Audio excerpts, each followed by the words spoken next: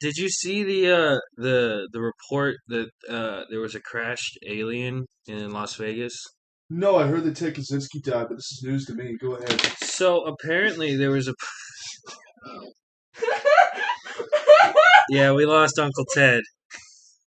R.I.P. But yeah, there was a police report in Las Vegas, reported by a woman. I don't know how far from the strip, but the pictures shown for like the news reports and everything kind of make it seem it happened in a city. But I'm not gonna say it's Reno, and that's the only other city I know of Las Vegas in Nevada.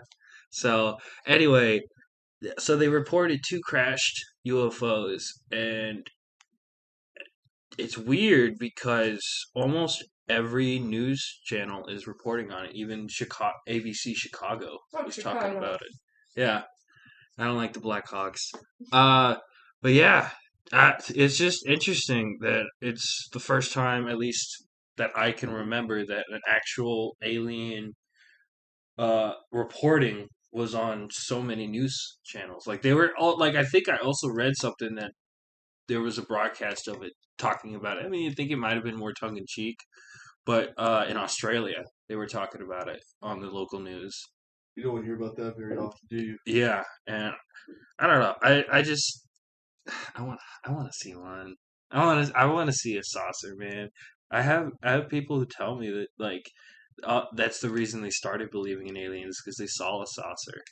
But like I'm coming from the perspective that aliens exist because the universe is just too vast for us to just be the anomaly.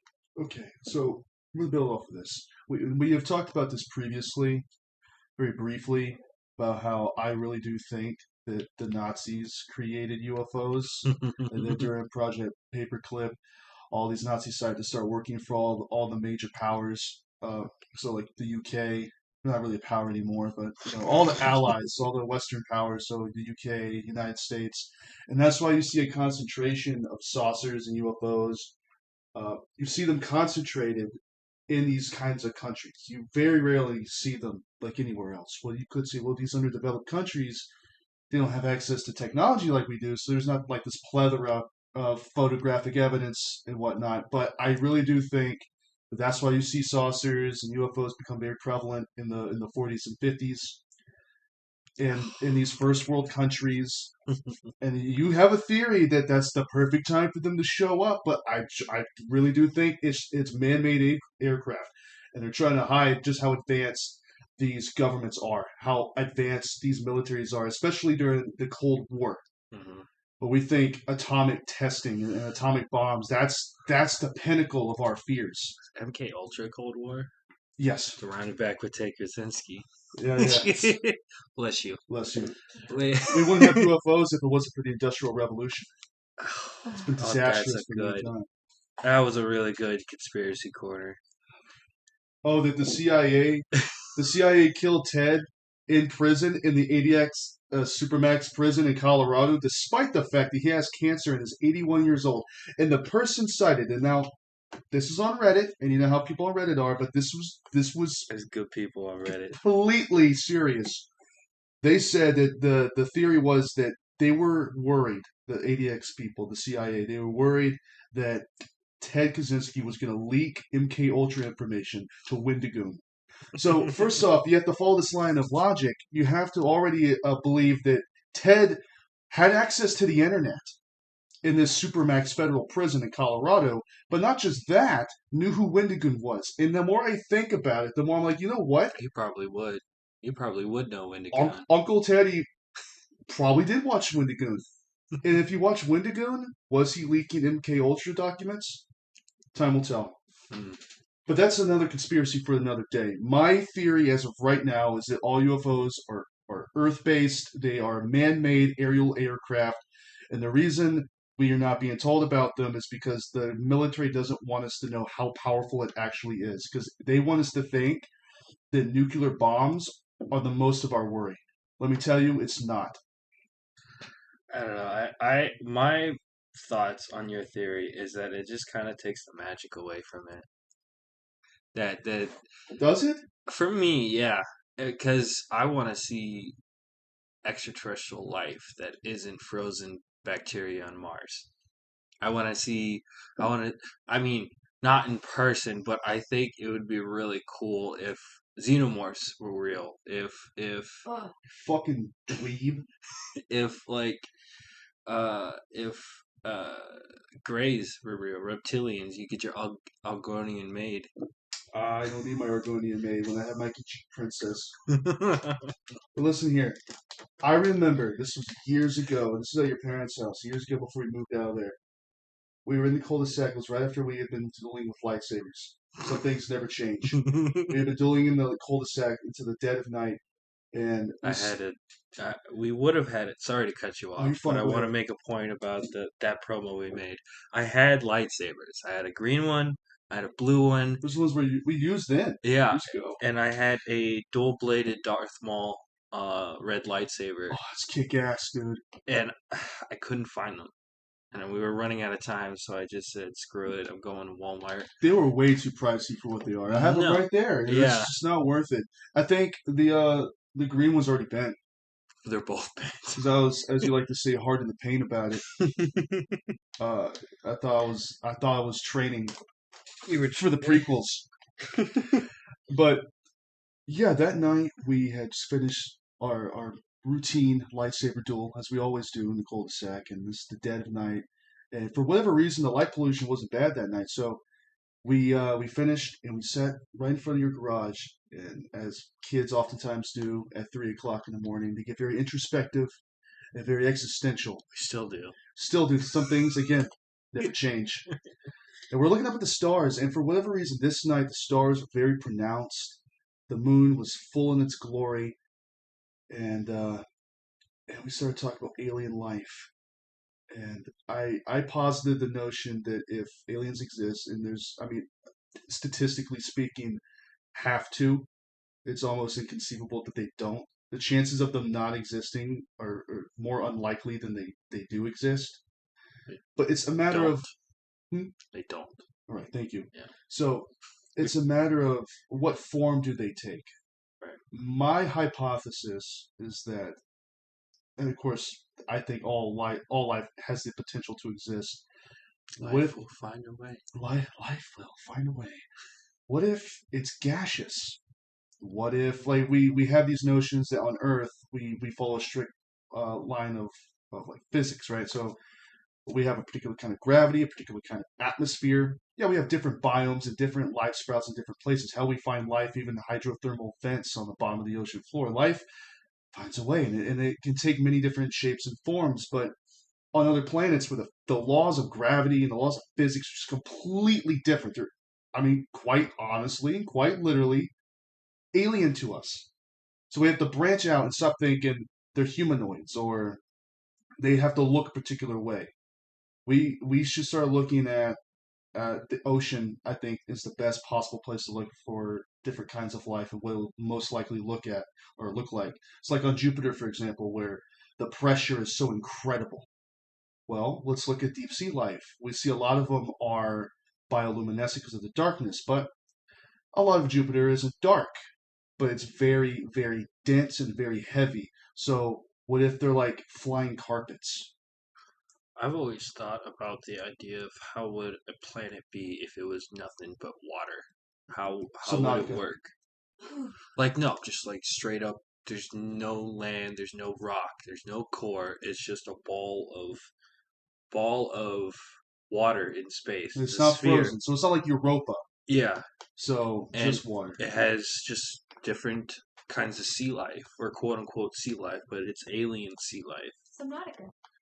So not well, there's islands in Subnautica. He's saying like absolutely no land at all, which is interesting. So my hypothesis would be that in places with denser gravity that they would be flatter. It's like they would be like jellyfish, and they'd float like atmospheric beast, like just gigantuan, uh, very jelly-like creatures. That would be my hypothesis of what I think they would be. Um, what do you see on this hypothetical planet of yours? What do they look like? A variety of what we interpret as sea life. Like there would be types of like lobsters and shellfish, but they're huge. Like this is a huge planet, right? I'm thinking like bigger than Jupiter, kind of like just an orb of water with like Leviathan-sized creatures. But it's just because of the location, it's all dark, and the only light is produced by the creatures, bioluminescent creatures, and like I think it would be really cool to see it from a telescope, and you could only see life with like moving lights in this darkness abyss. So just marine life, Yeah, like the ones we have on Earth, but yeah. it's more fantastical. I also think there would be kind of humanoid fish, not like The deep ones, yeah, just the deep ones. yeah. That's a good way to put it. Yeah, I was about to describe it, kind of like uh, a man-made, except that it's all fish. Could have said a merman. Man-made. Well, I went with man-made because the front is already like an anglerfish.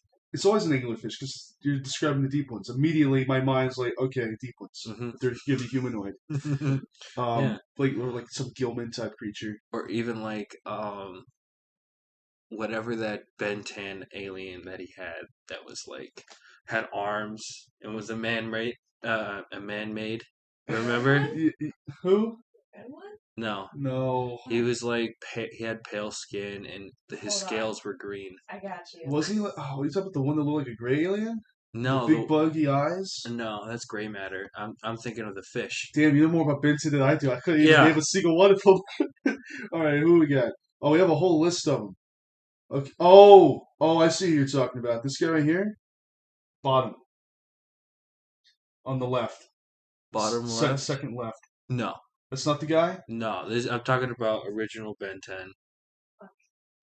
Yeah, it's like one of his first, like not his first pair of aliens, but like I think it was maybe like the middle of the runtime of the original Ben 10 series. Oh shit! He Rip just looks Jaws.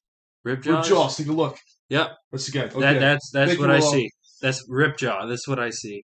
If you don't want That's to, perfect. if you just don't want to jump to the deep ones, as much as we want to, I think we need to provide alternative um, interpretations.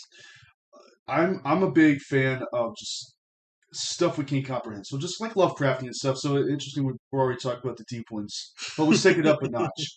So I'm not going to go quite in the territory of like fourth dimensional, but alien life that communicates telepathically, like a hive mind with ants, for example. They communicate either with spores. We haven't even discussed like fungi Oh, I type it, creatures. dude. Okay, not to derail us, but to derail us in the at Raven Rock, the island in the for the DLC in Skyrim that you get through the Oh, Dragonborn here we go. DLC.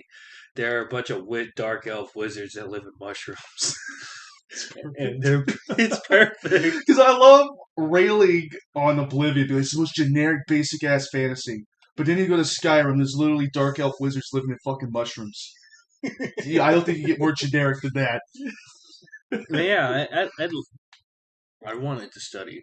At least in middle school, I knew all the way up until eighth grade that when I get to high school, I'm going to finish and go to college to study mycology because I just love mushrooms.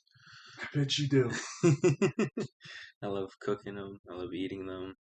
And I like it in my sci-fi fantasy esque stuff, like with It's just huge. underappreciated and underused. And that's also why I like Morrowind. Just big ass mushrooms everywhere. Yes, it felt like Morrowind. I mean, technically, yes, the Dragonborn DLC, Raven Rock, Is is in, adjacent, yes, like right next almost. to Vardenfell. Yeah, And I was talking to James about it, and he said that Morrowind's like a desert biome. I'm like, what the hell are you talking about?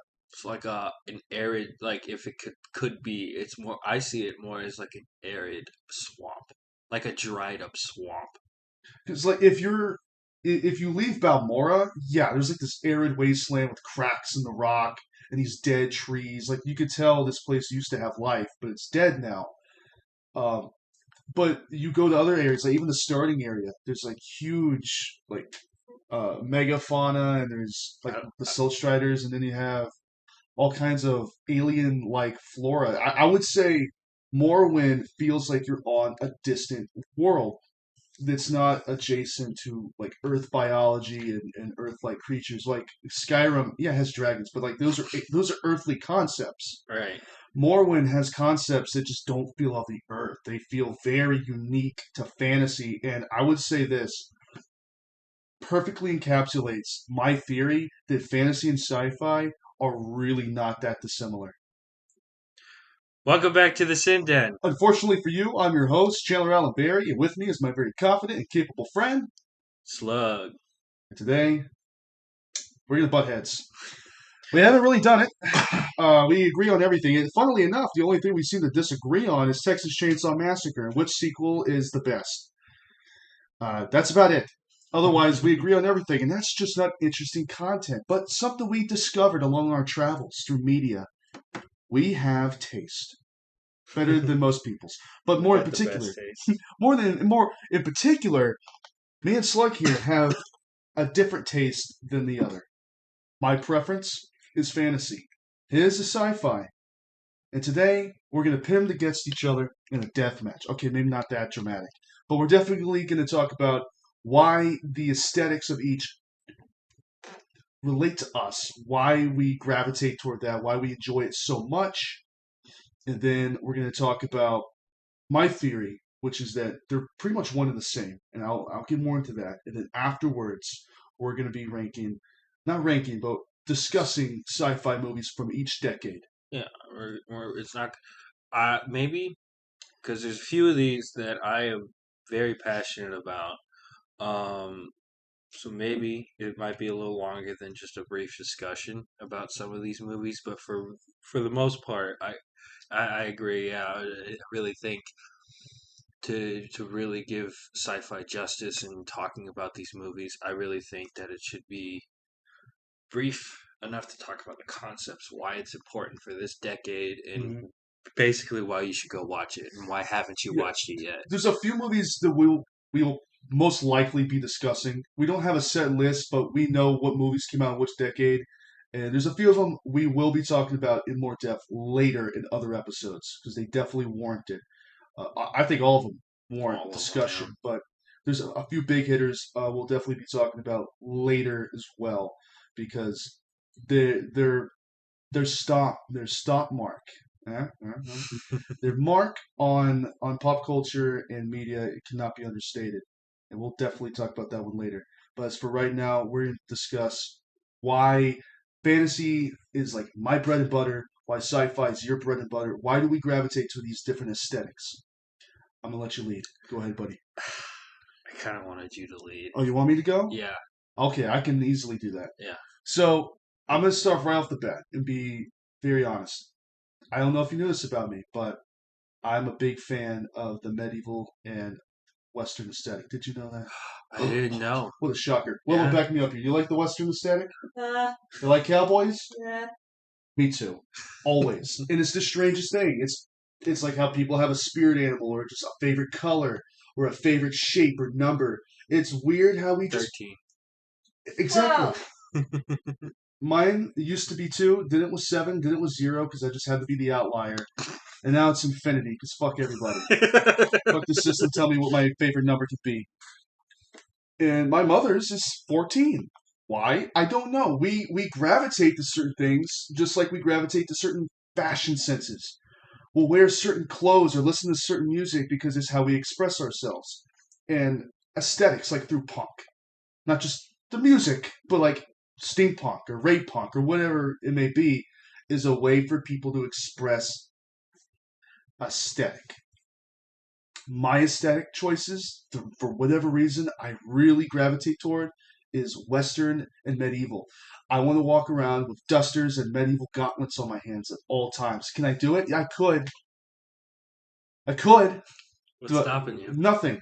And I'm planning on it. I'm actually looking at a pair of gauntlets. It's just the summer and it's a little too hot for a duster and medieval gauntlets to be worn at the same time. So I'll stick with Just like my leather jacket. yeah, but we make these sacrifices for aesthetic. Like how I'm sitting here right now with shades and a cowboy hat. Why? I'm in my own home. It's a It's dark, comfortable. it's a dimly lit room, but it's like this is how I choose to portray myself. Just like you choose to portray yourself in a particular way. It's our fashion sense. As you sit here With my with your independent shirt, with the vampire from Salem's Lot. Salem's Lot, uh, peering over a flying saucer with the full moon in the background. That's you. This is how you choose to portray yourself. And for me, it's Western and medieval. And I ask myself why. Why did, for instance, I'm going to mention again the Revenant. Why did the Revenant really resonate with me when it came out? I like stories set in a primal age, in an age of lawlessness where people don't have to conform to any like societal rules. People are the truest versions of themselves. When you're forced to survive, when you're forced to make tough decisions, who you are shines. Who you are as a person is up to the forefront. And I love that. I love an age where emotion rules our basic instincts. I will give it to you. Um, in a way, you could see it as fantasy, even though it literally happened. But if you like include their religion and everything with Odin and everything, Viking culture is so cool to me. Like how I got my side shaved and I got my beard braided, you know? Just Viking culture has always been one of my favorite points in history. It's a manly topic, a manly culture where men are just men. Hmm. Like the most primal instincts just run off emotion, just that caveman like mentality of, I see that, I want it, I'm going to take it. It's in all of us and it drives all of us. And I like stories that use emotion. And I like those time periods where emotion is the driving factor in decisions people make. It's not some grandiose idea of what morality is. It's not good or evil. It's just emotion. Do I want Vikings this. have dragons? Uh, eh, kind of, Yeah, kind of. kind of. They're not like the kind of dragons we would think of, but we're not. This isn't Skyrim. Um, Personally, I'm a big fan of Fenrir. Yeah. The first dog I ever really had, Cooper. Cooper was the second name. The first name I had for him, and I got him when I was 10. It was for my 10th birthday. I got Cooper. My first name for him was Fenrir. I was gonna call him Finn for short because I was also a fan of Adventure Time. But I think at this point we know. yeah, it was so multi-layered. I was like, fucking, his name's Cooper. I don't know why I called him Cooper. I've never met a person named Cooper. But his name's Cooper. Uh, but it's like, yeah, aesthetic. That aesthetic is a representation of a time period I wish I was a part of, because that's how I feel. I'm very guided by emotion. Um, you can say I'm a very angry person. I'm a very aggressive person. You could say, I've told you this before, I think violence is like a second language. I don't act on that because there's society. As I have my Joker poster over there, right next to my poster of Call of Duty Ghost. But, God, you're gonna piss some people off. well, that poster's right next to Halo 5, so. But don't worry, it all evens out in the wash because I have a San map of Andreas. a map of Los Santos and Blaine Excuse County. me, yeah. Los Santos. It is San Andreas, yeah, yeah. Uh, but like that's how I choose to show the side of me that I normally can't because of societal constraints, and for pressures from my parents to be a good person. I think, I guess, if you're gonna describe that as part of the traits you get from Vikings in terms of personality, I would say mine is drive Just to ambition. achieve. Yeah. I mean, they were wanting to achieve getting land, food, money, sometimes, and the joy of dying in battle. But I think I can interpret that the same way as I interpret that Iron Maiden lyric I told you about. If you're gonna die, die with your boots on the ground. Iron Man has a lot of war songs. Yeah, They run for the hills. I think I think that's kind of like the I guess personality trait I got from studying Vikings is to pursue. If you love it, it's worth dying for. And I think me sacrificing time for other things that I enjoy to do my number one passions, I think it shows in there. in my drive. I mean, hell, we were doing something a couple days ago too. Hmm. Yeah, That we might have relate. multiple projects all at once. But yeah, you're driven by ambition and the need to achieve things. But imagine the time where that was tantamount to your survival. That you taking land and you taking food wasn't just about the survival of you and your family, but your clan. Mhm. You had to do it because the area you live in doesn't really foster growth of food or crops. So you need to go and take from people who have stuff because you don't really have a choice. And I think I fall into that. Uh, I guess uh, psychology of men, where we always think of ourselves as the tribe leader, and no matter what, we have to be okay and put together enough to lead, to take care of, and everything. And then I think that that same mindset is with Vikings. I mean, I'm not going to say that that particular psychology came from Viking culture because it's in every culture with men. You go back to the Neolithic age; it's always there. Yeah, it's just the psychology of I have to be strong, not because I am, it's because I have to. It is June. It's mental. It's Men's Mental Health Month. It's Mm, also Pride Month. it's dinosaur It's month. also Dinosaur Month. Yay! Go figure. The Dinosaur Month would coincide with Men's Mental Health Month. It's almost like dinosaurs are a man's best friend. Dude, I think I said it before, and I'll definitely touch on it again for a later movie we talk about. But the dinosaur exhibit I went to, it was 2% like 20s and up, and then like one third, or it's like two-thirds just adults and like one-third kids. And I was like, why is there so many kids? Oh Oh, right, yeah, because I would have wanted to come here too when I was their you don't grow age. out of it. I really think men just don't grow out of dinosaurs. Dinosaurs are cool, and if you're a fantasy guy like me, you can love dinosaurs and dragons because they're the same thing. We all know it. But why? Or we can kind of meet in the middle There's with something. dinosaurs, Yeah, there's sci-fi something and about fantasy. giant monsters, man. It's that primal.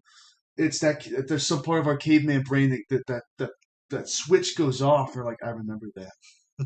We weren't there for dinosaurs, but it's like I love giant monsters that just don't give a fuck and just do whatever they want.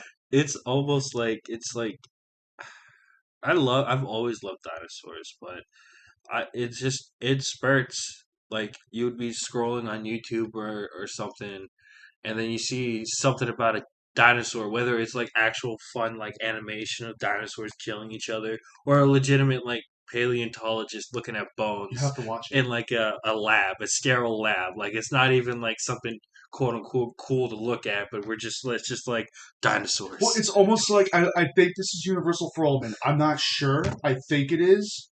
When a helicopter passes by, do you stop and stare at it until it's gone? Why? I don't think I've ever discussed this with anybody before. Right. I thought it was just me, but the more I think about it, I think this is universal to all men. If a helicopter passes by, all men stop and stare at it and follow it until it's gone. With dinosaurs, if we see a picture of a dinosaur, if and I'm in the paleontology and the dinosaur subreddits.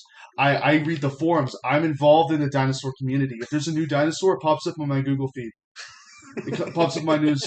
The amount of debate going on right now about the Spinosaurus, it's crazy. There's a lot of debates going on about it. That's a top five dinosaur. I mean, honestly, yeah, it really is. But It's a classic.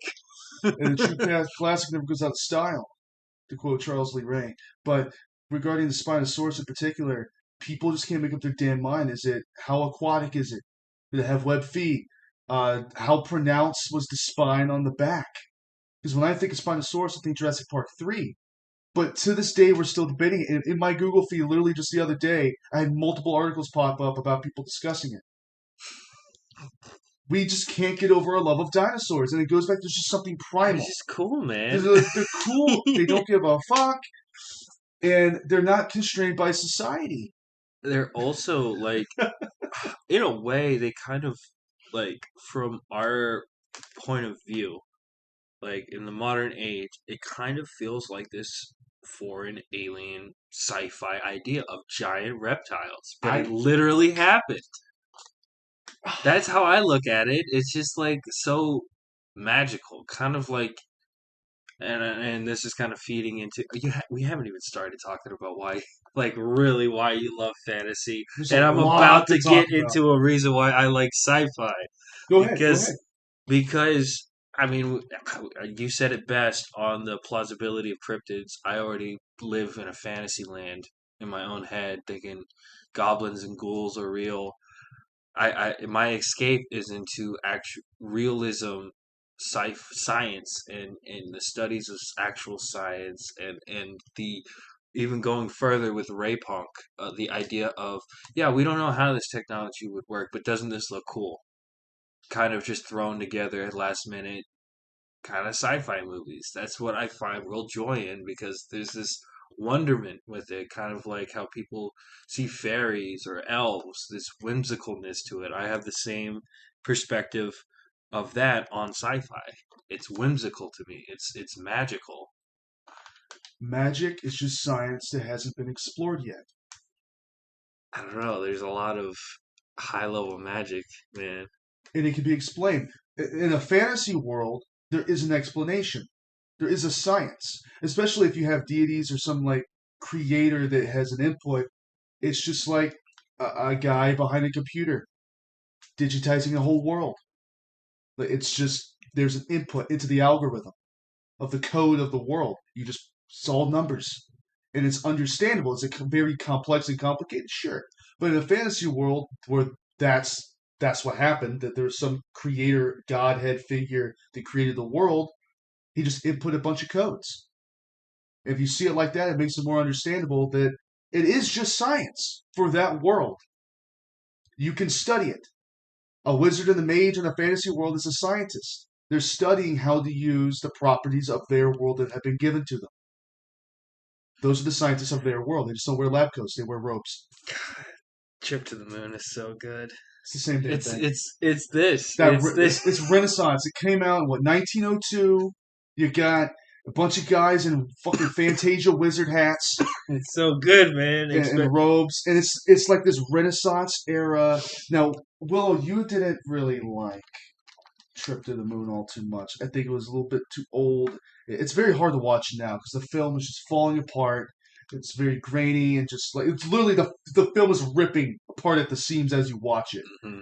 And for like the first few minutes of the movie, most silent films have those bubbles pop up where it'll transition and it'll show like the dialogue on screen. There's minutes pass by where there's absolutely zero dialogue going on. Mhm. I like the idea in it that the scientists are just alchemists who got who guessed right. They essentially are. You They're know? using gunpowder to shoot themselves out of a cannon to the fucking moon. Yeah. And the thing They- is, it's really not that crazy when you say it like that. Like, sure. yeah. Think about that. From the time that movie came out to the time we actually landed on the moon, not even 70 years had passed. Not even 70 years had passed. Yeah. We had invented, flight was invented the next year in Kitty Hawk. They invented flight in 1903. The Wright brothers invented flight 1 year later after that movie came out. Wow. I didn't know that. I just thought about that, yeah, because the whole Kitty Hawk thing happened the next year. So they would have had a different concept of aviation. If they had waited on that movie just like another year, the concept of how they would have gotten to the moon would have been vastly different. They would have thought they used a plane or something like that, some kind of avial craft, but they thought at the time they didn't have anything. And I don't even think they had access to like Da Vinci's idea for flying craft yet. That was just like in some archive somewhere. So for most people, their concept of what flight would have looked like is shooting yourself out of a fucking cannon. And it's awesome. it's so good. And I love the occultist imagery in it. It's sci-fi and fantasy at it again, mixing together because you know what? They're the same damn thing. You can't convince me otherwise. It's the same thing. Aesthetic makes the difference to me, I think. That is the only difference. And I'll agree with you. I truly think God damn it, I'm sorry guys. he dropped his vape pen as he Mm-hmm. lights a cigarette. That's the only difference in my mind That sounds really bad. It does. Here, I'll worry about my cigarette later. Uh, the aesthetic choice is the only difference in fantasy versus sci-fi. I truly believe I think they're the exact same thing. One is just more set in a more primal age, driven by emotions and ambition. And the future too is driven by ambition, but I think it comes at the expense of emotion. The future, by its very instinct, as a tool of utilitarianism, is all about trouncing human emotion so it could further the human reach. Does that make sense?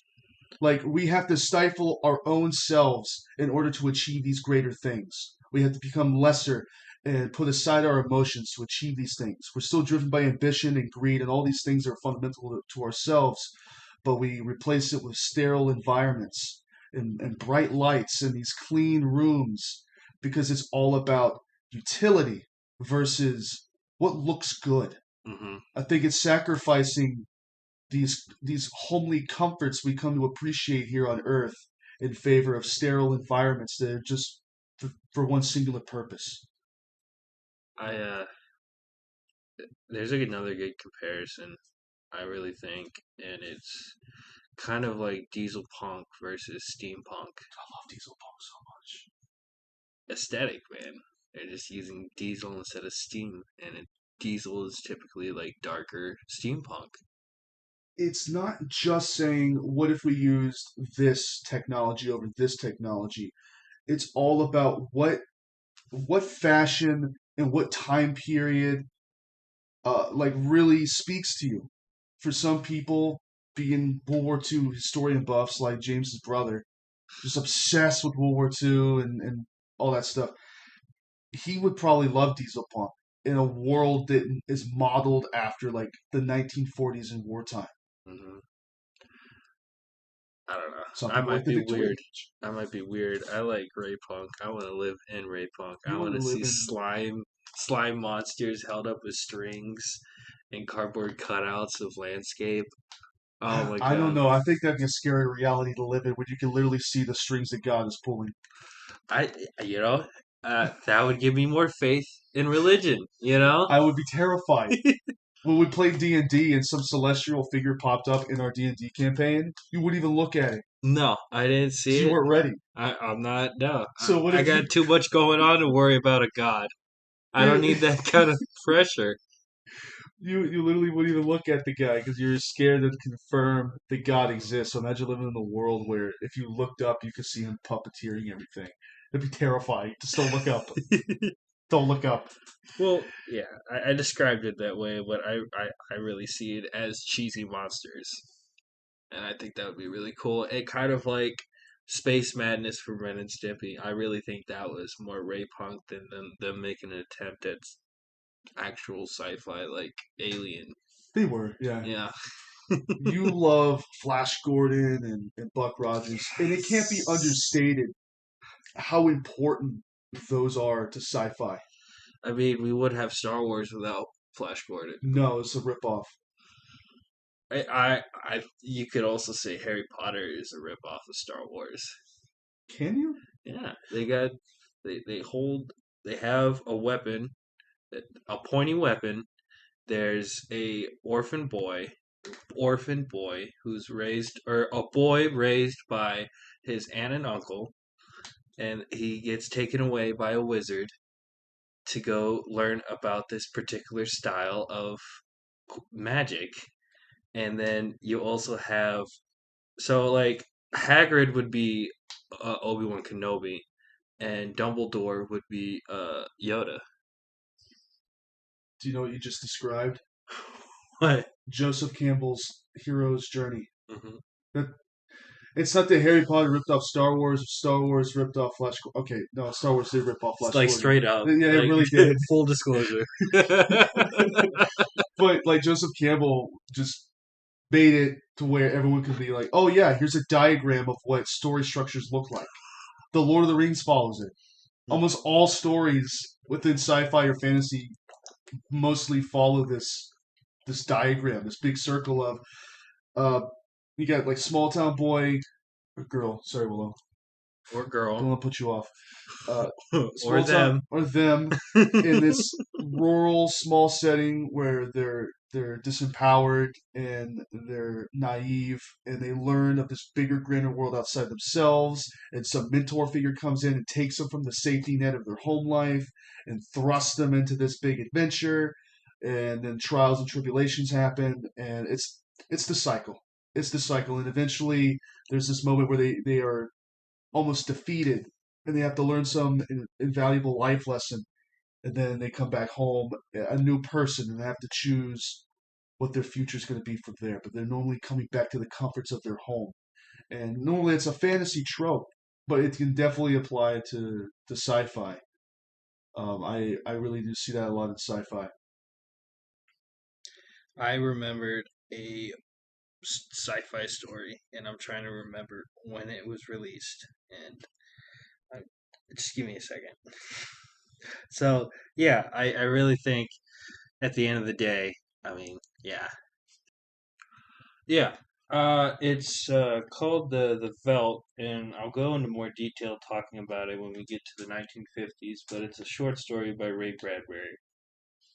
Um, but yeah, what what are some elements like? I mean, I know we talked about having the hero's journey and particular aesthetics, but what speaks to you more with fantasy over sci-fi? There's a freedom to it, and that's funny because sci-fi has a lot of freedom to it too. That's planetary freedom, the freedom to travel to stars. It's completely open, but there's a spiritual freedom to it too. Quite literally, anything is possible, not just biologically, but spiritually. That demons exist, that spirits exist, that these other worlds exist, and I think that's entirely possible in sci-fi too. They allow each other both to exist. I just like the going back in time, living in a more primitive state, guided by our baser emotions. And I feel like heroes and villains are more easily defined in a setting like that versus the meaninglessness of space.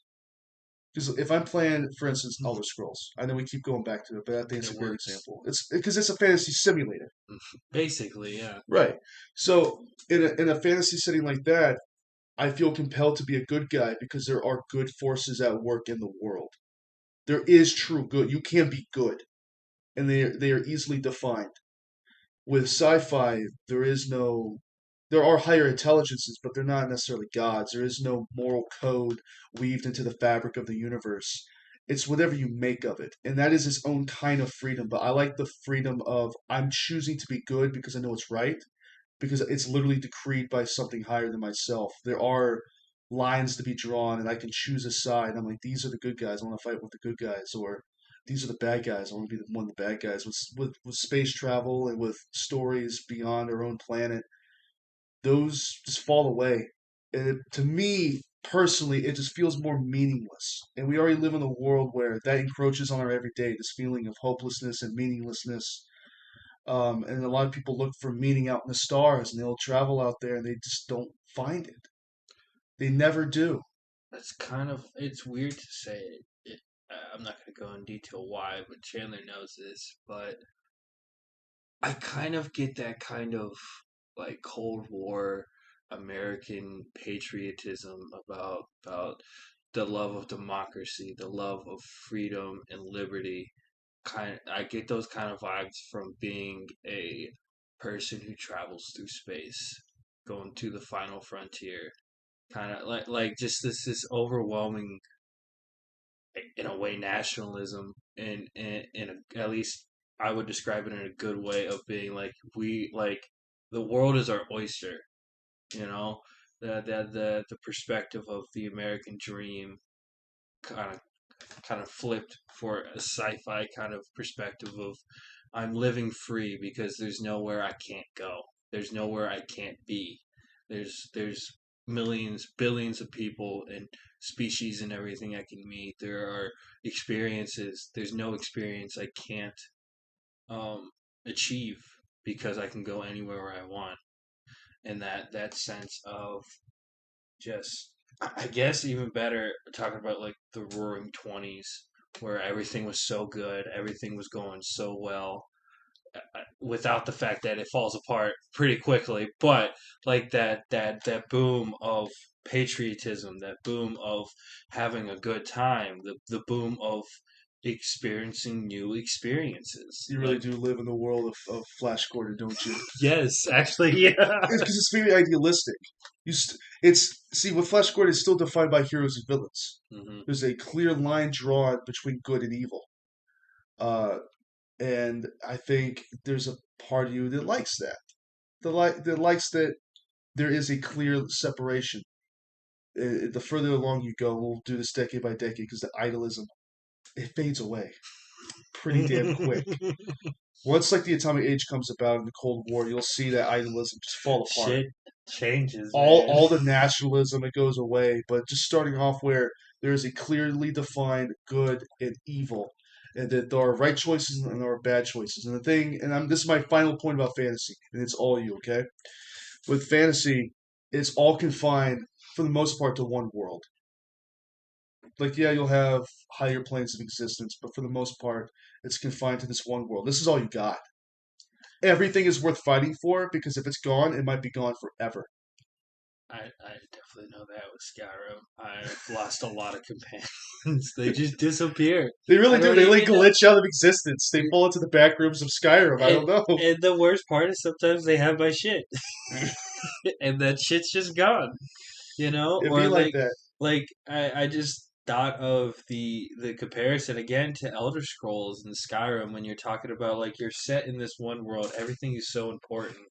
Once when you shift into a different plane, shit gets fucking weird. Not like in the haha very funny, but like your kind of concept of the world kind of changes. Like when you open the Black Book and the DLCs where you get sucked into this Lovecraftian, like none of that shit ever was like present throughout like normal It's Skyrim. scary. Yeah. It's really if the entity you weren't dealing with wasn't an enjoyable character because I think he's cool. God, he's funny. He's He's got a funny, really good sense of humor. so it's okay. You know, you got this all-knowing entity who has all this knowledge, like the whole knowledge of the universe at his disposal. Of course, he'd be a funny guy. He knows every joke and every punchline to every joke. Of course, he'd be a funny guy, and he's fucking with you the whole time. Yeah, or even like the drastic shift. Like this is in the Dawnguard DLC when you go into the Soul Land where the vampire chick's mom is. You have to do this ritual to open the portal, and you go to this desert. Like it seems like this dark purple desert of just where wandering souls go when they're not from my interpretation, it's kind of like um, the gods haven't figured out what they want to do with these souls, and they haven't been claimed by Daedric demons yet. Right. Yeah, and it's just like you get these beautiful landscapes of just literally Scandinavian wilderness, where like you'll have really beautiful greens, you'll have really beautiful and sharp white and blues. Tundras and taigas and Yeah, and then just straight to a just a purple dark desert it's where that it's stark just death. contrast. Yeah, and I think it works for that because that's so separate from the experience you just had. Hmm. Now, yeah, you go to Vardenfell and it's a completely different experience. You go to Cyrodiil, it's a vastly different. Like, you have all these promises and they're like separate worlds unto themselves, Right. right? But the thing about fantasy is each fight matters because you could lose something forever. There's if it's not like okay, I have a love hate relationship with Rick and Morty. I think that's a good transition, right? Right. Yeah. Because in Rick and Morty, the multiverse is a big thing. Now my parents don't really understand the multiverse, and I was trying to explain to my mother like, imagine you're like this is our planet, right? But there's other planets. Just imagine each planet is just a different universe, and you know each one's a copy.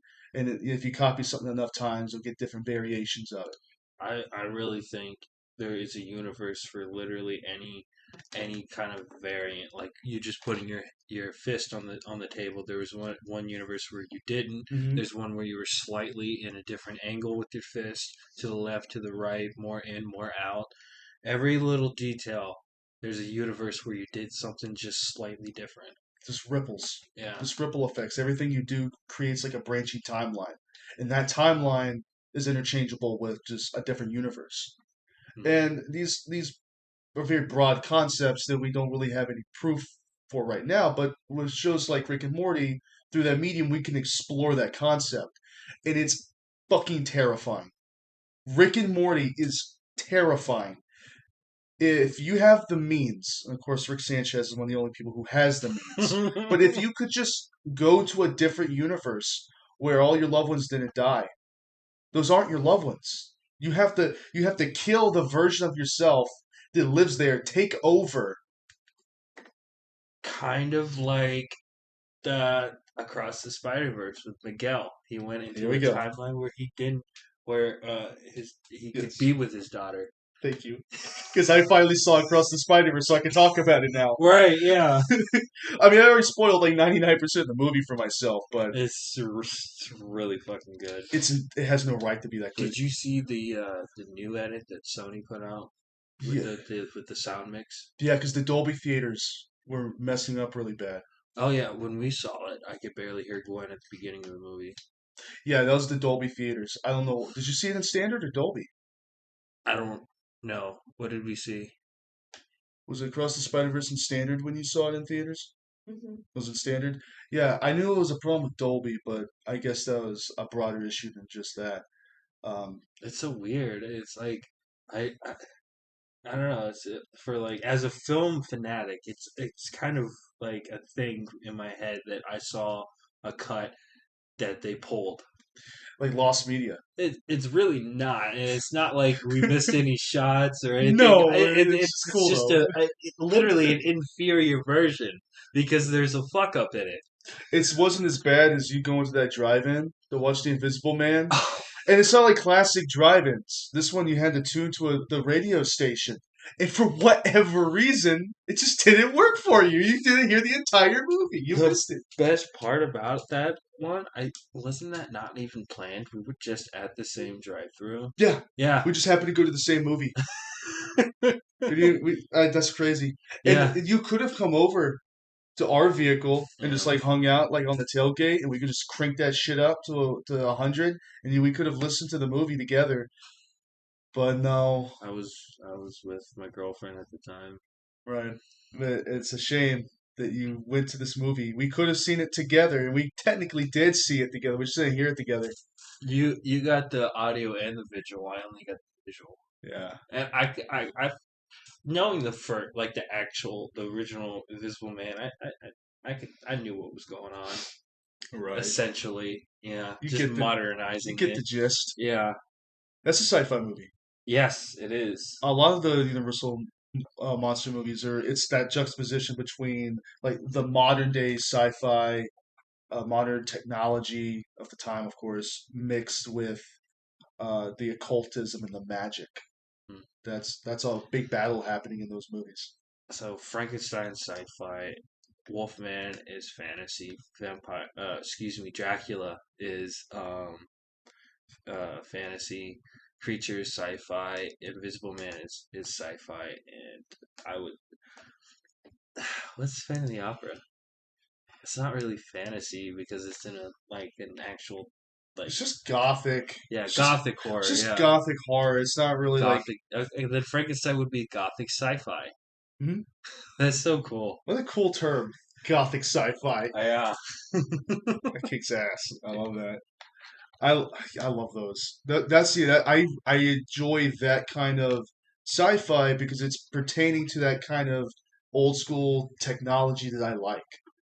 I like old school technology. You like old school technology. We like different kinds of technology, but for the most part, we like that older style. I mean, hell, we go out of our way to get vinyls, and you go out of your way to get fucking cassette tapes. And I'm trying to figure out how to get a laser disc player. like, we were talking about that for hours. We're like scanning the web for all kinds of different laserdisc players. I'm like, we don't even have laserdisc to play. Yeah, it's a tangent on its own, but I think it's really interesting to note. A laser disc can value between $5 and $1,000, and it doesn't matter what the hell it is, because you could have like a very popular or a very popular movie like Lion King be between $7 and $100, but then you'll take like um what's a cheesy movie? Just name a Racing cheesy Stripes. Stripes. You'll get it. You'll they'll only come with like starting at $100. It's so weird. Like your Jaws movie is like between $5 and $1,600. You know? It's crazy. That jump. I don't want to buy a $5 Laserdisc movie when they're on the market for 1,600. I'm like, what's wrong with this one? There's some deficiency with it. There's got to be something. What's the catch? Is it Exactly. fucking cursed? Yeah, Will the shark come out and eat me? that'd be your worst nightmare. Like in Back to the Future 2, Hmm. Jaws 19. Did you know that Universal Pictures released a trailer, like a fictitious trailer for Jaws 19 in October of 2015? Because that's when the movie was set. That's when Jaws 19 was coming out. They released a trailer for Jaws 19 in 2015. I gotta see that. You gotta show me that after the show. Oh my God. We gotta watch the movies at some point because Yeah, it's my favorite trilogy. Like Lord of the Rings is my favorite it's story. 4 movies. No, Back to the Future is just three. Oh, I thought we are talking about Jaws. Oh, Jaws. Yeah, I was like, he said trilogy, and I was like, oh, Oh, you really don't like the Revenge that much? I don't even consider the movie. I've warmed up to it. I was at a point, and I love too. I was at a point at one point in time where I didn't consider any of the sequels canon. It was just that I first movie. That's how good it is. I really think it's iffy with three. It starts getting iffy with three. It's not bad. I just don't think it's In bad. terms of being canon. Is it more fantastical? Sure. I think I told you this. I had an idea for a Jaws 5. Not Cruel Jaws. There was a movie that came out called Cruel Jaws that was considered Jaws 5, but it was so bad that they renamed it to something else. You know it's bad if it's worse than Jaws 4 and can't even hold the Jaws title. But I've seen a number of Jaws scripts float on the internet. I saw one years ago. Years ago, I saw a Jaws 5 script floating around the internet that wasn't completed yet, but it was like an official script was being written. It was going to be like a real movie, and they just didn't pick it up. But uh, it didn't really get into any shark action. But my idea of a Jaws 5 would it be a ghost? It'd be a ghost story. I remember this, It, yeah. it'd be a ghost story where a guy goes to investigate, some like investigative journalist goes to investigate Amityville, not Amityville, fucking Amity. Sorry, wrong wrong Amity franchise. So I goes mean, they're pretty close together. Like in like the geographically, yeah, where where these I want to say both fictitious fake towns, but and these real. So like Amityville's real, and it's like really, if you want to feel numerical about it, it was really not that far away from Martha's Vineyard, yeah. which is Amity from Jaws. That's the setting. But I had this idea that it was going to be a ghost story where a guy goes to investigate Amity and these shark killings that had been happening for generations now at this point, and he uncovers this truth that it only pertains to the Brodies. For whatever reason, it's the Brodies that are the link to these sharks, and there'd be very minimal things going on with sharks, but just be like weird connections and stuff he would find on his investigation. And at the end of the movie, while he's on the boat searching for this I haven't really got that far, to be honest with you. But he's on the boat. Didn't think you'd get this I far. really didn't. I didn't think I'd be talking about it. But he's on the boat in the ocean, searching out this last clue to this puzzle. Whatever he's trying to figure out, he's looking for this answer, and he gets like on the radio, almost to the same vein as the calls coming from inside the house kind of vibe, or in Sinister, where he finally uncovers the link between all these houses, and he realizes Ethan Hawke just moved into the house, like just completing the cycle. Right. He's like, Continuing it. right, and the guy we've been following learns, like he hears on the CB radio or whatever, he hears, um, you're a Brody. Like I went and looked up your files and everything. It's like I found out from the orphanage that like you're a Brody. You're related to the Brodies. Like you're Mike's kid. Wow. You're Michael Brody's Yeah. kid. And he's like, oh shit. And then the Jaws music kicks in. It doesn't kick in for the entire movie because there's like no shark. And at the very end of the movie, we pan it on his face as we hear da da for the first time the whole movie, and he drops the radio, and the boat just kind of shakes a little. Cut the black. Just cut the black. That would be my idea. Is go with a like New England ghost story, not too dissimilar to that of like The Fog, like John Carpenter's The Fog, something like that. I don't know. As soon as you started, I was just like, yo, what if there was like a Ghost Jaws movie that just was an Amityville movie? There was supposed to be a Godzilla ghost movie. Ghost of Godzilla. Yeah, the Ghost of Godzilla. That was Yeah. supposed to be a movie. I love combining what is supposed to be something very grounded like Jaws into something fantastical, Supernatural. something supernatural, something because once you include 3 and 4, it's very clearly there's something else going on, especially with 4. There's some link to the Brodies. These sharks are smart. They can have vendettas. They can go for out for revenge. They can follow you to the Bahamas. What do they call the Jaws of Revenge? Jaws, Jaws of Revenge. When I first saw that, I thought that was supposed to be the original shark from the first movie.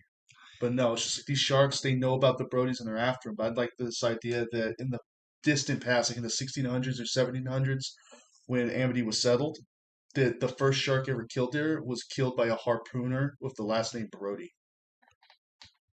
Yeah. And it's like this rivalry that goes down throughout the ages. And it's like, it's just haunted. This place is haunted. And the name Brody is haunted. I like the idea of just a place being haunted, not like a building, but like a literal city and the ocean itself being haunted. How far is Amity from New York? Because that's where they're originally from, right? Well, it's supposed to be Massachusetts. Massachusetts. Where's Rhode Island? It's all right. It's New England shit. It's Yankee shit. I don't know. It's all right there. Yeah, I would only ask because they're not originally from that. At least those Brodies aren't originally from Amity. Right. And they make a note of that in the first movie. But just like with Sinister, it's like I don't know, maybe because like with in the Sinister, he didn't know that this was the last house that completes the cycle. So with the Brodies are just constantly drawn to Amity, like unknowingly. Right. Yeah. Or he could have been the first Brody to move back there since like his last ancestor, the harpoon the shark. Yeah. And it's just like a curse that lingers there. And it's just waiting for the next Brody, and it just draws them in. Like there's just this, It's a lighthouse. yeah, like a beacon that calls them in, and they're unknowing, they're unwitting in what's happening. I like that. So my turn now. I'll allow it. Go ahead, buddy. So Take it away. why I love fantasy, or excuse me, sci-fi. I do like fantasy. I will say that. I don't know if I'll say love, Ooh. but we'll see. We'll see. There's a few. I'm very curious about our next episode, and I might have stronger opinions about fantasy afterwards. But um, sci-fi to me, like I'm gonna tread. Uh, I'm not treading any new water because I'm gonna repeat a little bit just to keep it flowing. You know, I thought you just said I peed a little bit. I'm gonna keep it flowing. that's not what I said. Keep going. I said, well, anyway. Um, I like sci-fi because it seems whimsical to me the same way that fantasy would be for other people. It's magical to me. This journey of this pursuit of happiness, this just like propaganda filled American pride, nationalism, roaring 20s, Cold War, where democracy is the shit and this and that. And it's weird. It's almost like kind of like how Fallout treated like the hiring process to fight the Chinese, where it's like be a hero, be the truest American, you know? That kind of like the final frontier, going out there in the pursuit of freedom, liberty, and just going out there seeing so many new experiences. Just this unapologetic nationalism of just I'm a goddamn American, and I'm gonna Dude, experience this freedom. this sounds like Starship Troopers. You're describing Starship Troopers. Go see Space Today. No, Yeah, you're gonna have to join the military and fight giant ass space bugs. right. I don't just that that's the vibes I get from sci-fi, and especially in like Ray Punk. I really get that. Just the endless. There's no fear. It's all excitement and enthusiasm for. It's a complicated like expression I'm trying to get across, where it's just this blind patriotism, but like I would say it in this instance like a really good way. Like it benefits the country, it benefits these people, you know, and it's just so exciting and whimsical and again magical. The idea that the the the emptiness of space doesn't seem as small when you can travel anywhere you want. The idea that millions and billions of light years does not matter. You can go see any planet anytime, see so many different, not just cultures, but alien life cultures. You get to experience so many new experiences that you wouldn't get on Earth. You wouldn't get in the local space station in the Milky Way galaxy. You know, where I would imagine like because it's Ray Park, I really think it's kind of like Futurama where there's gas stations just floating in It space. looks like the 50s. Yeah, It's like they're neon vintage signs. yeah. Like yeah, Futurama's a really good point for me to make because I'll give that to you.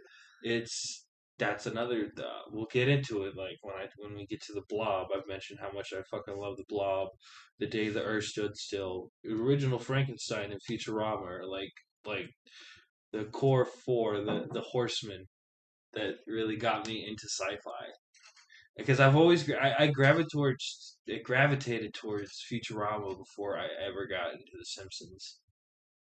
I mean, that seems I That's can fair. understand that's a little weird considering that's how important The Simpsons are. But there's this level of freedom. There's no fear. There's fear in it. There's no like, oh, what if we die out here? Kind of like the voyage to the new world. It's like if they had the perspective like it's gonna be okay. We're not gonna die out here. We're gonna make it. We're gonna build this whole new thing, and experience all this new life. And there's just this hopefulness with it, and that's why I really enjoy sci-fi horror because it strips that away from you. There is no excitement for this anymore. You've been in this life for so long, and now you're paying the price. Whether you're gonna freeze to death in space, you're gonna starve because you ran out of fuel in this space station, and now the system's shutting down, or there's literally alien life inside this space station, and it's out to get you. There's no one to help you. There's no one. You're alone. No one can hear you scream in space. Yeah. So I love the duality of it so much, like because it can change so quickly. Just like a voyage in a wooden ship. You don't know how it's going to go. You might start very optimistic and hopeful, but then once you start running out of food, people start getting pissed. There's going to be a lot of problems. A lot of cannibalism. Yeah, yeah. We're we're born too late to discover new continents, born too early to sail among the stars, and so we have to look to the future or look to the past for some semblance of freedom. And for me, it's the freedom of discovering new continents, and for you, it's discovering new planets. But in space, not just can no one hear you scream, but like if we're talking horror in the horror sense, it's not like, oh, someone cut the power or someone cut the telephone cables or whatever. You're billions of light years away from help. Hmm. It's not, I'm in a small rural town and I'm isolated from the police station. If you go a mile down the street, you'll find help. Right. It's just a matter of getting that mile down the street. This is quite literally billions of light years that you have to travel to find the nearest help. And depending on what kind of sci-fi we're talking about, if we're talking horror where there's no warp drive or there's no like wormhole technology where you can just like fold space in on itself and travel from one point to the other, like folding paper and putting a pin through it, traveling from point A to point B. If you don't have that technology in this speculative fiction that we're discussing, you have to cryo freeze yourself. That's what they do in Alien, Hmm. and that could take hundreds of years just from like Aliens to Alien 3. A lot of time has passed, even from Alien 3 to Resurrection. That's a lot of time. I know. I didn't want to talk about it either. But for my point, the the technology in Alien is based off cryo freezing. And so in order to travel through the desolation of space, you have to freeze yourself for hundreds of years just to get to the nearest planet because they don't have the hyperdrive like in fucking Star Wars. Hmm. So it's more isolated. And I think I like sci-fi more when it's horror because I think that's the best form of horror. You are completely and utterly alone. There is no help. Alone, alone, alone. Gotta get the SpongeBob reference. Always. But that's why I also really love the sterile white environment because it gives this uneasiness vibe to it, kind of like liminal space. Okay. Yeah. You're roping me in. You're speaking my language. I think that really adds to the horror of it, just like in Alien, or like not so much, but when there's an asylum horror movies. You know I don't like I those. know. You like Grave Encounters. Because it's ghosts. It's a ghost movie. I like ghosts. I like the supernatural. Sure. That's one of two ghost movies I'll give you. Okay. It's damn good. uh, Two's good, so make it three. oh yeah, for sure. It's one of those very rare like silly movies that actually get a solid sequel. It keeps the vibe going. Sure. That's how I would describe it. Uh, but Speaking of keeping the vibe going. yeah, sci-fi. Just I love the almost like a coin, two sides of the same, where it's this hopefulness, patriotism, the pursuit of happiness, just the joy of exploration. Just the I guess a really good way to describe it is I don't know if you've ever saw it, but there's this movie on kind of like celebrating uh, von Braun's work and like what he thought the future would be, like Yes. the inventor of the rocket. It's this real sterile, very informative, just documentary about what he envisioned, all his designs for space stations and how things would work, how we would produce our own oxygen in a tight like that kind of just there's so much hope with it. There's so much just like what's the right word for this? Positive energy, that good vibes. Just we're gonna have a good time. I'm so excited for what the future holds. Optimistic. All the This idealism. yes. And to me, I just don't get idealistic vibes with a lot of sci-fi, but I definitely love Ray Punk and I love Futurama and I love the kind of optimistic sci-fi that you're talking about. I'm completely on that level of like Roaring Twenties, like a party up in space. It's that endless party, endless exploration. It's boundless and there's We're so much not the opportunity. we could never be the bad guy. No, how could we be? Yeah. This isn't like the Imperium of Man from Warhammer 40K. No, not at all. There is no grim darkness in the far future. There is no war. There is only fun times. War never changes. Here we go, Fallout. There's some Like, sci-fi. There's Bethesda. I'm yeah. not a Bethesda. Yeah, you're Elder Scrolls and I'm I'm Fallout. about to be Starfield, and this is the craziest damn thing. Have you seen the direct? I need to. I really I do. say direct, like it's Nintendo Direct. The fucking Ex- Xbox Showcase. yeah, I saw some predictions for it, but I didn't watch it. It's very promising. Yeah. It's funny we're talking about this, duality between you and me. It was a top-down kind of like the original Fallout games, right? No, no, I will watch it afterwards. We could probably have time to do it. It's only 45 minutes. Yeah, the I'm talking about the original Starfield game. There was no Starfield. What do you mean? Oh, you're talking about StarCraft. Yes. That's Blizzard. Okay. That's the people who made World of Warcraft and Diablo. That's a top-down isometric experience, like the original Fallout or the original Warcraft or Warcraft 2. I think even Warcraft 3 was like a mixture of 3D and the top-down isometric look. But Starfield is the next Bethesda title. It's their newest IP in 25 years. Give them a shout out. It's gonna be great. It's gonna be huge. I'm like honestly excited about it. And that's the funniest thing because we're having this debate on, what's not really what's better, but just kind of like explaining ourselves like there's a gun to our head. Why are you rooting for sci-fi? Why am I rooting for fantasy? When I'm over here super excited for Starfield, and it's got a very grounded NASA punk look to it. That's how the developers described it. Is it's not fantastical. It's just what would our technology look in 300 years? And we've only colonized like a handful of planets, and they're sending out people to go. There's this organization called Constellation, which deem themselves the new explorers, and they have like these paintings of all the great explorers of old, like Ponce de Leon and Christopher. Well, let's not talk about Christopher, but you have all these great explorers and adventurers, and I was about to name some other conquistadors, but let's. Those Again, guys weren't great, it's no.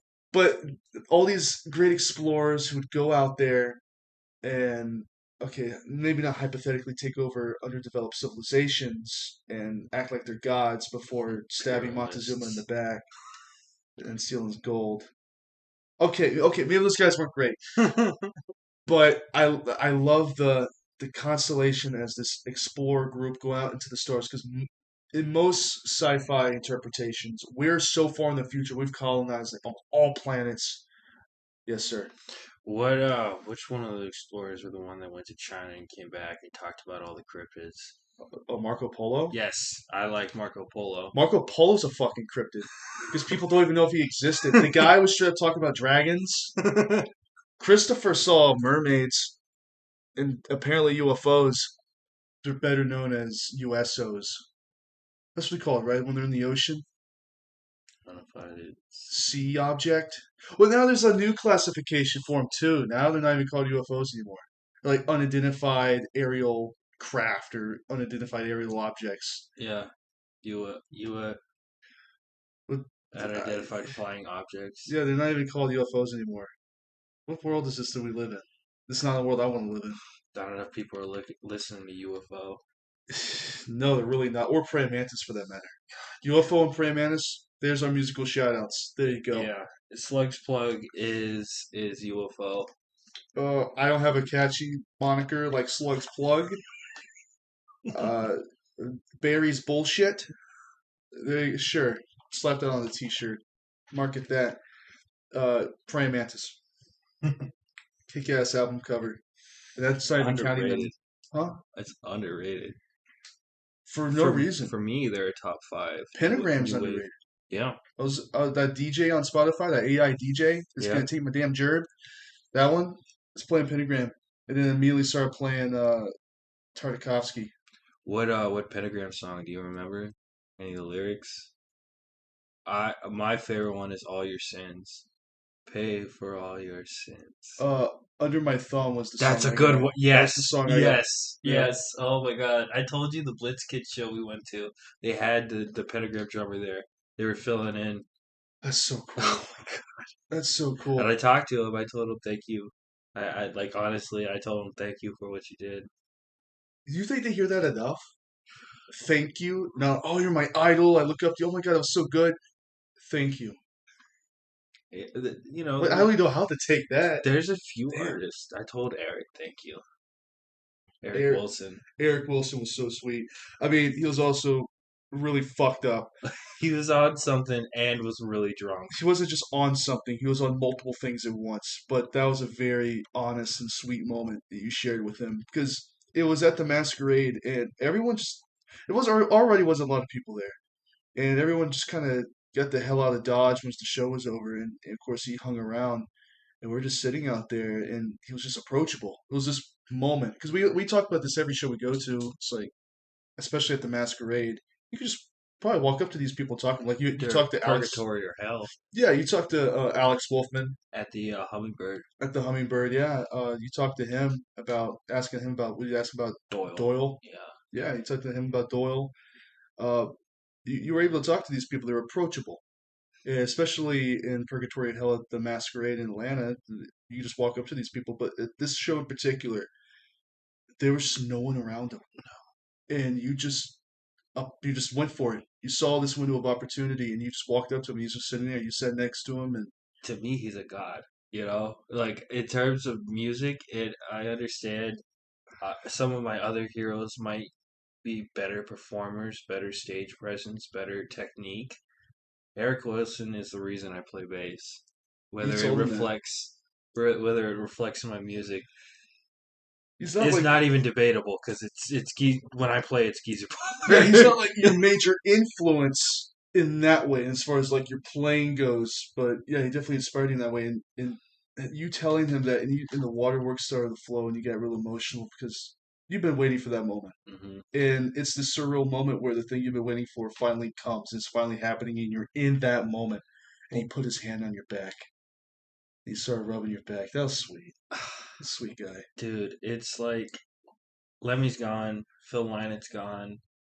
There's a really, really small chance I would see Kronos, and I don't know. Like Geezer Butler's still alive, but he's not even doing his solo stuff. He just put out a book, but in terms of seeing him, I really doubt. Like I would even go to a book signing if he came to Atlanta. I would go just to shake his hand and tell him thank you. But did, I never would have imagined Eric Wilson to be the first like of my heroes that I would meet. No. No, especially with how many punk and metal shows I go to, I would never imagine I'd have the chance, and I'm just lucky enough he decided to do a side project. Yeah, it's because it wasn't with Sublime. It was completely. Do you even remember their name? Spray Allen, I have their Spray CD. That's right. I kept wanting to call him Harley Pup. No, They that's completely. That's different. that's for we could talk about him another time. Yeah, that was a good show too. Yeah, that was a sweet moment. What? Isn't Geezer and Ozzy like on the outs? They have some. Geezer and Geezer and Ozzy's wives don't like each other. So that means they can't talk to each other. Are they not? Are Apparently, they not allowed to go to each other's house and ap- watch some football? I mean, apparently not. by the way, can I rant for a second? Go Can I ahead. rant? I mean, this is a podcast. We can rant. Uh, First off, I'm tired and I'm sick and tired of these Europeans telling me that I'm saying football wrong. Or excuse me, I'm saying soccer wrong. It's not soccer, it's football because you kick the ball with your foot, so it's football. Stop, you damn Americans! Stop calling it soccer. First off, you guys called it fucking soccer. We called it soccer. No, no, Americans. We're no, Americans. no. The Europeans did it. This isn't conspiracy corner. This is a fact. The Europeans called it soccer first, and then they called it football because they're like, oh, well, you kick the ball with your foot, so it's called football. And then we started calling it soccer because they called it soccer, and now we look stupid And because they changed. They pulled the rug out from under us. Now we look stupid because they changed the name of their own damn sport. This isn't fair. This is fucking Boulder Dash is what this is. I got my 40 ounces of freedom and a pick guard signed by Eric. That's pretty sick. Yeah, and I'm not quite sure which base I want to put. I probably want to put it on that Olympic white Fender bass that I want. It's the same one. It's the one. I'm surprised I didn't even mention him. Athanar plays. Athanar is a big influence on just the style of music I want to try to do.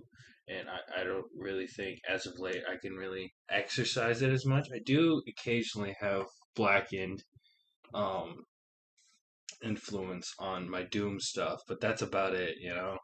I really can't really write black and thrash because I can't really play thrash because I can't chug. Why aren't you there yet? Because I'm a bass player Why until would you do that? That's what a lot of people tell me. Why would you do that to yourself? That It, was your first mistake. dude, the other day, man, I played so many instruments, man, and at the end of the day, I'm a bass player. You know, it just. You play everything like a bass. You even play a banjo like a bass. You play like an upright bass, like it's fucking jazz. I don't know. It just felt right to play it that way. And I feel like even if I played with the claw and hammer, I would still play it that way because I don't know. It feels better doing it that way than having like a guitar strap on it. I don't know. You're just a bass player. Yeah. I think I said this toward the beginning of the episode. Those instruments can be spirit animals. Just like how certain aesthetics appeal to us and really reach out to us and speak to us, instruments do too. And for whatever reason, bass spoke to you. It wasn't my first instrument. My parents bought me a guitar first. Didn't work. Bought me a drum kit. Didn't work. And then they bought me a bass, and then that was it. That was the one.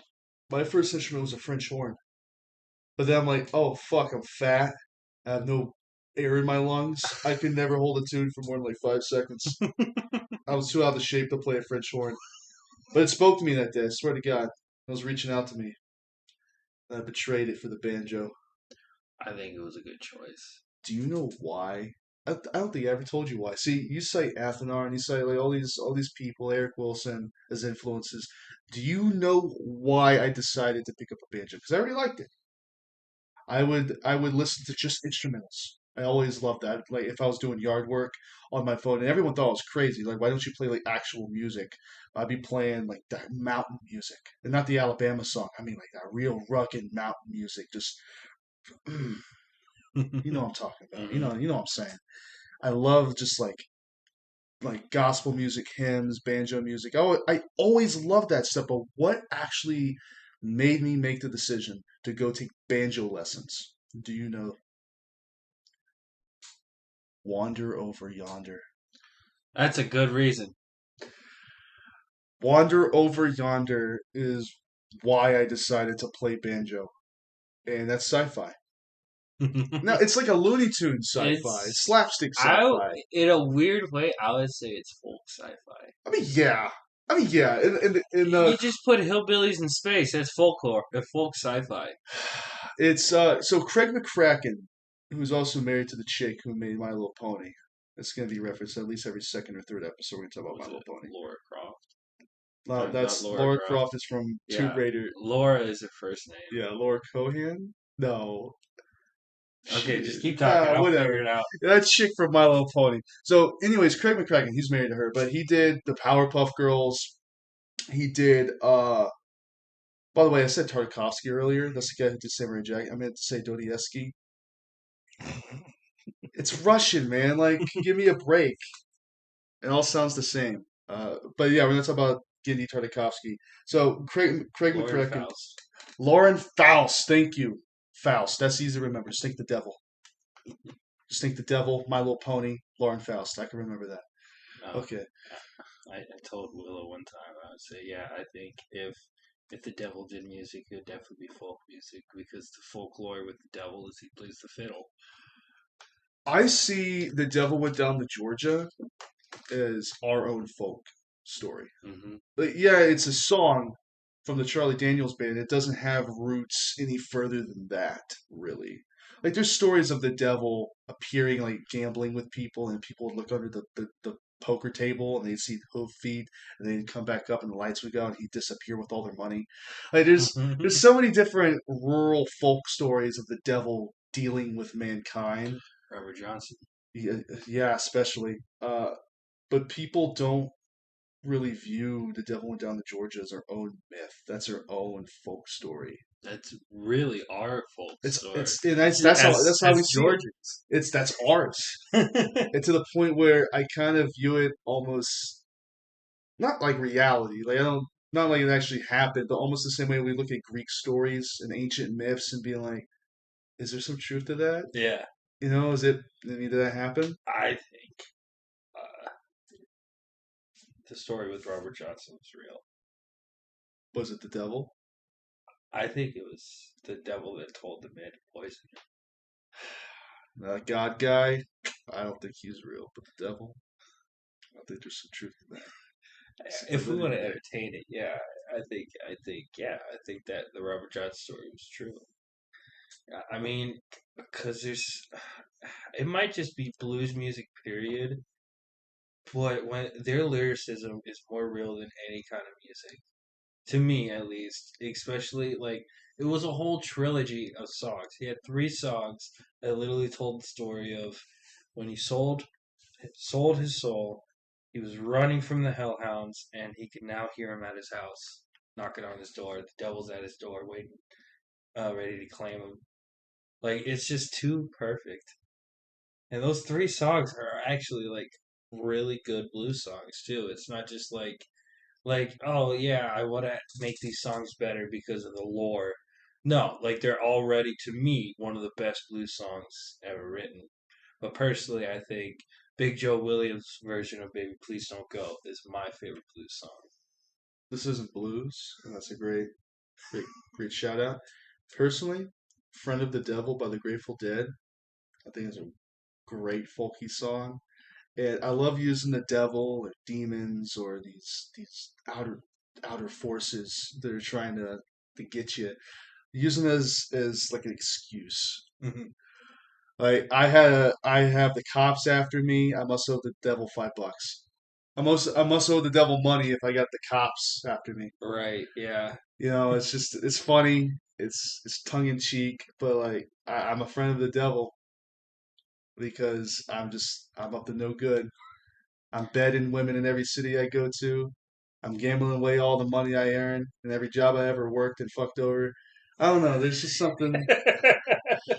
There's something just classic about it. Using like the devil imagery or It's a good demons. crutch. It's a good crutch. Just like, or if you just want to be edgy like Robert, Honestly, or yeah. be an edgelord, be like, I made a deal with the devil. That's why I'm good at music. Don't sell yourself short. And definitely don't make a deal with the devil. You want to know why? Because he plays a fiddle. Robert Johnson does not play a fiddle. That's how I know he's full of shit. I've been offering it, man. Nobody wants to buy it. I've been looking. If I could get some god talent on some of these instruments, I think it would be worth my soul. At this But rate, nobody. at this rate, you might not have to sell your soul. The way you played the mandolin the other day, that take man was so good. He just played mandolin like it Oh was my nobody's god! business, and not a single deal was struck with any dark forces. I've been trying for like the past 3 years, man. Just praying. To strike deals with the devil or to learn mandolin. Both. And I've actually had somebody tell me, "Oh yeah, don't sell your soul to learn bass. Don't do that to How yourself." many people have told you this? I think at least three people. I didn't even talk about selling my soul. I was They just. just know you. This guy's gonna sell a soul. Don't do it. You're the kind of guy to sell your soul, please. And it's What kind not, of vibes do you have to get off that people tell you this unprompted? dude. It's. I remember my boss when I worked Frozen, Amy. She told me one time when we were talking about Robert Johnson. I'm like, I mean, that's a very solid reason. Like, you will make more money if you play guitar. It's just a fact, especially if you could play lead. You know, but at the same time, I think it's just like a damn. Are we really that bad in the eyes of the public, bass players? To it's not worth selling your soul for. Like even like even from the perspective of like at least like with guitar, it's like oh yeah, I could see myself doing that and how cool guitar players are and everything, the lifestyle and everything. But then like you flip it to bass and then just like no, it's not. I can't even entertain this. No. You would summon the devil, and he'd be like, "Buddy," and he puts his hand on your shoulder, like Eric Wilson did, and it starts patting you on the back, like, "You don't want to do this. It's not worth it. Don't believe in yourself. I don't believe in you. You don't believe in me. Let's keep it that way." Ooh, be popular on Discord. Oh yeah, I got a few. Oh, I think other than ours with the friend group, I think I'm the most active on the Metroid the Metroid Discord I'm Of in. course you are. There's, of course, that makes so much sense. You're on dude, you're collecting Discord like you're collecting Pokemon. You're in part of so many different group chats. I was literally just scrolling. It took me a minute to find the one we were in so I could send you something. Right. I'm scrolling and oh my god, gotta catch them all. Jeez. I'm only in two others that aren't related to the friend group or our D&D group chat. I'm in the Satina one, which is the animation one. As I like it. It's just literally like a three-team animation studio called Scum House. Just trying scratching on by trying to make animation. And it has like this Ren and Stimpy like 90s look to it. Hmm. I really enjoy. So I'm like, it's a small studio. Like we're up and coming small studio too.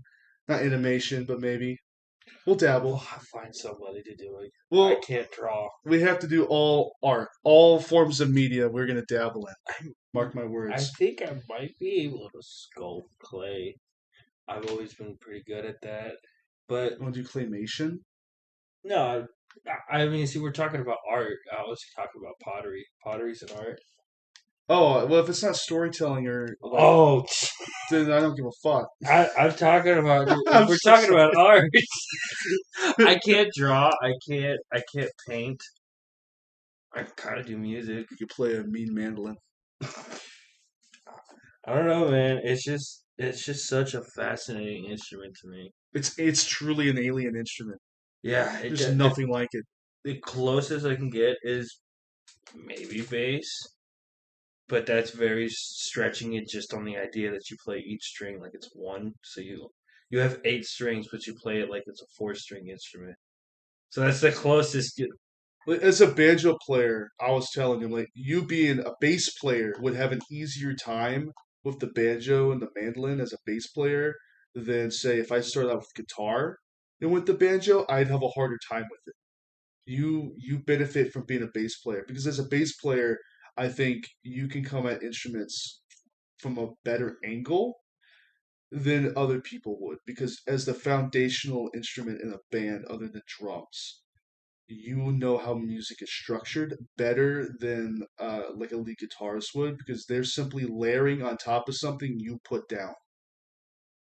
Yeah. I'm not saying you're like the most important, but in a roundabout way, I am saying that yes. I don't know. Your new banjo is so sexy, man. Ibanez, we need sponsors. God, I love Ibanez so We have them much. lined up. I wish They, people could see this room. We're gonna start recording these episodes, like we said we were. yeah, So we're working on something. against the the Galaga cabinet right underneath the Minecraft poster. We got a Galaga cabinet, and there's what is that? Acoustic bass, your guitar, your old banjo, Okay, and that's a camera on the ground right next to your backpack that has Morrowind. and the original Xbox with the dual controller. So let's move rightwards, Okay. and we have a fog machine. We have Giant ass skeleton in the corner of the I room. have no well, I have a closet to put it in. I just don't have the skeleton in that closet. We have a box for an air gun. We have swamp juice for the fog machine. We have two amps. We have pizza boxes. And okay, here's this is why I brought all this up to begin with. We have our Ibanez banjo. Let me turn around. We have Ibanez guitar. No, Oh, that's that's an Epiphone. Epiphone. It's a slash signature. Yeah, and An acoustic Ibanez guitar. in the acoustic. Wow, there's just a lot in this Mandolins in room. the house. Yeah, unfortunately, and that was an Ibanez mandolin. No, What was it was that? Rogue. Was it? Yeah. The idea was We to. yeah, the idea is that we were gonna see if I could actually play it, and that's why we got a cheaper line one. But I knew Rogue was a pretty solid beginner brand, and I'm feeling a pretty. I mean, we're gonna give it more time with this one, to kind of wear it in, try to feel for it. But the idea was to sell this Rogue one and get the Ibanez one, which is only another $60.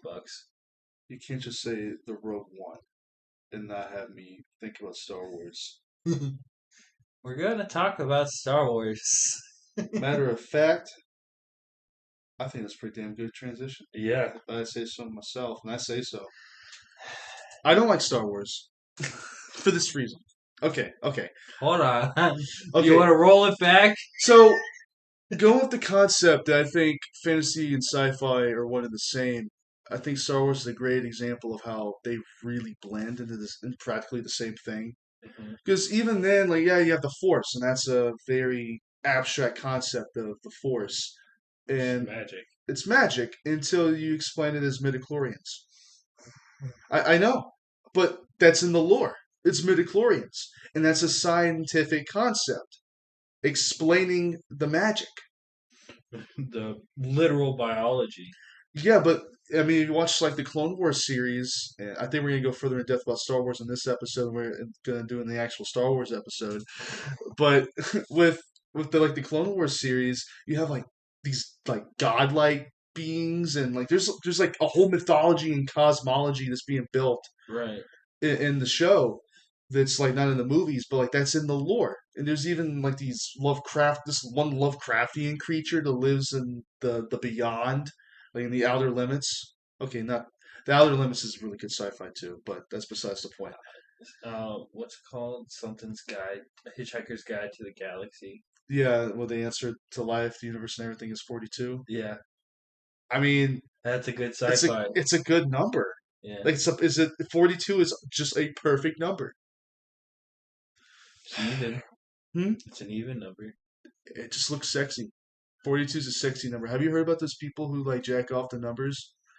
No, I have not. Yeah, there's people It's who are news to me. they're sexually attracted to math. Don't get a routed algebra book. That three's curvy. I don't know. The only math that I was ever good at was probability, but I was never like, unless.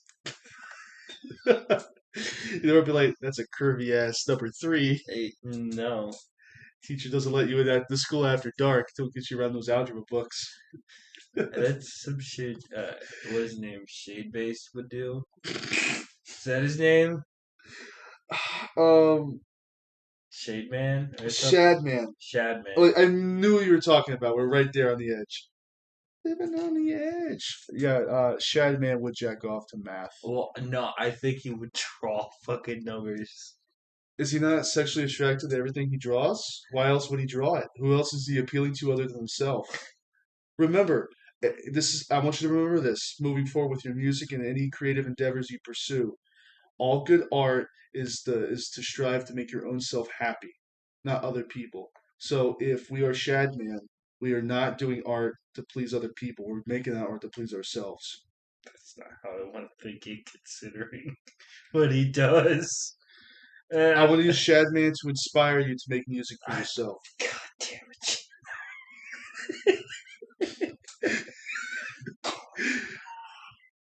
So first and foremost, I think the architecture in the Star Wars universe doesn't really have any variety or diversity. Like you have the Imperial look, and you have the like. First off, you get like the Tatooine planets, and there's so many. There's like these singular biome planets where they get like the same, and like the universe that Star Wars has built for itself, this one galaxy is so massive that I feel like there should be more visual diversity in what we're seeing. But to go back to something I think is even better than Star Wars is The Outer Limits. Have you seen the first episode? So I'm not gonna get like into the plot in case you want to like actually watch The Outer Limits sometime. But in this first episode, there's a really neat concept, and this is just 50s and 60s horror is your bread and butter, and I agree, this is why it's really good because we're out of our element.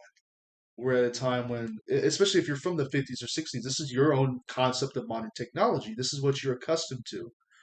And so for them, uh, radio was really big at the time, and not everyone could afford a TV. So radio's really popular. And I guess in some way it still is because we're doing an auditory platform right now. Like it's not quite like a fireside chat, but sure. I'd like to do going with the idea. I meant to tell you this later. Going with that idea of your kaiju movie being like the whole thing's happening in a bunker. Let's do a radio story. I haven't mentioned this yet because it was actually in the works. I've been thinking. Okay, right. Before I go for the outer limits, I kind of wanted to do it without saying anything. God damn it, we're gonna.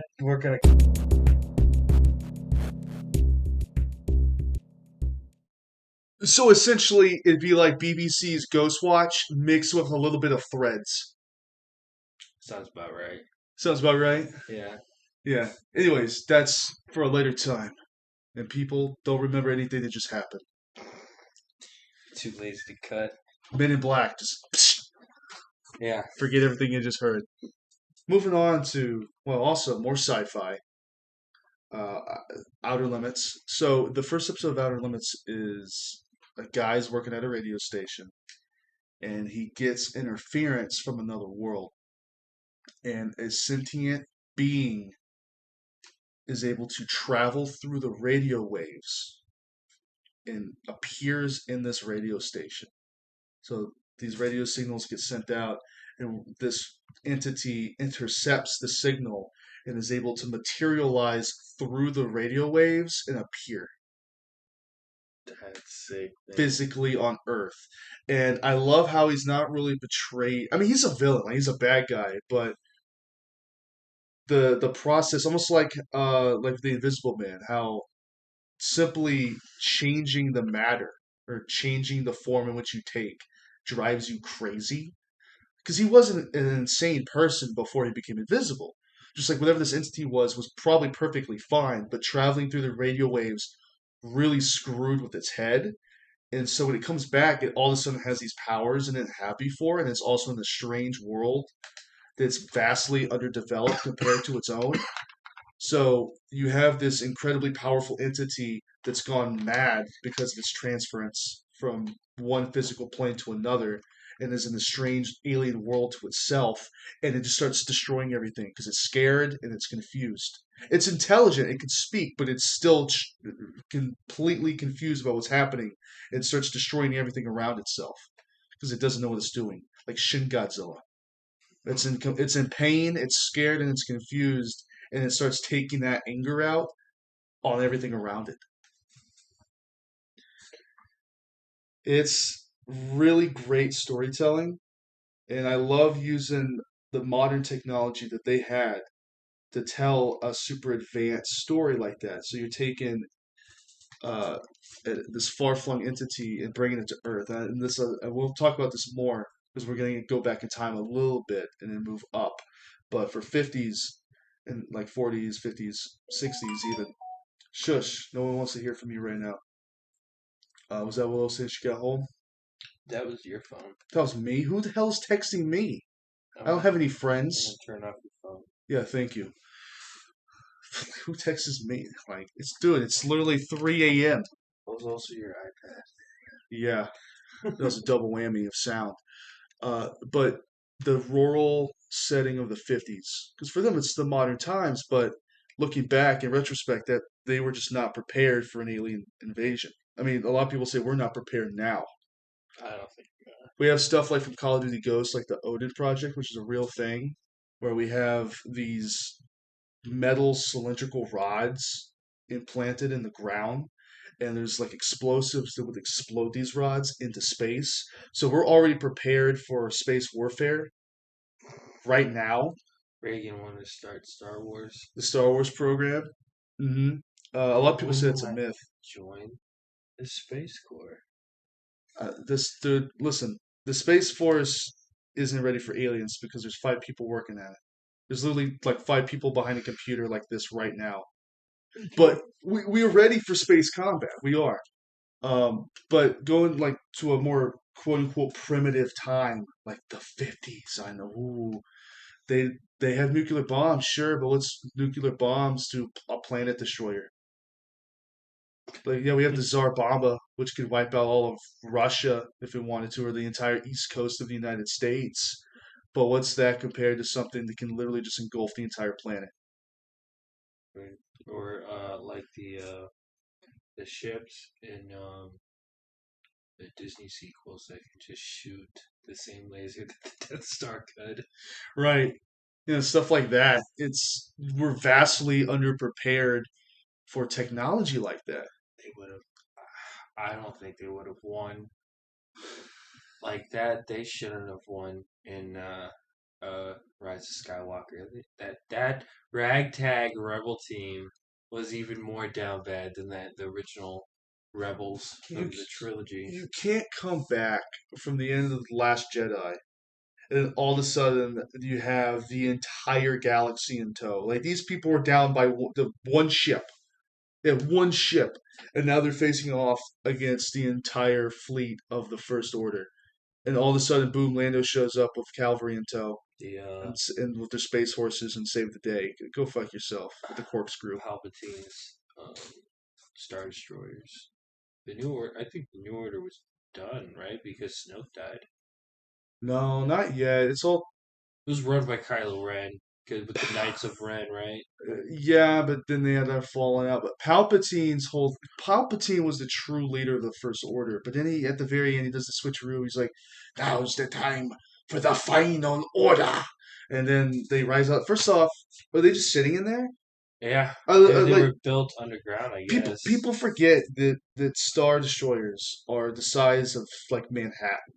These are the size of cities, and they have a population to match it. So you have thousands of people working in here, if not tens of thousands of people working in here, living here like people live at the Pentagon. There's a fucking mall at the Pentagon. They got McDonald's at the Pentagon. If you just have like an entire like food court at the Pentagon, that's what the Star Destroyer is. People just living their lives. Dude, do you think we could go to the McDonald's in the Pentagon? I've been Like, to the Pentagon. you've been to the Pentagon? Well, I haven't been in it. That's what I'm saying. I've looked at it with my eyes. Do you think they do tours No, of like I don't know. I think that would be a cool building to see. that's what you just can't tour. Could you see the maintenance tunnels underneath Disney?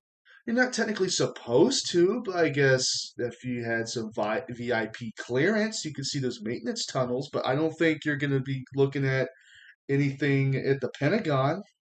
Yeah, like most of it is just like living quarters and workspaces and offices. But when you think of the Pentagon, you think of like the control room. I think of five. That's what I think of. Or I want to see. I want to walk into that room. I think of like Monsters versus Aliens. Yeah, Or it's like the super high tech battle room, and there's all these like holograms of the world, and or I don't know, something like that. That's what I picture. But most of it's just like office spaces and cubicles, and people going to get a fucking Whopper from the Burger King down the aisle. Like that's what it is. Um, dude. Imagine being that guy who's like, "Yeah, I work at the Pentagon." He gets to the Pentagon and he puts a McDonald's apron on. Dude, there's someone who does it. There is somebody on this earth right now. There's a handful of them. There's a very small amount of people who can claim to say, not just so I worked at the Pentagon, I also work at McDonald's. I work for two global entities. global empires, Yeah, essentially. the American government, and McDonald's. I work for the two most powerful entities on the face of the planet. That would be too far off. It's really not wrong. Like, yeah, you could be like, oh, BlackRock is because BlackRock has their own paramilitary. They're a fucking real estate company. But you know, what's say? That's a conspiracy on its own. Why does a real estate business need an army? Here's the thing about well, what's the most valuable resource now, other than like stuff like wood or air or water Oil. and oil, other than even oil? Because well, even then, what does oil come from? Don't say dinosaurs. I swear to God, it comes from the ground, the land. I would be right though. You're 100% right. That's why I had to You stop want you. to hear I wasn't ready it. for the truth. They You mocked can't him because he handle told the the truth. truth. Two different references. I'm quoting a meme and you're quoting Jack Nicholson, who is the living embodiment of a meme. Um, Danny the DeVino though. Danny the DeVino. that's right. He's Um, a living meme. yeah, the trash man. I'm the trash man. And he is. Oh my I can't take it away from him. He really is the trash man. Sunny with a Chance, or not Sunny with a Chance. It's Always Sunny in Philadelphia. I feel like it's very underrated. Suicide, that's badass. He doesn't even say it like that, but that's how I'm gonna say it. It's so crazy watching the early season because Danny's not in it. He's not in the first season. Mm-mm. No, but like when you think of it, like You think of I Sunny. don't even really remember any other characters. Just I remember the trash man and suicide. That's badass. Oh, you know what I sound like when I say that? I sound like a cool Jimmy Neutron when he got cloned. Yeah. That's yes. Yes. Oh my god, yeah. That's pretty good. Who you talking to, Nicorama? Oh my god, I can do voice impressions. Only when we're doing the podcast, apparently. Did you pull that one out of your ass? Because Or were you I wasn't trying to do it. I was trying to do Danny DeVito, and I did the cool Jimmy Neutron when he got trash cloned. man? I throw trash around the stage and then I eat garbage. Or when he crawled out of the fucking couch, butt ass naked, covered in Vaseline, Is that and, me? and then Oh and then the cast was like, "Yeah, the first take we didn't. Some of them didn't even know he was gonna come out the couch." no! Oh, like Jerry in Texas Chainsaw and Leatherface? Yeah, They didn't even know. I would be terrified if I saw Danny DeVito butt crawl out, ass naked yeah, crawling crawl out out the the couch. covered in Vaseline. How do you react to that? What are you supposed to do? I start blasting. Then started blasting. I'd start blasting if I saw that man crawling from a couch. Oh, those early seasons are so good, but they would not fly today. Oh, like I don't think episode so. one would get get the series canceled. Episode one, man, it's so good. More of a Seinfeld guy and a Golden Girls guy. With some nanny sprinkled in for good measure. Yeah, Nanny was good. George Lopez was good. At least I liked it. My favorite nanny bit is when she Fran Fine is with her friend. I forget what her friend's name was. I haven't watched Nick and Night in so long. I haven't had cable in like 4 years. Yeah, and there's this new block on Cartoon Network where they're playing like old cartoon reruns, and he can't watch it. It's a damn shame, is what it is. I gotta be an adult and try to figure out how to get cable. But there's this bit with the nanny where Fran finds with her best friend, and they see a roach on the ground. She's like, "Oh my God, it's a roach! Step on it!" And her friend like takes off her shoe like to go swat it, but then she's like, step on it," and she steps on it with her bare foot. Yeah, She had the right idea. that's a good. That's a Like, pretty good bit. takes her Yeah. shoe off to hit it, but she's so stupid and confident that she steps on her bare foot. But you know what? That makes that seem bad. What ruins it for me? The laugh track. I know it's funny. Stop telling me to laugh. I'm not going to laugh because you tell me to. Yeah, that's why I'm not the biggest fan of live action comedies or What, sitcoms. what's up with the laugh track? And what's even creepier is going back to the 50s. Most of the voices in laugh tracks are the same voices. It's the same laughter. The recordings are. So most of them are gone. Almost, you could say almost all the voices in sitcoms are of dead people. You're hearing dead people laugh at It's weird. the skits and the jokes. It's dead people laughing. I feel like they use laugh tracks at Saturday Oh, like crowd noise Night at a Live. Falcons game. Yeah. That's you're right. Yeah. We literally got caught doing that because no one roots for the Falcons. Our motto's rise up. Why does it rise up? Because we're always down. That's such a good joke. It's true. And we're pumping fucking crowd noise. That's pathetic. That's worse than Tom Brady and the ball incident. This is a new low. This is a new low for us. What was the score? I don't even. It wasn't. It didn't warrant it. You blew the biggest lead in Super Bowl history. You got that going for you. You're in the history books. But you know what else I'm in the history books for? I'm also a Georgia Tech fan, and we still have the record for the most points won in a single game ever. They didn't even have a team. You told them we'll pay you to let me whoop your ass. Okay, yeah, It's literally what happened. because it wasn't like a real team that they were up against. So No. it's still amazing that even then they managed it. Because I, With 4 quarters, they scored what over 100 points. yeah, what I would do when I play, I have Madden 11. What I would do is it's the only one I need to play.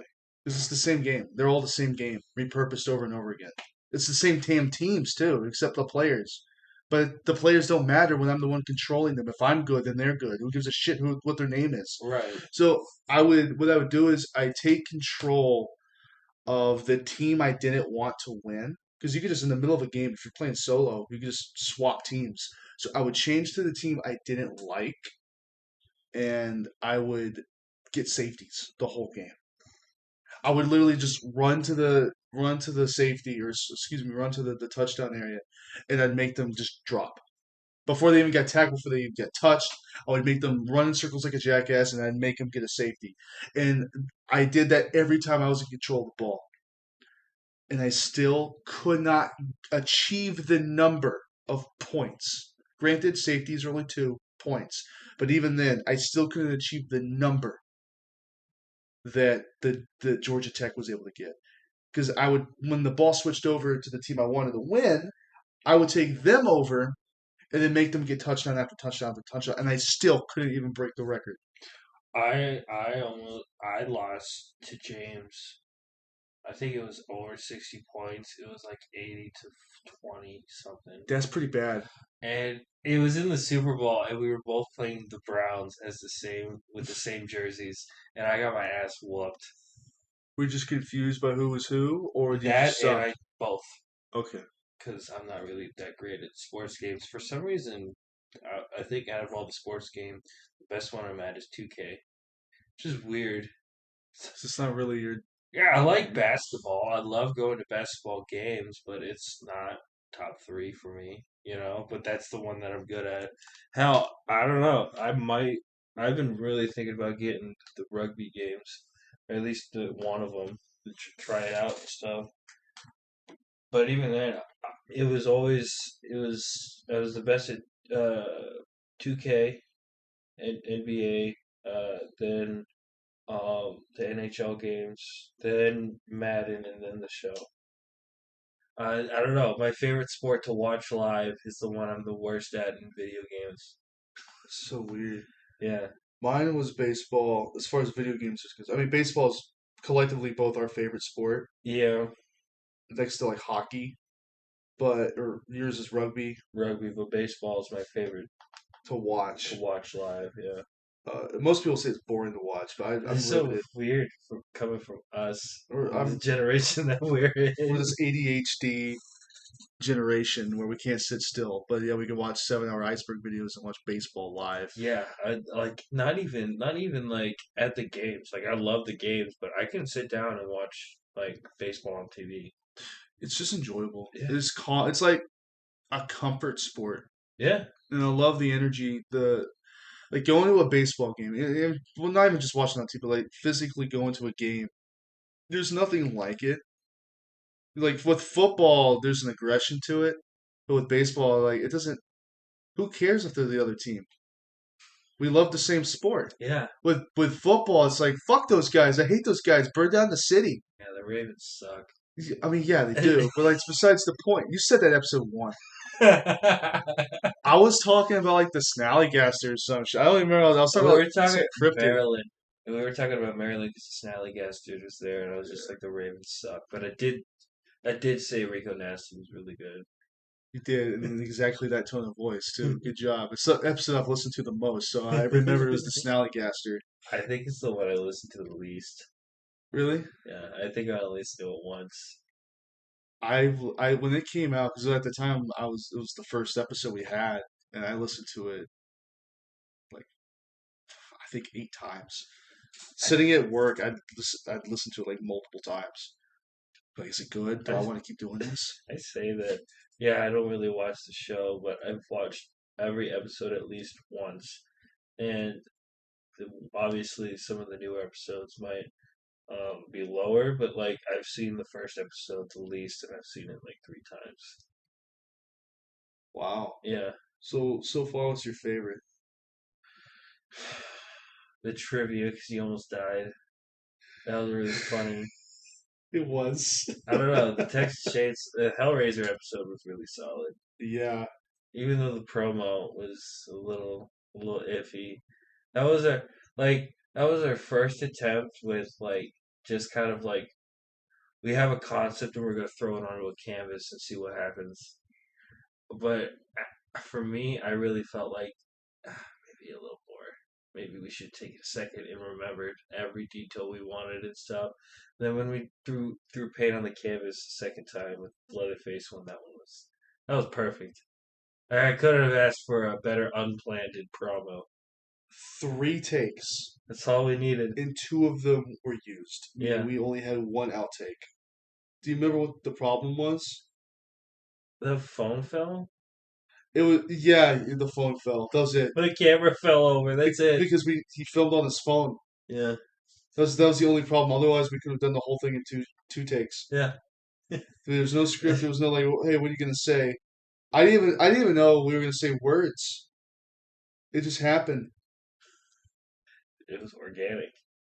It just happened. Maybe we should make a movie. I think we're doing that. I'm not sure anymore. Me neither. I wrote the script. It's just You sitting in brought all the limbo. props. It's a development hell. I've spent hundreds of dollars on this. You guys better show up and do the movie, please. Oh They know God, who they are. all 12 of them. All 12 of them. Small cast, one location. How many of the cast listen to the show? That is a really good question. One. Two. Does Chris listen to it? James doesn't listen to it. There's nothing on Chris here. does. Chris does? Yeah. Like every episode? Not every episode, but he's pretty consistent. Wow. Yeah. I didn't know Some that. practices he'll be like, "Yeah, that episode was pretty good," or he's always like, "It just doesn't sound as professional as Joe Rogan," and I'm like, "You're right, but that's not the vibe." That's kind of the point. Yeah. But is it as funny as Joe Rogan? Okay, I mean, No, yeah, no. no, Okay. we're not, because he has like fucking Dave Chappelle on his show. That's just the bar, man. I mean, how are we supposed to reach that? That's why I don't You want to can't compare get it to. James Hetfield on the show either, or Steven Tyler. Are you saying we can't? I thought you were ambitious when you're talking about your love Oh of yeah, space travel. we're gonna get Wendigoon on the show. There's people who are achievable. I think Ryan Hollinger. I think Wendigoon, Uncle Teddy, no more. So R.I.P. yeah, we can't get him on the show. I'm sure he had a lot of deeds to spill, but I think Wendigoon's achievable. Or hell, even like that Scumhouse animation group I was talking about, even that like not for the podcast, but the reason I'm even like giving to the Patreon. Well, I gave $5 to the Patreon and then I pulled out. So the tier for that was if I paid $5, I can get the Discord. But I just stopped paying the money, but I'm still in the Discord and they don't know. And they don't listen to the show. It's okay. Yeah, you supported them. I gave them money that one time and now I'm in their Discord. I've infiltrated. But like even with that, it's like if they're like, hey, we're looking for voice actors, they're small enough to where I feel like I could be, hey, You have a shot. Yeah, it's achievable. So even with the podcast, there's people who I think are very possible to get. And it's like, and people in there like kind of like anti-celebrities. Like I'm not talking about like Mark or Jack or Felix. I think the biggest anti-celebrity right now is Mr. Beast because he fucking hates the fact that he's like the way he talks about in interviews, it's kind of like he disassociates himself with the success. He knows he's rich, he knows he's popular, and probably the fastest successful um, YouTuber. But he just has this vibe of like, what the fuck are you talking about? I'm not a fucking celebrity. Fuck you. Kind of not in this like more aggressive than like or at least from my perspective of Mr. B, I don't have a problem with. Let me be clear. I don't have a problem with Mr. Beast. I think it's very entertaining for the clips that I watch and how absurd it is. but he has more of an aggressive. The fuck are you talking about? I'm not a comedian or a celebrity. Unlike Mark and Jack, they're kind of like polite about it. They're like, don't call me that. He knows who he is. He knows he's famous. He knows online he's a well recognized name. He's A a god. household name. He knows, but he's trying to be real modest about it. But there comes a point where that's kind of difficult to do. When you know you're the shit, I mean, it's hard to wake up in the morning and not just stroke yourself off. And piss excellence. Exactly. It's kind of different. I mean that's the struggle we're facing right.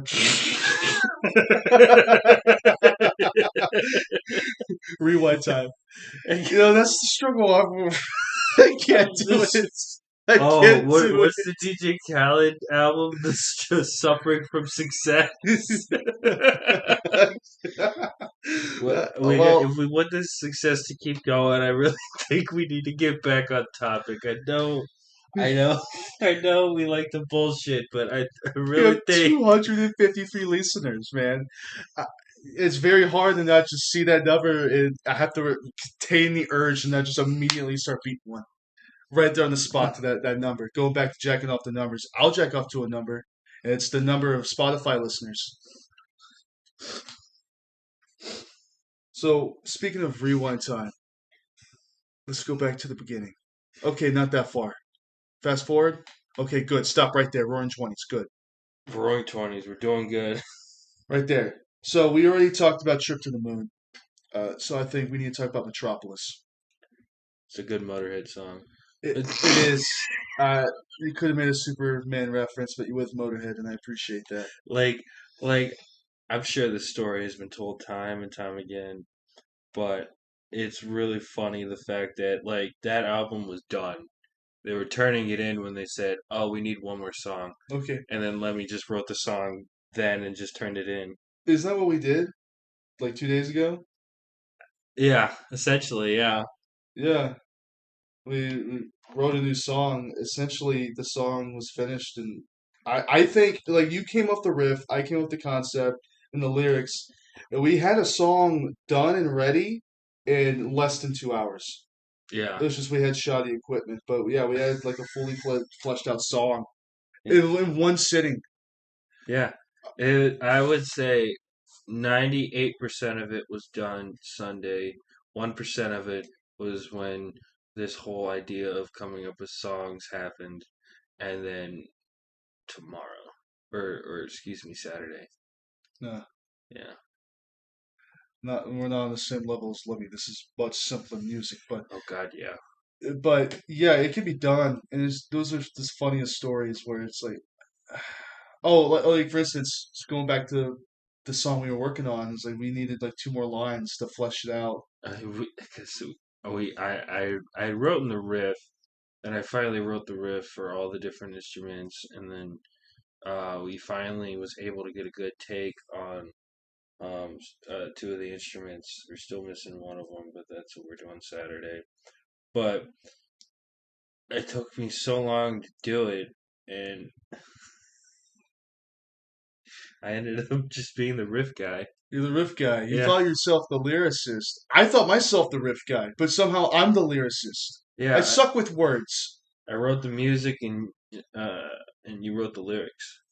Essentially, you did provide banjo It's a simple riff. I could have made it more complex, and we were gonna do both, but we didn't. We just went with the first one. because we were so We were there like 8 or 9 hours, and most of it was just trying to record it.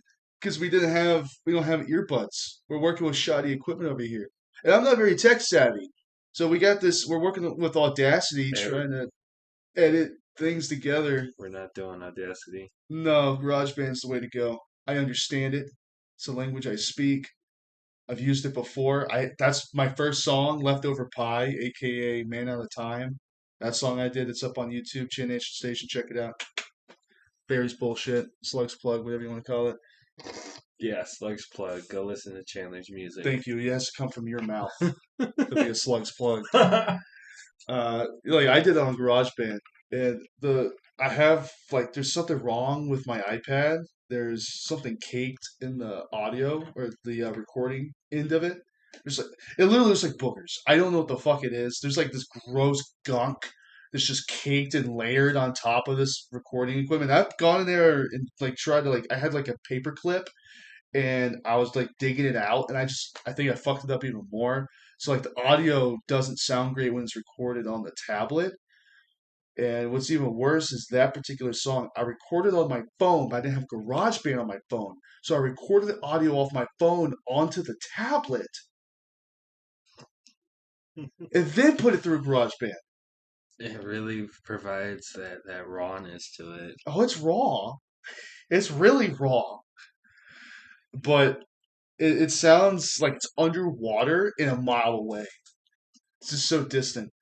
But yeah, It adds to it. speaking of technology, Metropolis is a very good futuristic take from the 20s. Now, it plays with classism a lot. You have like the people underground fueling the industrial coals of the capitalistic fires, so to speak. Would it be one of the first sci-fi lost media? But it was found. Not all of it. Well, that's the real shame with silent films. There's the percentage of silent films we have right now, first off, isn't a lot because the material that the film was made with is combustible and it catches on fire really quickly. And they'd have these warehouses just burst into flame and they'd lose, and because they're all stored together in these studio lots, they'd lose not just one, not a dozen, they lose hundreds of movies. And so the percentage we have right now is very low. And it's a miracle we have it. It's a miracle we have that Noah's Ark movie, the one where they actually flooded the set, and they going off the not telling actors what's going to happen. Like Danny DeVito could have shown up in that movie, sure. Leatherface could have jumped out, sure. But the director decided instead was let's flood the scene with Let's flood the set. with thousands of gallons of not hundreds of thousands of gallons of water all flooding onto the set. This huge set with live animals like bulls and oxen, whatever, and people, hundreds of people, and they flood the scene. So the reason they did that was to get a realistic reaction of what it looks like. They got pretty realistic considering the fact they killed what, 2 people? Two people drowned and Yeah, an ox died, which I think is the more sad that's the part for most worst people. part. Yeah, yeah, fuck people. People suck. The animals are innocent. The animal, at least the people knew they were in the movie. That's my only complaint about that Russian or excuse me, that what is it called? Come and See, killed the cow. They literally shot it with a machine gun. It then recorded its last moments, like zoomed in on its eye as it was convulsing. Uh, it even was going through the process of Rick and Mortis, and it's a shame that Rick and Morty has not used that as a joke yet. But it's going through the process of Rick and Mortis, and the guy literally stabs the kid, stabs it with a knife. Yeah, For what? It was useless. But Metropolis, it plays with classism. Who cares about the themes? Who cares about the messages? The real meat and potatoes is that robot. Why? Why do they do that? it's a hot robot, man. Why do they do it? It's I think there's a Family Guy bit about it. Do you remember? hmm Where they're like he's showcasing this robot, and I don't think it was like supposed to be Metropolis, but it was simply the robot from Metropolis. And the yeah. guy's like, "Check out this robot! Look at all the crazy, cool stuff it can do." And the kid in the classroom raises his hand because they're like in the university. He raises his hand. He's like, "Can I fuck it?" And the professor's like, "I mean, why would you want to?" That's a human response to something like that. I think that's the primal biological eat, fight, and fuck. Oh God. Can I eat it? No. Can I fight it? Sure. Can I fuck it? That's the option I'll go with. So they make that joke in Make love, Godzilla. not war. They, they make that That's they that's make what they should have done in Terminator. they, that's a porno I want to see. I'm sure it exists. What's the rule? Rule 34, Uh, if it exists. I mean, I've seen a lot. You've seen a lot. Anytime something new comes out, I'm just like, I wonder. I wonder. Yeah, usually it doesn't matter how innocuous it is or innocent. It doesn't matter if it's an inanimate object. Tits will be drawn on top of it. It's just a fact of life. So Metropolis spawns a lot of fetishes, first off, but also spawns retrofuturism in its current state. Now, a lot of it looks like steampunk aesthetic coming off the 1800s, and there's a lot of cool blueprints and a lot of cool designs that just went underused. And it sucks that we don't live in that world. The digital world sucks. And you're like, well, you're doing the podcast on digital technology. I kind of wish I did it on phonographic technology. That'd be even cooler. This could be on vinyl. Can we even get a phonograph anywhere? Like the Yeah, the real old school kind of like has like a horn, like an ox horn, like screwed into the top of it, and that's what's amplifying the sound. yeah, I love that shit, man. I wish we had more creative technology like that, but it's all about practicality and usage. Like the laser disc, yes, is not great in practicality, but goddamn, is it a really good piece of technology in terms of, yeah, the idea of it's a vinyl that you can put up, but it's a movie cover, you know? It's cool, and that's the problem with sci-fi is it chooses practicality over coolness. And that's where adding the punk on the end of something suddenly makes it cool because the punk is the aesthetic part. The steam is like the practicality or the ray punk. Like the ray part is the practical usage of the technology, where the punk part is the aesthetic that makes it cool. And with Metropolis, we're finally moving. We're slightly moving away from the steampunk aesthetic. It's still there, but now all of a sudden, stuff is not powered by steam. We're moving into the electrical age. Now, electricity had already been there for almost 100 years at that point, but there's a lot of technology that doesn't get put into usage. For instance, like the car was invented in 1879. When did it be Dude, there was only two cars in in Ohio Ohio? and they hit each other. How the hell does that happen? How can you How does that happen? There's that literally that two cars in the whole state. that's such an American fact. That's just like yeah, that sounds like American I history. love how we're both in the process of trying to tell the same exact story.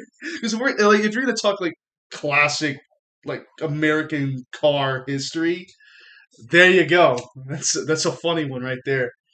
Um, so like cars invented in 1879, but they're not really in popular usage and in circulation until Henry Ford comes along and industrializes the industry.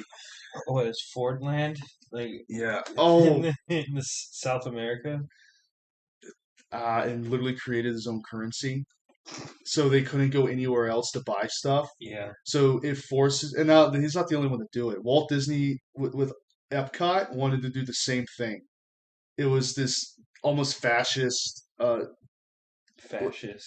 It was like a fascist like dictatorship Yeah. of. That's what Epcot was initially. Now they just sell beer there. If you want beer at Disneyland or Disney World, that's where you go. You can go to Epcot for beer. But originally it was supposed to be this dystopian nightmare. Right. I mean, It kind of, I mean, sure. Have you it's the seen only Tomorrowland? it's falling apart, man. They really They get their shit together, man. But like he was a visionary. they were both visionaries, yeah. Yeah, like Walt, for example, not Heisenberg. Walt had a well. There's layers to this. There's fucking Stay layers. focused. There's a We're not lot. talking about Because like Walt reminds me of Walt White, and Walt okay. White reminds me of Heisenberg, and Heisenberg reminds me of like the actual Heisenberg in which he got his name. There's so many layers. Like we can't just talk about media and culture. We gotta talk about history. Shit. All right. Did you get Breaking Bad out of your system? I did. I passed it through. Okay. All right. Metropolis. Good titties, 10 out of 10. The movie's good too. It's really long. I don't know if you noticed, but there's a trend in these earlier movies to be incredibly long. Because what else are people going to do? like What else is there this, to do? like we're in the 20s, right? Yeah. So like these movies, these silent films are like a brand new. I mean, yeah, they had Nickelodeons beforehand, but it's it's really like the first like new activity for families to go to the movies. So I wouldn't take it out. Kind of like nowadays, like the idea of taking your family to go see a Marvel movie. That's going to take up 3 hours of the day. Hmm. You don't have to worry about like, cause they just have to sit there. You know? But there's far more distractions today. Yeah. In movies back then, I would say were taken far more seriously. Yeah. Uh, Uh, People cared more about the content they were consuming and not take the Stephen King approach. Stephen King, I know he's a book writer, but I use him as an example because he defines his own work as junk food. And a lot of people, like Martin Scorsese, would say that about the superhero genre today is that it's all junk food, it's all bad for you. But it tastes good, but it's not really good for you. Movies back then were these huge, expensive extravaganzas going all out, and they usually had something to say.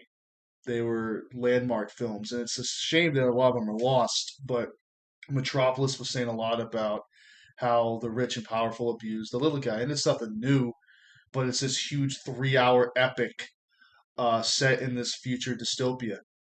And at the time, like no one had seen that display of like just the use of props, the use of building sets to that degree.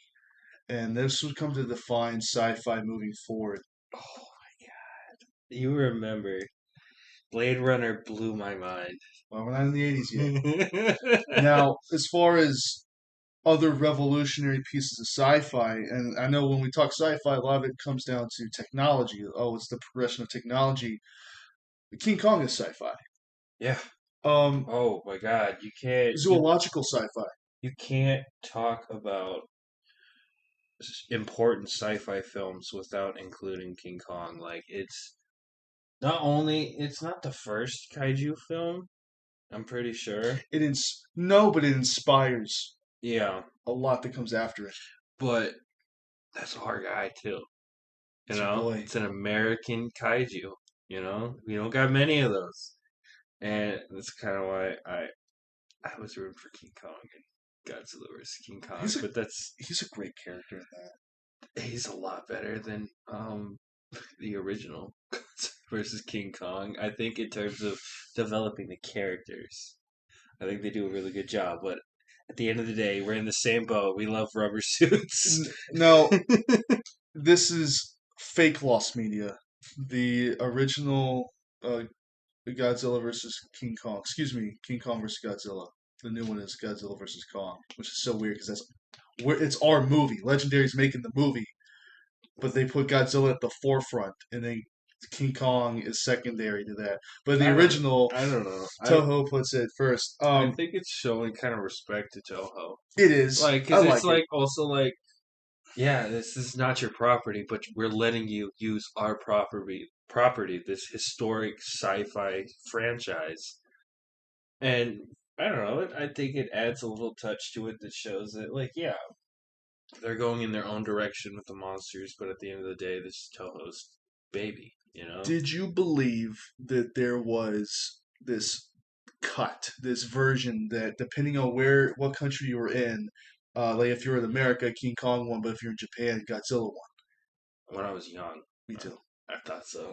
Because And I was looking for it. they put it in encyclopedias, they put it in almanacs, like it was like in print.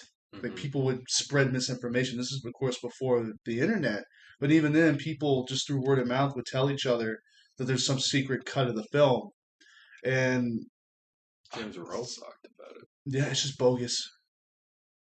It's a shame. That Bunch would of have been hoopla. cool. It sounds neat in theory, but yeah, this original King Kong, man, it like you have the Lost Changes the World. fucking game. Like Like, you have Lost World, which like all the Ray Harryhausen stuff Is and this before what's it called? The Argonauts? This Jason is and the Argonauts. yeah, Yeah, is this this is before. before? Yeah, Okay. yeah, that's 60s. Okay. Yeah. It's like I would say Lost World, King Kong, and the Argonauts are like the quintessential stop motion developing a new style.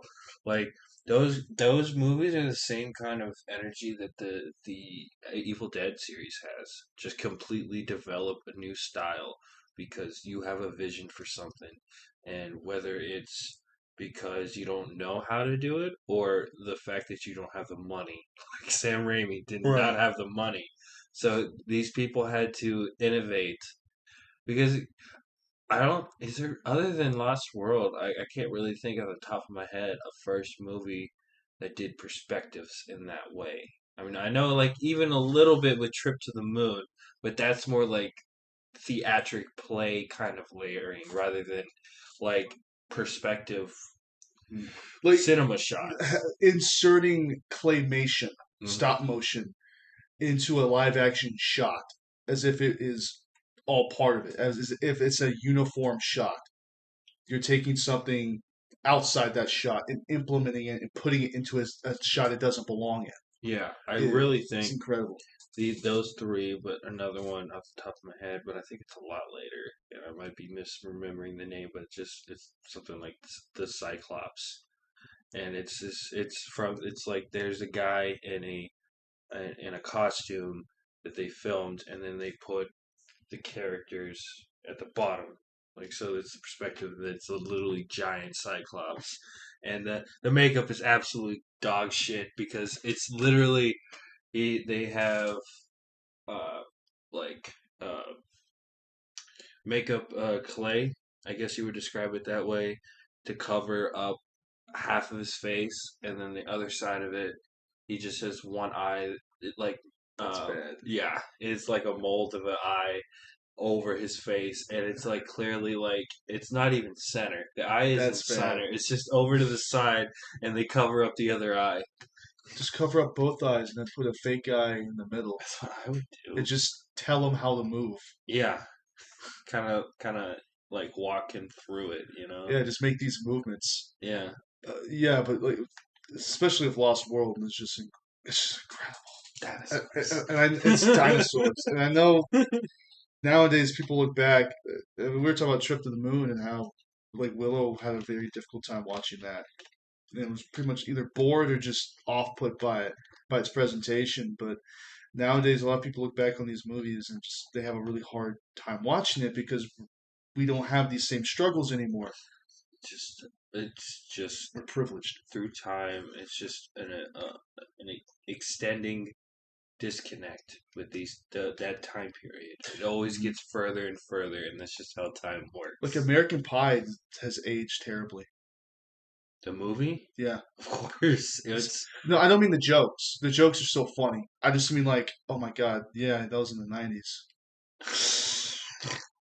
Like, oh wow, like that like those trashy teenage comedies that were rated R. You know, just trashy teenager the comedies. Last Virgin on Earth, or I think it was just called The Last Virgin. Dude, where's my car? Yeah. That like I mean it's Well, funny, but it's not it's junk food. yeah, as Stephen King would describe it. Well, I remember now it was The Last American Virgin. That was a good one because I didn't have access to the internet, so that was like Intro. my intro, my introduction to that type of stuff. But like But I guess in a way, beforehand you had Animal House and the National Lampoon stuff in the '80s, right? yeah, National Lampoon definitely went the more American Pie route. The later it went on, the first few were kind of had hints of They that. had Ryan Reynolds in one of them. Yeah, I forget which one, but four felt like hot wet. Like that was what hot wet American summer. I Yeah, know there's Christmas Vacation, European Vacation, and Las Vegas Vacation, and National Lampoon's Animal House. You know, I've seen the Christmas Vacation twice in theaters. I've only seen it once. Because that animal shelter, that dog kennel I volunteer at, we saw it during Christmas time too. They rented out of the theater, just like your family rented out of the theater. I've seen it. I've seen it twice in theaters. Why? It's a solid movie. It's really good, but like that's a weird one to see twice in theaters at my age. If you had a nickel. I had two, which is weird to happen twice.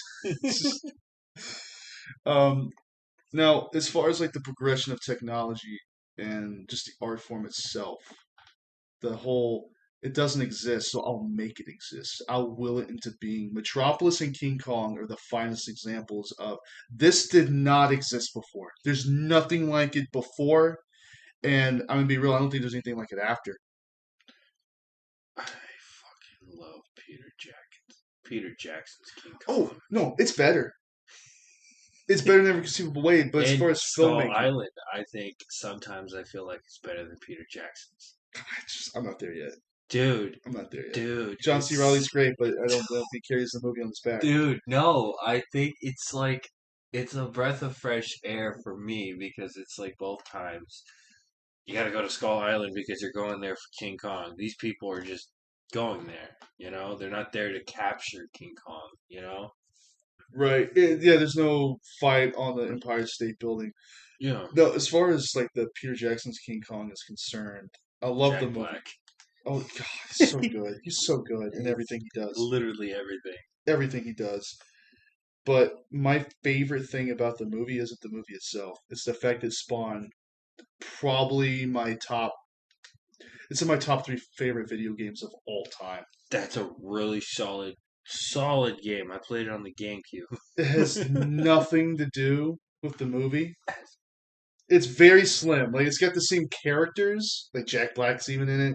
Like it's got all the same characters, but like the story is completely different. The the levels I just remember so fun. I got pissed off though, and I never touched it again. But I got to the very end when you're on the Empire State Building, and my game glitched to where the planes just I couldn't down them. I can't attribute it to me being bad. Like I looked it up. Like I was watching gameplay. I did everything right. I couldn't beat it. I wouldn't die. They weren't shooting me, but I Right. also couldn't hit them. So they couldn't hit me, and I couldn't hit them. So I was stuck in limbo, and I couldn't beat it. But it was one of those games on repeat, like with Bully, Rockstar's Bully. Those two games, I would beat it, return it to GameStop, and go back the next week, and I'd sell like three other games. Of course, GameStop gives you like a few dollars. I literally sold GameStop 50 games one time, like roughly like 50 games. You know how much money I got for it? $12. 10. And Ugh. these were good games. Like this wasn't like no name games. Tell me about it. I have like it's another tangent, but it's going with what we're going. I have um, every DS Pokemon game except for Soul Silver, and that alone, I have over $1,000 right there. And I remember one time where I thought about returning my my Diamond copy, because at the time, like now later, I appreciate Sinnoh more, but it's still my least favorite of the games. But I remember they were like, yeah, we can get you like $5 for this, and at the time I'm like, that's not worth it because at the time I bought the game for $20, you know, or 50, $30, whatever it was. And I was like, no. And then like as an adult going to GameStop and seeing that the same game I almost sold them for $5 is worth $50 in the case, and then you look online, it's $100. That's crazy. Ugh, ugh. Pokemon sci-fi. Yeah, it is. It is. I think it's both sci-fi fantasy. I think they're the same thing. No. And a lot of people would say King Kong, for example, is Yeah. fantasy. And I think again it's a great blend because it's zoological sci-fi. It's like speculative. What if there's an island just untouched by time? And I don't mean they have those fucking jelly-eyed looking reptilians from Land of the Lost. What are those guys called? It's been so long. Dude, those stupid rubber suits that they reused for Star Trek. Yes, Star Trek is. We're not there yet. We're not at the There's. '60s. We're not at the Man, '60s. God damn But it. that the guy who created Star Wars, Star Trek is great. I mean, George Lucas is great too. But the whole thing of Star Trek was it was supposed to be because it's in the Vietnam era, the hippie movement's going strong. It was supposed to be this very idealistic look at how you look at space travel. What if we're just the good guys? And what if we bring all of our good ideas to the rest of the galaxy? God, I wish we had good ideas to spread to other advanced civilizations. Imagine We that. could, but I don't know about America as an entirety. Us Georgians, I really think. Okay, you can stop right there. We could. The bit is It's gonna dead. fall flat. It's dead. So we're gonna move on from King Kong. Sad as it is. I know. There's a lot to talk about King Kong, and a lot of these we again, like we said before, we can stretch it out for fuller episodes. But we're gonna move on from King Kong, and in the '30s, you want to talk about? You want to move on, Frankenstein. which comes out the same year. Yeah. It. I don't know. It's like that. That if I had to pick one to talk about from '30s, that's the one. We go for it. I mean, we've talked about it before, and this might be jumping a little too far into the future. We will definitely be discussing again. Hmm. Uh, But in terms of just that beautiful, beautiful genre, we just magically came up with gothic sci-fi. It's so almost poetic how well it meshes together because it's feudalist science. They're barely understanding of the biology of actual people, how the organs work together, and everything like that. Just fuck it. I'm gonna be God. I don't care if we don't have the technology. did you know for the longest time that line that he says is not in any the I theatrical don't have it. version? I don't have a The version where it says it. I no, have two copies of the movie, and they both don't say it's it. it's modern. It was like late '90s, early 2000s Yeah, where they had the now I know what it feels like to be God. For whatever reason, for like 60 plus years, that audiences couldn't handle that. Any like if it, you got a it VHS tape, it did not have yeah, that I line. remember. Yeah, it happened around when the Scream 2, so like either between Scream 2 and 3.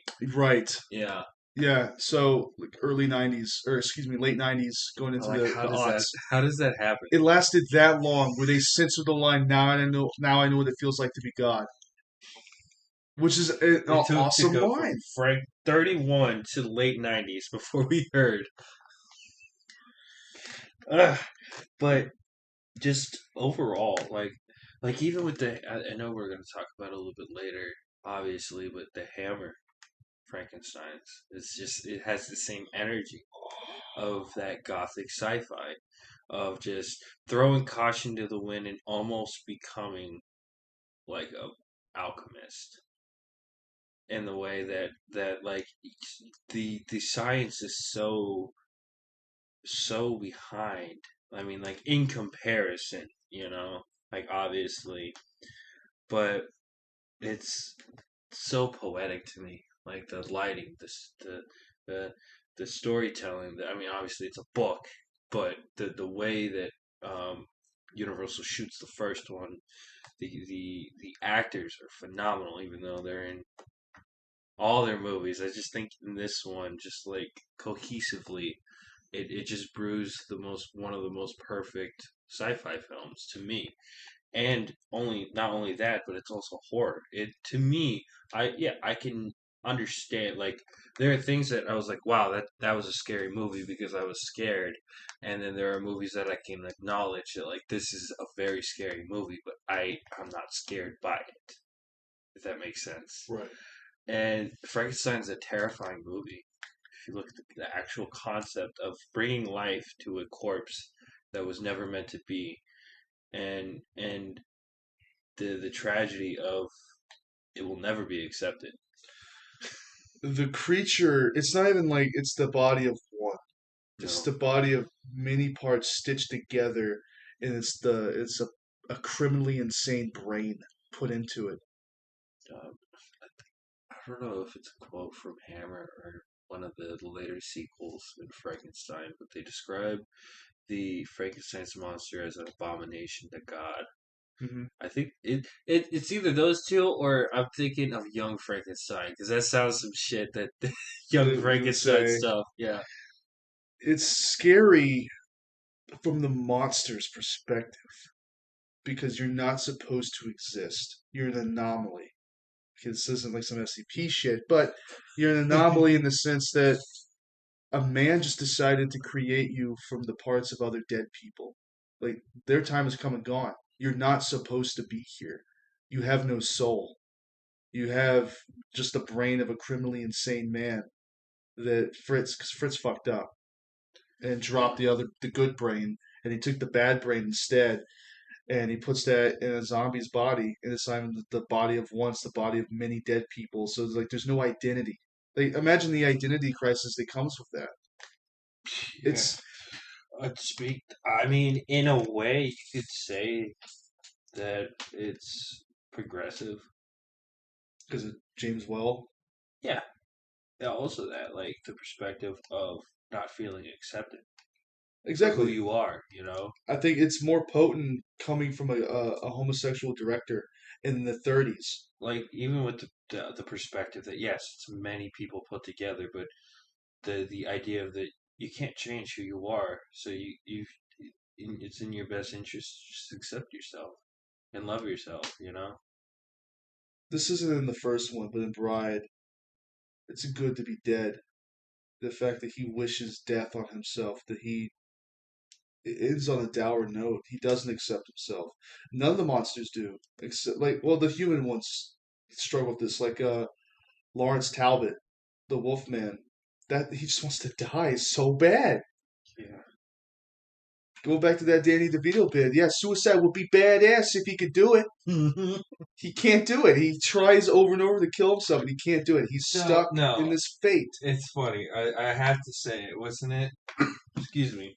House of Frankenstein, he's like, I want to die. It's so And then bad in House of Dracula, he's like, I want a cure. because he's like, I can't die, Right, so I might as well cure myself. I didn't even think about that. right. Oh God, yeah. It's there's all those the human characters in those movies just they don't win, and like the horror. A lot of people misinterpret it. They think the horror is coming from what the monster can do to other people, and yeah, it's scary. But the true horror is coming from what if you were the monster? Right. You can't escape yourself, and you can't escape your own fate. And for Frankenstein, that's exacerbated because there is no fate. You're not supposed to be here. So I think on that note, I think we're ready for the 40s, man. World War II, full We're swing. not talking about World War II today. Oh, that's not the horror we're talking about? No. Okay. We will be talking, or at least I'd like to mention that 1 million BC. Another really good one for practical effects and stop Yes, motion. Yeah, I these dinosaur movies, man. It's just it does it. it does it for us, It's a good man. one. It's a real good one. Yeah, It's one of the best of that particular genre. But uh, so the 20s, you get the roaring 20s going on, capitalism full swing. People have more money than they've ever had before. So of course, classism and the rich and the poor would be a theme. You get to the 30s, and the exploration with King Kong, and then you have the exploration with the human body and science in the 30s. Things are progressing. What themes does this movie bring to the table with the 40s? with the 40s. Did they get that far? No, I didn't. I was just like, yeah. I mean, if we weren't going to do a deep dive, I figured It's a good recommendation. talking about yeah. I recommend 1 million BC, but yeah. Do you have a choice for 40s? I've already talked the Devil Bat. Oh yeah, yeah, yeah. I go see it. Go, Go go see see it. it. Do yourself a favor. Get some friends. Get some drinks, and just enjoy it. Just enjoy it. Know that it's gonna be fun because it's not that great. All the effects are cheap. Yeah, The it. acting is not great. I bring up the Devil Bat because it's a great example of very early sci-fi B movies because like yeah, there's low budget movies in the 20s and 30s, but like most movies are so expensive to make. Film itself is so expensive that you kind of have to try and make a good movie. There's no point in making a movie that's not great if if it's so expensive to make it in the first place and get the resources to do it. So when you get into the 40s, it's becoming slightly more accessible and slightly easier uh, to film things, and so you get movies like The Devil Bat and or yeah, the Cat People. That's a good one. I mean, the Cat People's not sci-fi so much as it is fantasy. Because it's a lady who could transform into a black cat.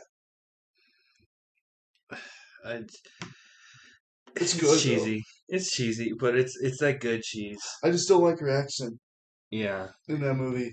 Um, and when it comes to 40s, I think noir is the best. Speaking of noir, I this is the perfect time to talk about this serial because I mean it is a music podcast, but we haven't had an episode on the Misfits. So I Yeah. think this is a very perfect time to talk about the serial The Crimson Ghost from 1946. With all the transition I did Yeah, right there. speaking of noir. Dude, so essentially if you know anything about rock, you've seen the Fiend Skull when it says the Misfits above it.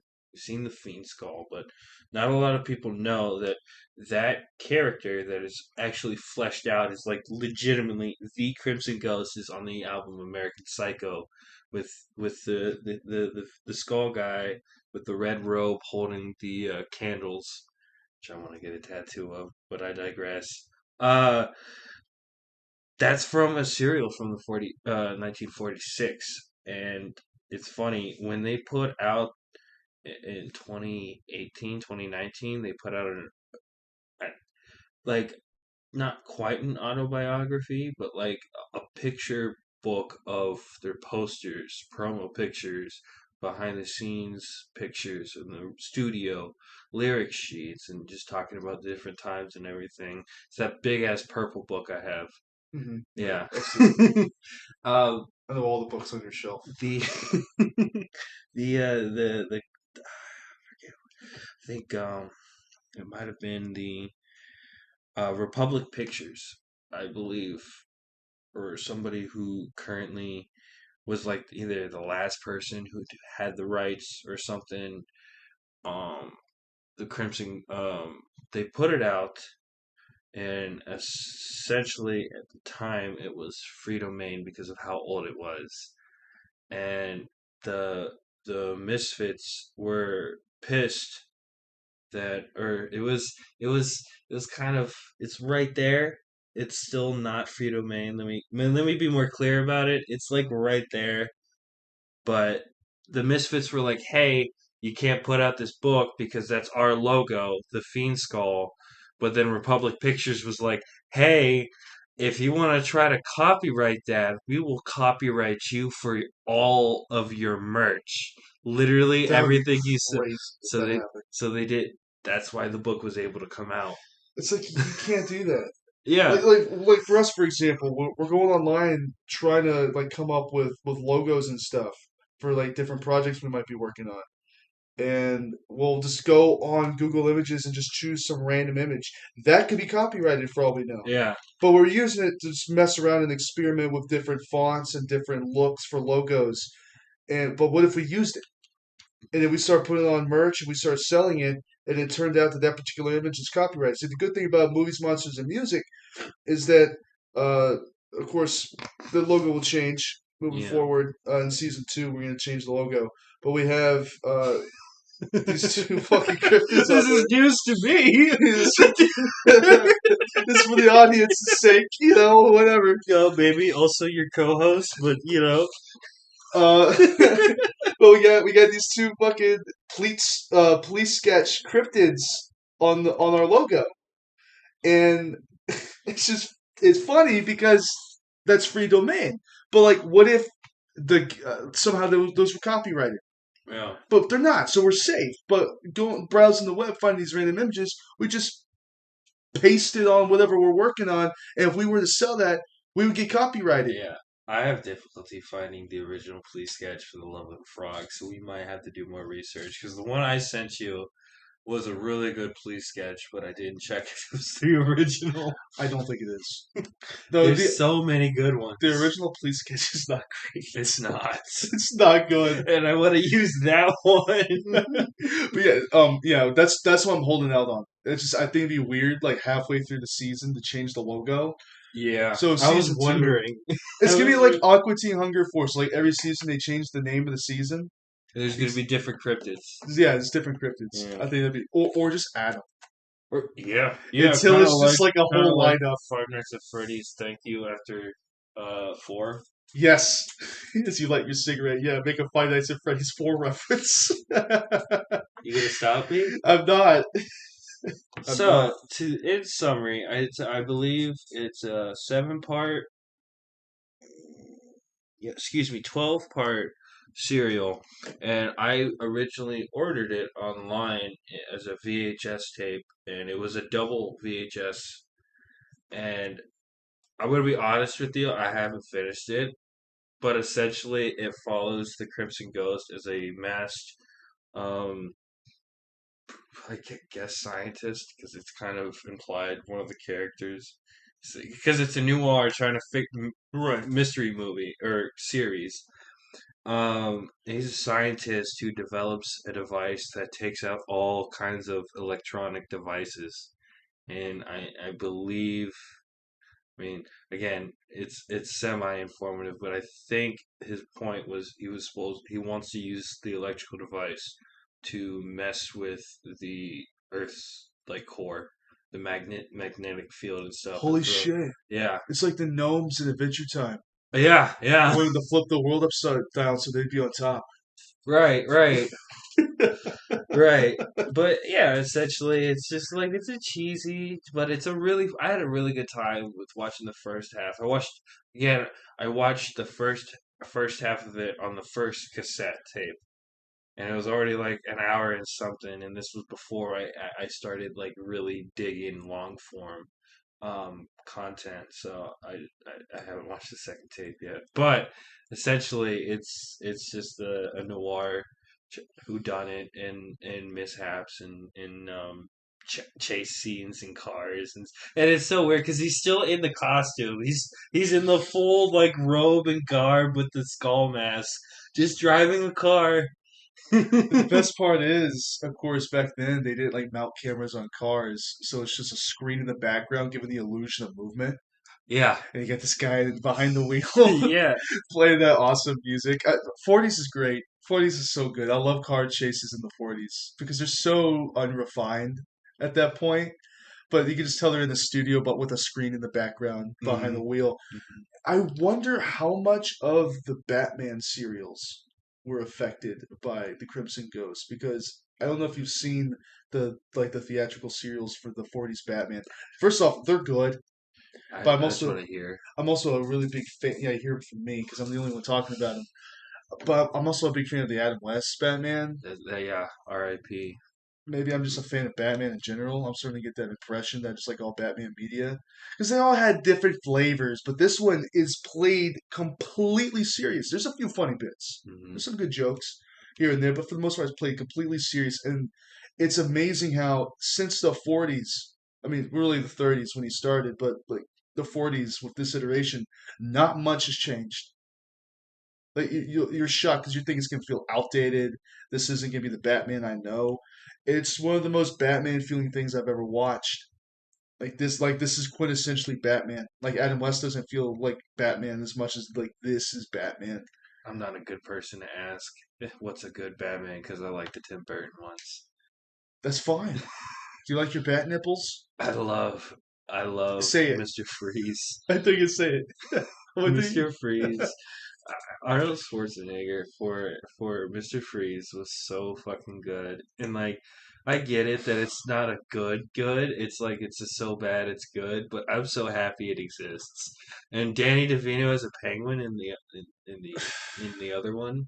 Dude, you could do the impression better than I can, so I'm not even gonna try doing the Arnold Schwarzenegger impression. But what killed the dinosaurs? The Ice Age.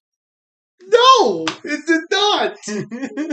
No, it did not kill the. No, get out of I here. like Batman and Robin. What the It's malarkey. dude. We also got Jim Carrey as the Riddler in those three. I mean, I think I'm not quite sure if they were all done by Tim Burton, but where Yeah, that era of yeah, Batman films. those three films. Uh, I don't know, but yeah, this serial is kind of like I might be a little biased because I'm probably the biggest Misfits fan in Georgia, considering I paid 70 something dollars for a CD. And I have literally every album on CD. I have literally like they're the only one I don't have is the bootleg of 12 Hits from Hell. The kind of the reason why I don't have it is because they're on the collection. I could just listen to those same songs in the collection. And if I was really digging for the only song that has a variant is they have a London alternative take of London Dungeon, but I can look it up on YouTube. But I it's it's special to me. I really like. I'm not the biggest fan of live action series. You know, it's maybe silly to compare the Crimson Ghost to something like Mad Men or like some sophisticated shows, but it's those like even with Flash Gordon, I get the vibes of like this is a well written for the most part. It's so charming. Yeah. This is a bad, really bad example. Like I like no one ever in a million years ever make this comparison. But there's this guy on YouTube who plays with Godzilla figurines. I don't know if you've seen him, but he role plays with them. And like I actively used to watch him, and I even checked him out like not too long ago. And I'm like, yeah, that's pretty solid. But he wears a Godzilla mask, but that's not important. He plays with these little figurines in front of a camera, and he plays out these very like intricately woven storylines, and you can see his hands and everything. Like there's no props, there's no sets. It's just him playing with his figures and trying to play out these stories. And the best part about it is I'm invested. Like I see the hands, I see these little figurines, and it's like a good story is not in like how good the production is. It's all about execution. And if you're telling a good story, I don't care if I see the strings. I don't care if I can see the screen in the background. Like if I know every aspect of how you did it. If anything, that enhances my enjoyment knowing how you did it. But like a good story is a good story no matter what decade it's from, no matter the technology, no matter how it's done production wise. If you do a good story right, I don't care. And it's the same thing with these serials. And by the way, the only reason I brought up the Batman comparison was because there's the villain of that isn't even the Batman villain. It's a scientist who kind of looks like that. He's like robed and everything. A wizard. He's essentially a techno wizard. Again, combining the two aspects together. Now the 50s. Oh, before we move forward, I don't know when I'm gonna get another chance to say this fun fact, but because until we have a Misfits episode, or maybe with another episode coming up, but I want to say it now, and I'll probably say it again for that particular episode, and you'll see why. But George Romero shot one of their music videos. That's a good fact. Yeah, Yeah, Scream was directed by George Romero, and it's a little bit of a story, but I think it's a good one to tell.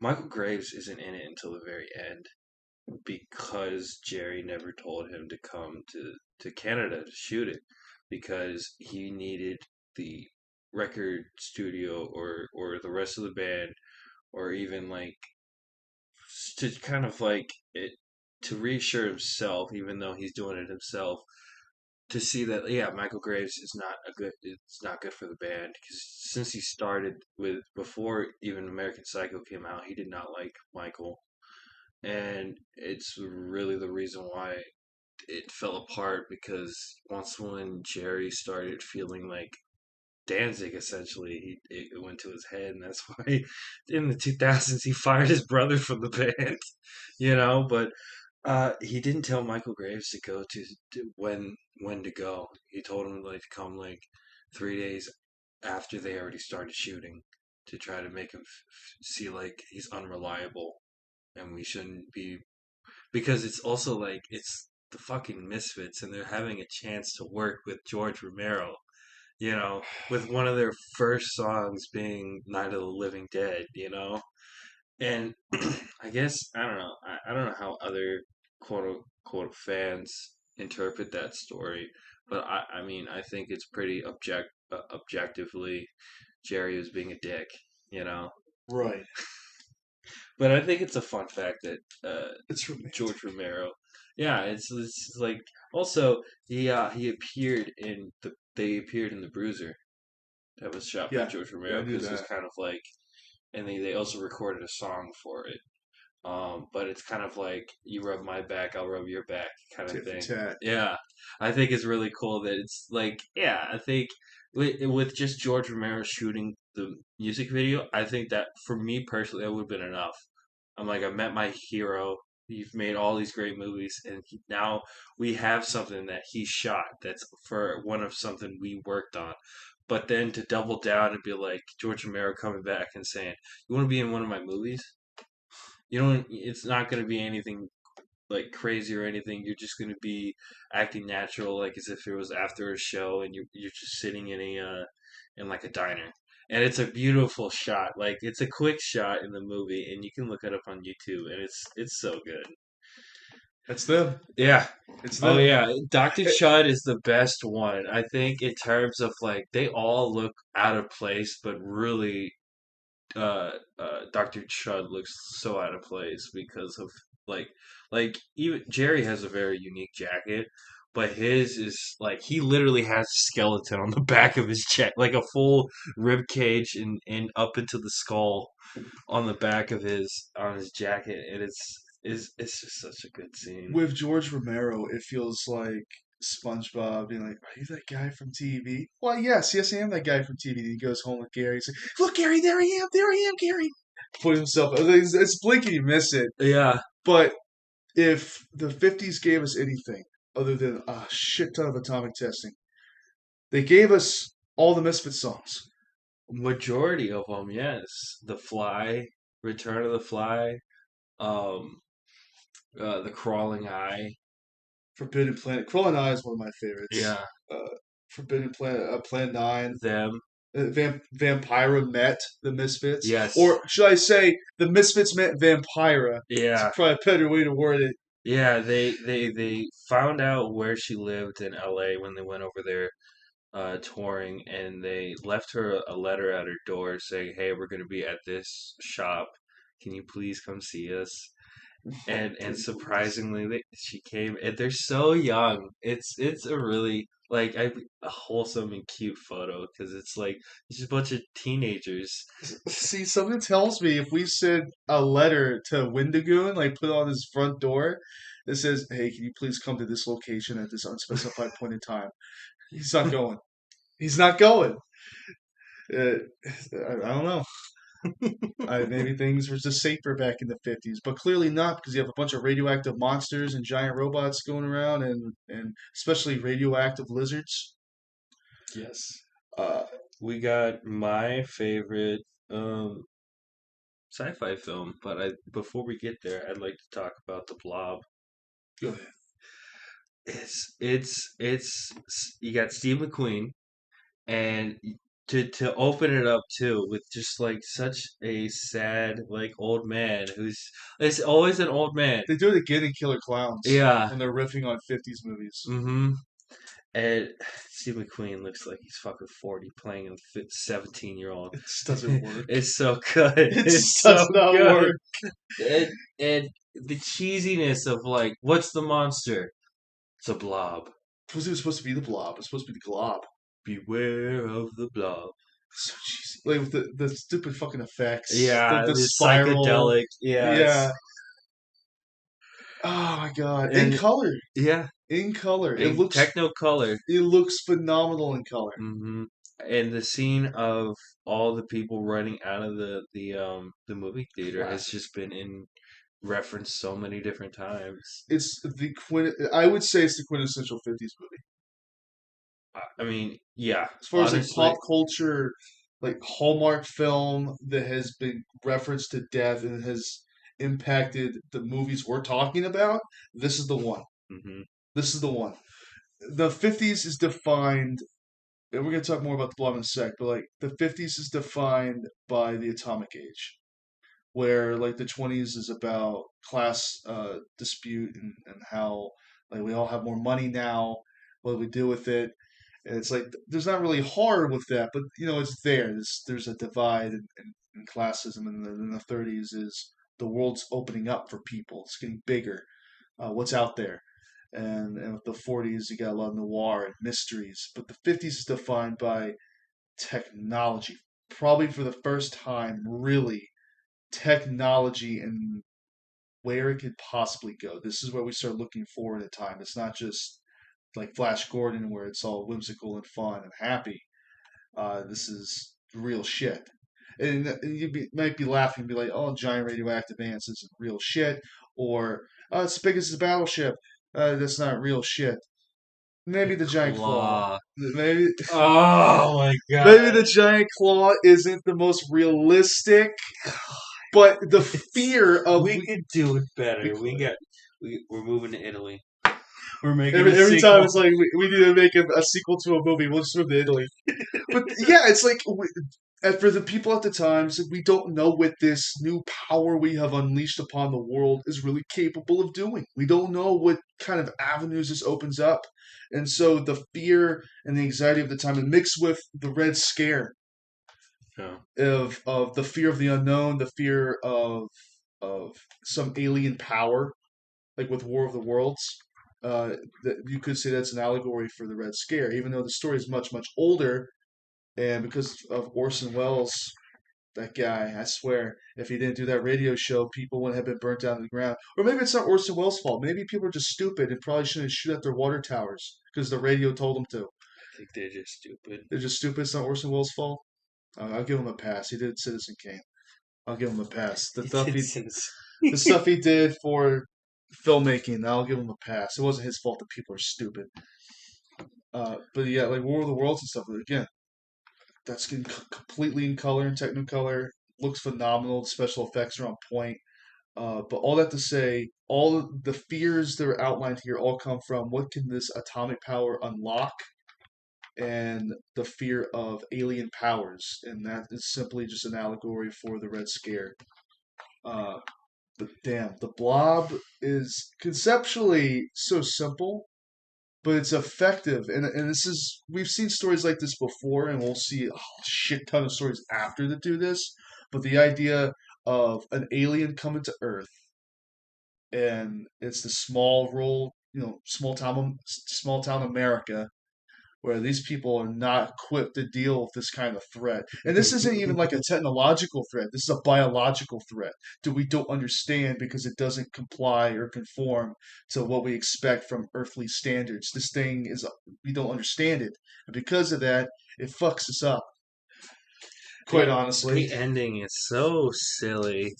We're gonna freeze it and bring it to Antarctica. I have a theory. Yeah, I have a theory. You ready? yeah. This isn't going to bridge the gap to the 80s because we have a few more decades to get through. Okay, we have 2 more decades to get through. You can count. But it's like 20 years. So I think The Blob is a prequel for John Carpenter's The Thing. But what about the spaceship? That was already there. Speaking of the thing from another world. I like that. Best news of the ball. I should really have seen the thing that John Carpenter did. But my first experience with this story It's not the remake of John Carpenter's, but the original, the thing from another world. I would applaud if it wasn't so loud in the mic. It's a very good for me. It's a very good sci-fi film, and not only that, but in terms of film history, I believe it's the first film with the live Mhm. actor who was caught on fire. Yes. Uh, a big difference between this and the remake is that this alien is plant based. It's alien plants that just so happen to look like a guy in a costume. But I think that's just such a neat approach, especially with the story that takes place in Antarctica. And I also love how the characters are written. They're just funny. Like they're not Yes. like unintentionally. They'll just like say stuff. Like there's one point where they're like in the helicopter and I'm talking like into the radio, and he's it's just so dry and so like deadpan You humor. can see like that it's just a prop It's so good. set. It's not a helicopter. Like they're not like putting the sound in the shot and having a green screen with just a cabin of a helicopter. No, it's like made out of car. It's like Plan 9 shit. I was just about to talk about Ed Wood's Plan 9 Yeah. because you want to talk about really piss poor set design. First off, Ed Wood did Plan 9 while in his bathtub, and apparently Ed Wood would just have multiple distractions on him. So he'd have like a bunch of people in there, and he'd just be banging away on his typewriter, smoking the stogie, and he'd have the TV on with other movies playing. He'd have the radio on, and he would bang out a script in a day. Like Plan 9, he wrote in like one sitting, almost like how we do songs apparently. He would just bang it out, and like this is the movie we're making. He wouldn't reread it. He wouldn't have like editors come in and fix it up like I want you to do on my script because not that I don't trust myself, but it's good to have a second opinion. Ed Wood disagrees. Second opinions are for pansies. First, he's taking the Clint Eastwood approach. You're just right. Just one shot. Maybe you're just right. We don't need to do. Why would we waste everybody's time doing a second take? Which is most likely how I almost call it Scott Eastwood. That's his son. Why would I? No, Because he was in tech 3D. is in 3D. But like Clint Eastwood, I like to think of it as he's too prideful to do a second shot because that is admitting that the first one wasn't good. Right. Are you saying I didn't do a good take? Are you saying I'm a bad actor? Are you saying I'm a bad director? Right. Get the fuck out of my face. Like, that's the kind of energy I think he has. Like it's not just I don't want to do this because of my actors. I don't want to do this because I'm too prideful. Before I talk about my favorite sci-fi film, not just from the 50s, but just fucking period. I'd like to mention a story from the 50s that I think is really important for the vision of sci-fi in terms of if you want to break it up and with topics and stuff. I really think that a good like this is just an out of the box kind of just sci-fi, just kind of like here's a little taste. Here's a little taste of something basically just scientific that's cool, but like make a horror flip to it. You know, essentially what most sci-fi films are like. But I think it has nothing to do with aliens, has nothing to do with invasions, doesn't have to do anything with biohazard or nuclear war. It's straight up just a story about these two kids who live in a house that has a room that can just simulate anything. And they simulate like a safari event, a safari area, and the name of the story is The Veldt. And I think a really good supplementary material to this is the song The Veldt by Dead Mouse, which, you know, typically we talk about traditional music styles, but I will say wholeheartedly, he's not one of my favorite electronic artists, but he's the reason I started listening to electronic music with this song. And it's funny because every time I show somebody this song, they're like the first 2 minutes, they're like, "This is really good. That was a good song," and I'm like, "Oh no, we got six more." It's an 8 minute and something and that's just the regular take. There's an edit of it too. It makes it even longer because it's honestly really good, like atmospheric, like house music, and it's really good. I love it, and it's not like Bangarang or any like Skrillex stuff. And I'm sorry if you're a fan of Skrillex, but He's not good. that's not what I like. Substance. I like.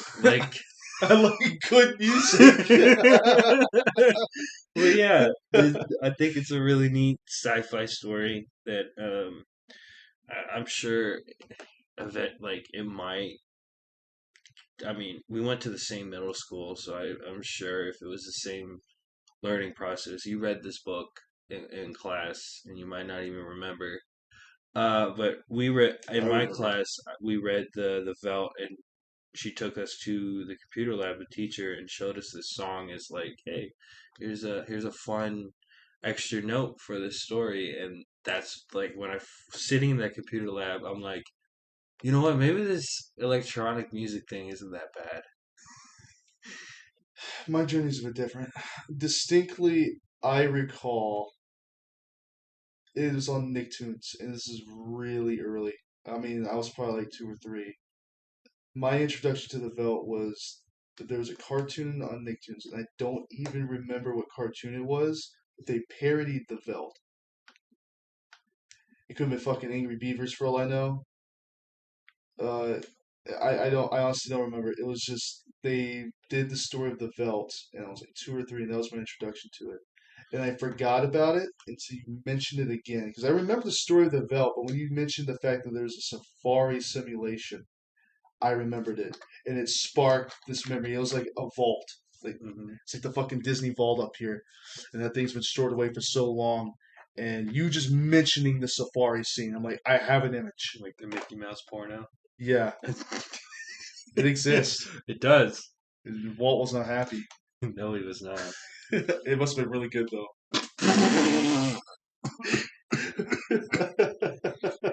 Anyway, the Velt, um, 1950 by Burberry, and the song "The Veld" by Dead Mouse. Checking them out. But the day the Earth stood still, Holy shit! I have never seen. Yeah, I want to say yet because there's so many ones that I want to watch that I feel like are gonna be really good ones. As of this moment, I have yet to see a better sci-fi film than The Day the Earth Stood Still. It's just a good movie. It's It's a really good. very sophisticated movie for its time. It's almost scary good. Like how the fuck did I mean like honest like yeah you get I okay, let me take a step back because yes, there's one shot with the flying saucers and you can see the strings. So what? But So what? like it's like I can't even say like it's biased for me. Like in terms of to me, what sci-fi is, that's the that's what you're gonna get.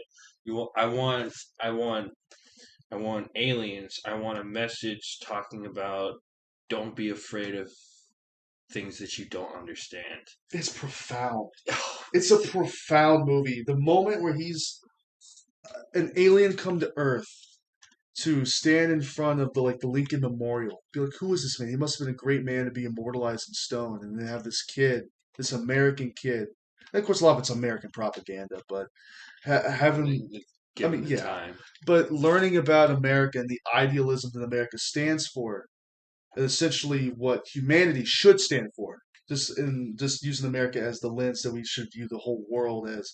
The world can be this peaceful place. It could be a good place. The universe could be like that, but just Earth. Earth could be a better place. And having an alien learn about humanity, learn about idealism and where humanity could go. But looking at it right now, how divided it is, and how we're fighting amongst ourselves, and all these petty squabbles we have. To have an alien, an outsider, look in and have more humanity and more compassion and understanding for his quote unquote fellow man. As an alien, right? be more human than the people on this planet is one of the most profound things I think the genre can offer. It's almost indescribable because it's one of those movies for me that I love and I would say is a 10. And it's just it's again undescribable, kind of like why I love A Clockwork Orange, why I love the original Texas Chainsaw movie. It's these and the Alien, the original Alien 2. It's just undescribably good to me. It's exactly what I'm looking for. It's perfect in my eyes. And Strings or no string. yeah, strings or no strings. That's why I was mentioning that stupid YouTube guy that I watched with the Godzilla figurines. I don't care if the story's good. Little flubs like that can be forgiven. And with a movie like this, if that's the only flub you got, you're doing pretty damn good. Yes. You're doing really good, and it's just profound. That's the only way I can describe it. A lot of these Yes. concepts we're talking about are so abstract and esoteric, but this, the only way I can put it into words is it's just profound. Like even with you probably know this more than me. How much you've like we when we love a movie, we kind of view it a little bit of the same, but our execution is a little different. You love Jaws and you've seen it over like 30 times. In every different way you get to imagine. Yeah, but with me, for A Clockwork Orange, I'm like, I've only seen it 3 times because I don't want the magic to be lost. So for me, I've only seen the day the Earth stood still twice. So, and it should be more. This quote will probably be more, um, I guess, active in your head more than me because of how much you've also seen Evil Dead. What is the quote that they quote in Army of Darkness? Like over and over. Klaatu. Verada, Nick too. Yes. And Just from it's all over just like satire media. Like when they're quoting Evil Dead to talk about quoting a horror movie, but not a lot of people know that that quote's from the day the Earth stood still. the original. And I feel so bad for the series too because I think a lot of those old school sci-fi films that got remakes, it's like even with the Blobs remake, it's drastically different. It's more gory, it's more horror and more obscene, but at the same time, it's a really good remake. That's not how it is with The Day the Earth Stood The Still. nanobots route they went was super weird. It's like it's not a bad movie. I I like mean, I like it, but it's it's got like John Wick in it. you could have said like, oh, is that guy from Bill and Ted? You could have said, oh my God, is that Neo from the Matrix? It's that John Wick guy. It's a John Wick guy. Didn't his dog die? He never got over it. 4 movies later, he's still not over it. You break. Yeah, I don't want to dwell too much on the remake, but I think in terms of sci-fi, this is top 5 most important movies to really show what a good sci-fi movie should be. A lot of movies you'll see a Jaws poster on the wall in like some boy's bedroom, like in the '80s movie. You'll see this poster a lot too. Like, it's normally like a Jaws poster. Yeah, I have Like two. two of them. I had two Jaws posters in this room alone. Right. That's not my bedroom. I have another Jaws poster and an actual still from the film on the wall. So you'd say I'd like it, but like a lot of movies will have like that poster, and I'd say second to that is the day the Earth stood still. That poster is iconic. Um, the, the original poster is so good, and I'm so happy that the DVD I have of it is essentially the original box art. That poster, I want that poster so bad. next birthday. Ugh, ugh, that like again, it's just an undescribable What was the one? love for this movie. What was the one we watched with James where he fell asleep? Blade Runner. No, the other one. Oh, This Island Earth. This Island Earth. The ending, like I thought it was good, But the effects toward the end where they're landing, blown away. I was like, holy shit, that Yeah, looks incredible. Misfit song. Most of these are Misfits songs. Now this is a Misfits, but they're inspired by the Misfits. So Angry Red Planet. By the way, Rat Bat Spider, the main, I guess, antagonist of the film, the money shot when it Yeah. finally appears. That Rat Bat Spider is on screen for what, 30 seconds, dude? Yes. Because it looks awesome. Yeah, it is plastered all over the box art. It's everywhere. It's all the posters, the merchandise. There's a band named after the damn thing. Shout out to the best Milwaukee, uh, excuse me, Wisconsin, uh, horror punk band, man. There's not many hard punk bands, and especially in Wisconsin. There's only a handful of them, and I can only count one of them. So one of them's doing something right. Dude, they're the reason why I was just like, fuck it, I'm just gonna start the band. I don't give a fuck if I can't play. Yeah, I think that's important to say is that People Are Strange was like no, like Red Bad Spider isn't an influence on you whatsoever, but they're an inspiration Yeah. to show that this can be done. Uh, When they fucked up Bullet on their first live album and just said, fuck it, we'll just do it again. I'm like, fuck yeah, that's how I would do it. Yeah. Punk energy. Yeah. Yeah. Fuck it, I'll do it live I'll write it and I'll do it live. because he couldn't read a prompt. Prompts were the thing then, so they just for Bill O'Reilly to be like, "What's this newfangled technology?" A fucking prompt that every president has learned to master at this point, and you couldn't do it as a news report. Whatever, whatever. Those all classics, and I think we've touched on all the major points of the '50s. Unless there's almost too many to mention. That the fucking Gila monster. I haven't even talked about Godzilla. Like we've talked about Godzilla, but I haven't really, and I want to save it because definitely give you a deep dive on Godzilla. I will say the first one is the same way you feel about The Day the Earth Stood Still. I've showed you the first one. And I'm sorry, I was really tired that day. So I were you fell when you asleep. watched Halloween 2 with me. Yeah, and I was really tired then too. You're like, hey, which one you asked me like, hey, which one do you want to watch? I'm like, "Yeah, you decide. Halloween 2. Fell asleep. Not even 20 minutes into the movie. I had to finish it all by my lonesome. Yeah, I didn't see him leave the hospital. That's how early I fell asleep.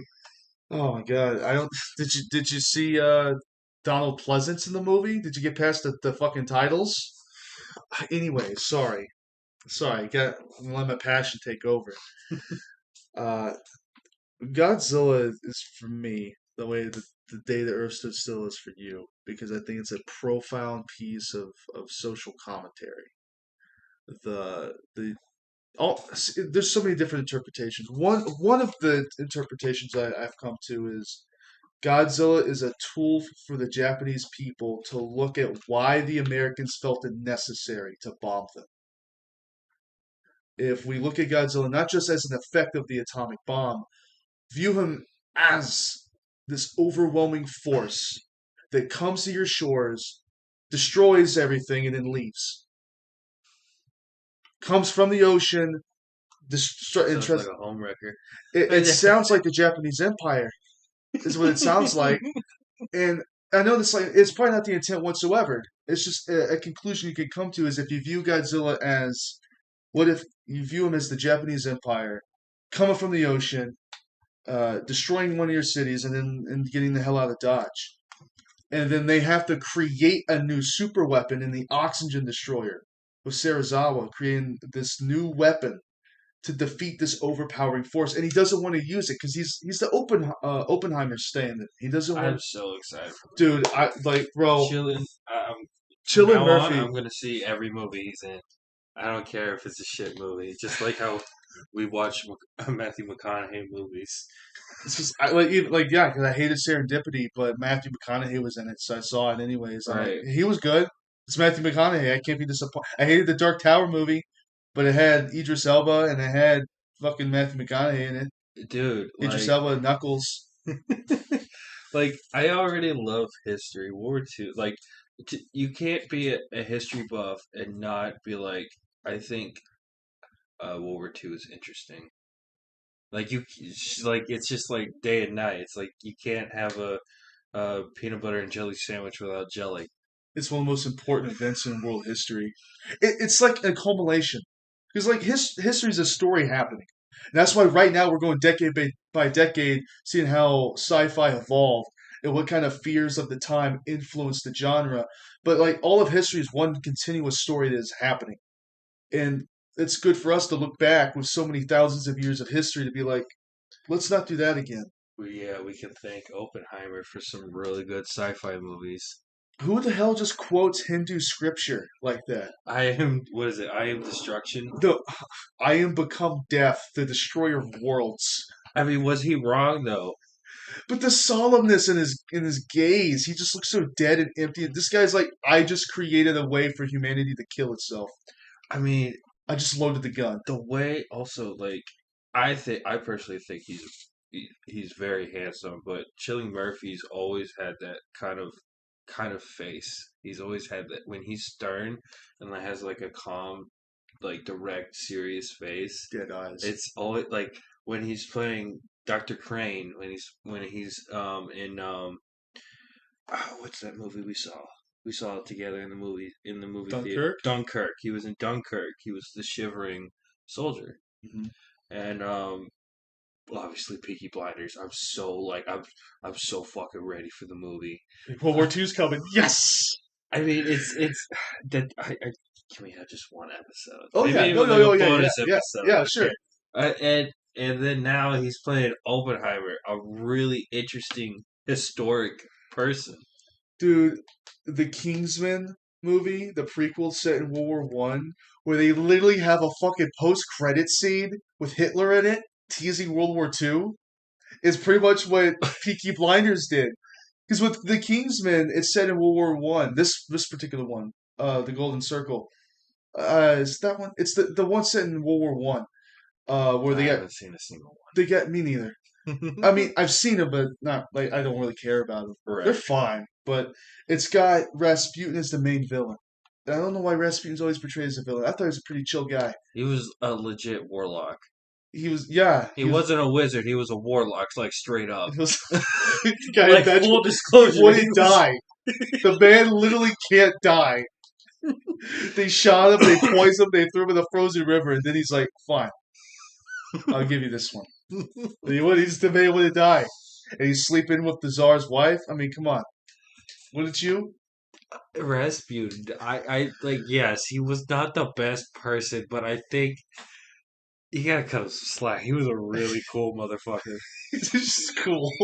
All the Kind of shit he like was the able to same do. way you see like Jesse James and stuff. Like they were brutal fucking cowboys out there, but We talked about Rasputin that. though. We talked, especially with Jesse James, we talked about how like some people were like, "Oh, this is so cool that we're getting robbed. We're getting mugged by Jesse James at gunpoint. Yeah.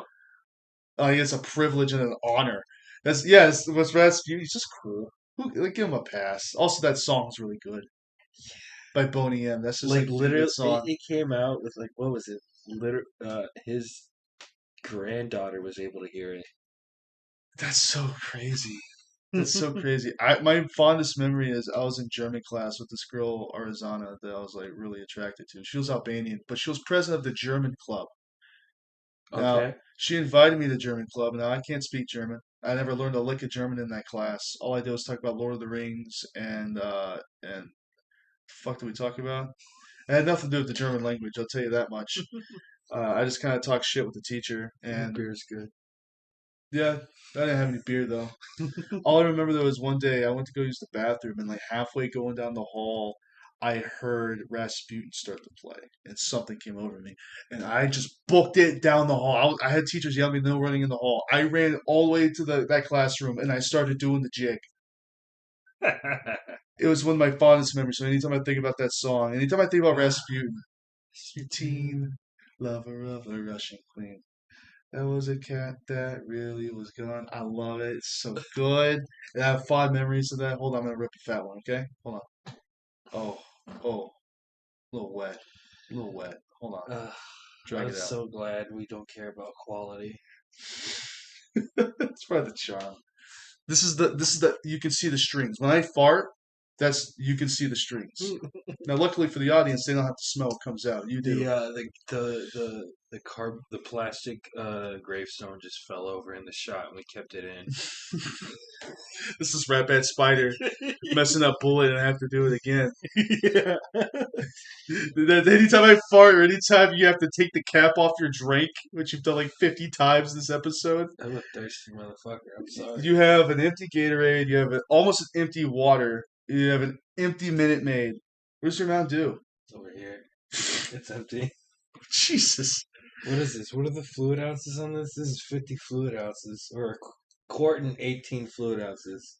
I'm almost done with it, and I haven't peed yet. I filled it all the way up to the top, too. Yeah. But yeah, talking's hard work, I guess. Yeah. Look at my dude. This is since the beginning. Yeah. The dude hasn't even reached the Mountain Dew logo in the bottle.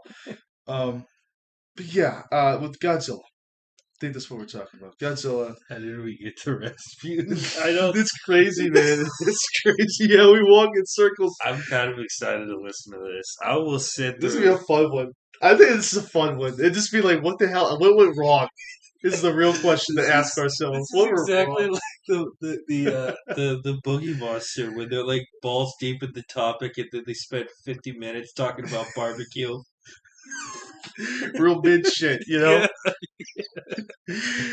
Oh my god. I love anytime James invites me over for barbecue, I'm sitting there like watching him cook with my arms crossed, being like, you gotta flip it. Oh yeah? Oh shit. I'll be like, yeah, I think it's ready to be flipped. And he'll look at me, he's like, you think it's ready? I'm like, yeah, I think it's ready. We both don't know what the fuck we're doing.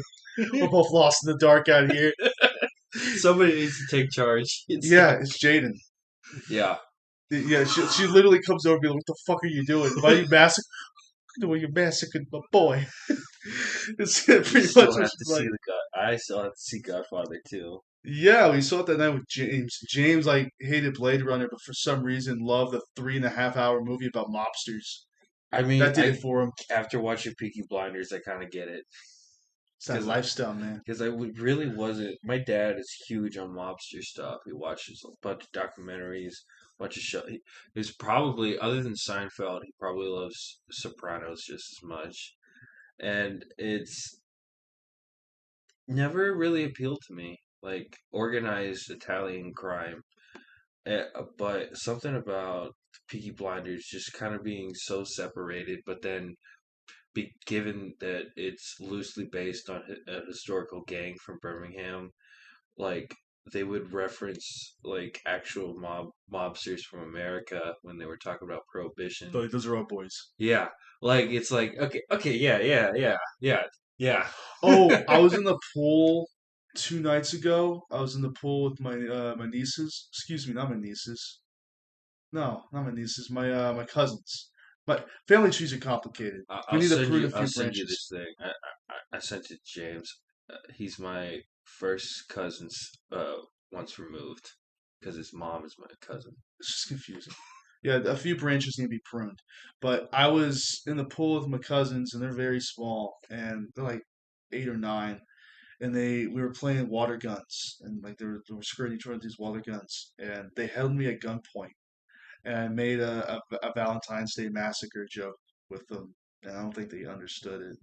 I don't think they know who Al Capone is, but they had me against the wall of the pool, and they held the guns up to me. I'm like, and it was like a Family Guy cutaway. I'm like, this really reminds me of the Valentine's Day massacre. God. And then they just let loose and like squirt me with water. And the whole time I'm thinking, they don't know what the fuck I just said. They don't know. They don't know what They don't what I'm know. talking. They don't know. They don't know. Like Al Capone, Bugsy, they're all my favorites. I love Babyface. Babyface is in Brother Where Art Thou Hmm. with Robert Johnson. That's such a good movie We're just, too. wow, we're just wrapping it all together. Yeah. It's almost like everything's tied together and the history is interwoven. Histories. Why? What? We could have just said movies, history, and music, but we like the alliteration. Yeah, I mean history and there's history to everything. Hmm. Like I was watching that Chris Chan iceberg. I really think when I touch Chris Chan's medallion, I think I may have broken some spell or some of them because I think it was like immediately after that they released him. You're Remember? right. They released Yeah. him from prison like a week after I touched the medallion. I think I broke some spell. I summoned him. I'm sorry. This is my fault. You can blame me. Please don't. Please don't blame him. We have stuff planned. I'm It's kind of sorry. like how I look at I don't know. I apologize if this comes off as rude or offensive, but that's kind of how I see the Rapture. I'm like, don't happen, man. I know my time is coming, but don't cut it short because I got stuff. I got stuff to do. I got Want to plans. hear something funny about that? Very apparent at this point where I stand in my faith. The rapture's shit. That doesn't happen. I've read it. It doesn't happen. Not even in the book it's supposed to be in. The rapture doesn't happen. Literally, all it says is in a field where once there was two people standing, there will then be one. That's pretty clear that half the world's population is going to die. Thanos. It's. I just don't think it's a Thanos snap. I don't. All it says is there will be two people, and then there will not be two people. That's not saying that the rapture is going to happen. Besides, I think it's better to test people's faith to leave everyone here. Weed them out. We'll see who the real goofy goober is after that. Speaking of goofy goobers, I'd like to start the '60s with Astro Zombies. Sure. It's a silly fucking movie, man. They have this like Asian vampira in it, and it She's hot. is so good. I'll give you that. Yeah, The machete wielding zombie. So they're Astro zombies, but they're they're not not. zombies. They're not They're zombies. aliens. Are they? We learned that from the sequels. I, that's not fair. Because they're even somehow worse. The song Astro Zombies, and you can trust me because I know how It's to better. play it, is better than the original movie that it's based off of. The Misfits Astro Zombies is so much better. So much better. There's more production in the Misfit song than the movie it derived from. Oh, most of the movies, like, if we're gonna be real, like Die Monster Die. So there's like this. Okay, so 60s is Jet Age. Yeah, There's a particular style. So if you've seen Venture Brothers, like you know the kind of style they Johnny go for. Quest. Johnny Quest. I told my mother, I'm like, hey, you remember Johnny Quest? Because we are talking about old cartoons. She was talking about Shmoo. Okay, so to round it back, there's a lot of jumping around here. Remember I was talking about Wander Over Yonder? Yeah. So I was watching an episode earlier, and I'm like, if you had the power to resurrect one cartoon, what would it be? And of course, Adventure Time is my favorite of all time, and there's so many other greats, but I think Wander Over Yonder was cut so short. Its time was cut so short, and the higher ups of the higher ups of the higher ups at Disney just completely just cut that show down before it really had a chance to grow. At least the third season, like at least with Alex Hirsch and Gravity Falls, it ended on the on Alex's terms. Yeah. Like he wanted the show to end on a high note. It ended perfectly where it was supposed to, but Wander Over Yonder was in the middle of a story, or at least had plans for a third season, and it got cut short. So that would be the show I resurrected. Real quick, if you could choose, what would that be? Cartoon. I kind of already got one with Ren and Stimpy, and I saw where that went. Like, even with the original creator, too. But I really think the issue with it is that there's two issues. Billy West was not there, and that they didn't have an envelope to push anymore. They could just do whatever they wanted. It's not as funny. No, It's not as it's funny. still pretty fucking good, especially the Fire Dog sequel. Yeah, That's a really good one. Um, but probably the Flapjack. That's my choice. that was mine for the longest time. It's either a toss up between Misadventures of Flapjack, because I love those Okay. characters. Also, I think it ended perfectly, and I don't want it, but I just want to see the characters again over the garden wall. That could have a sequel. It ended so perfectly. That's like the best ending to a series that I've ever seen. Well, it could be like Narnia. You know, it's like they come back to the real world, but like the allure draws them back in. It's like these characters that they just love him so much and they want to see him again. Something like that. It could work. I think Flapjack works better in terms of this exercise. Yeah, it's a toss up for me between Flapjack and Wander Over Yonder. Just again, they didn't really didn't have a chance to sprout. They didn't have enough seasons for us to get tired of it. Hmm. Um, and the reason I bring that up is I was doing this exercise with my mother. And like, hey, what about Johnny Quest? Because she said Shmoo. Do you remember Shmoo? Exactly. She wanted to bring back Shmoo. No one gives a shit about Shmoo. And I asked her like about Johnny Quest, and she's like, "What's that?" She doesn't even remember Johnny Quest. And Johnny Quest and those kind of cartoons perfectly encapsulate like Jet Age, like 60s. It's all adventure mysteries. We see this with Scooby Doo. We see this with other stuff of the age. Astro Zombies has the same feeling. It's like an adventure mystery, just without the budget or the charm. But it does have the Astro Zombies. Yeah, like they are in the movie, unlike Rat Bat Spider. It's barely there. Yeah, At least we have Astro Zombies. Well, like maybe three three, yeah. at most. Uh, Jetsons. I know it's not like um movies, but I did talk about the felt, so I think it's fair to say Jetsons is a good example of the jet age with the Quite Jetsons. literally, yeah. I like the theory that they're just above the Flintstones. I like that one It's too. Yeah. Metropolis. It's Metropolis. That's what it is. Yeah, all the poor cavemen on the ground below. All the fancy rich folk. Like he's so like think about that. He had a robot made. You don't think he did anything with that thing? There's no way he didn't. I just whatever, man. I don't think. Oh, what was Mr. Spacely was his boss, right? I think so. Yeah. Mr. Spacely. Yeah, he's just He's just J. Jonah Jameson. yeah. That's all. He's almost the exact same voice. Parker. Even in the Devil Bat, I think I made that joke that that guy sounded like him too. It's almost like he's a stereotype. Yeah. Almost. But yeah, so like the Jet Age is coming along, and there's this all these movies have this sense of like adventure and mystery and intrigue, but it's also during the hippie movement, and but also not just that. The This, Doors. I mean, yeah, the Doors also. That's probably more important than the next thing I'm going to say, because if the Industrial Revolution has been disastrous for mankind, you know what else has been? The sexual revolution. Yeah. Hmm.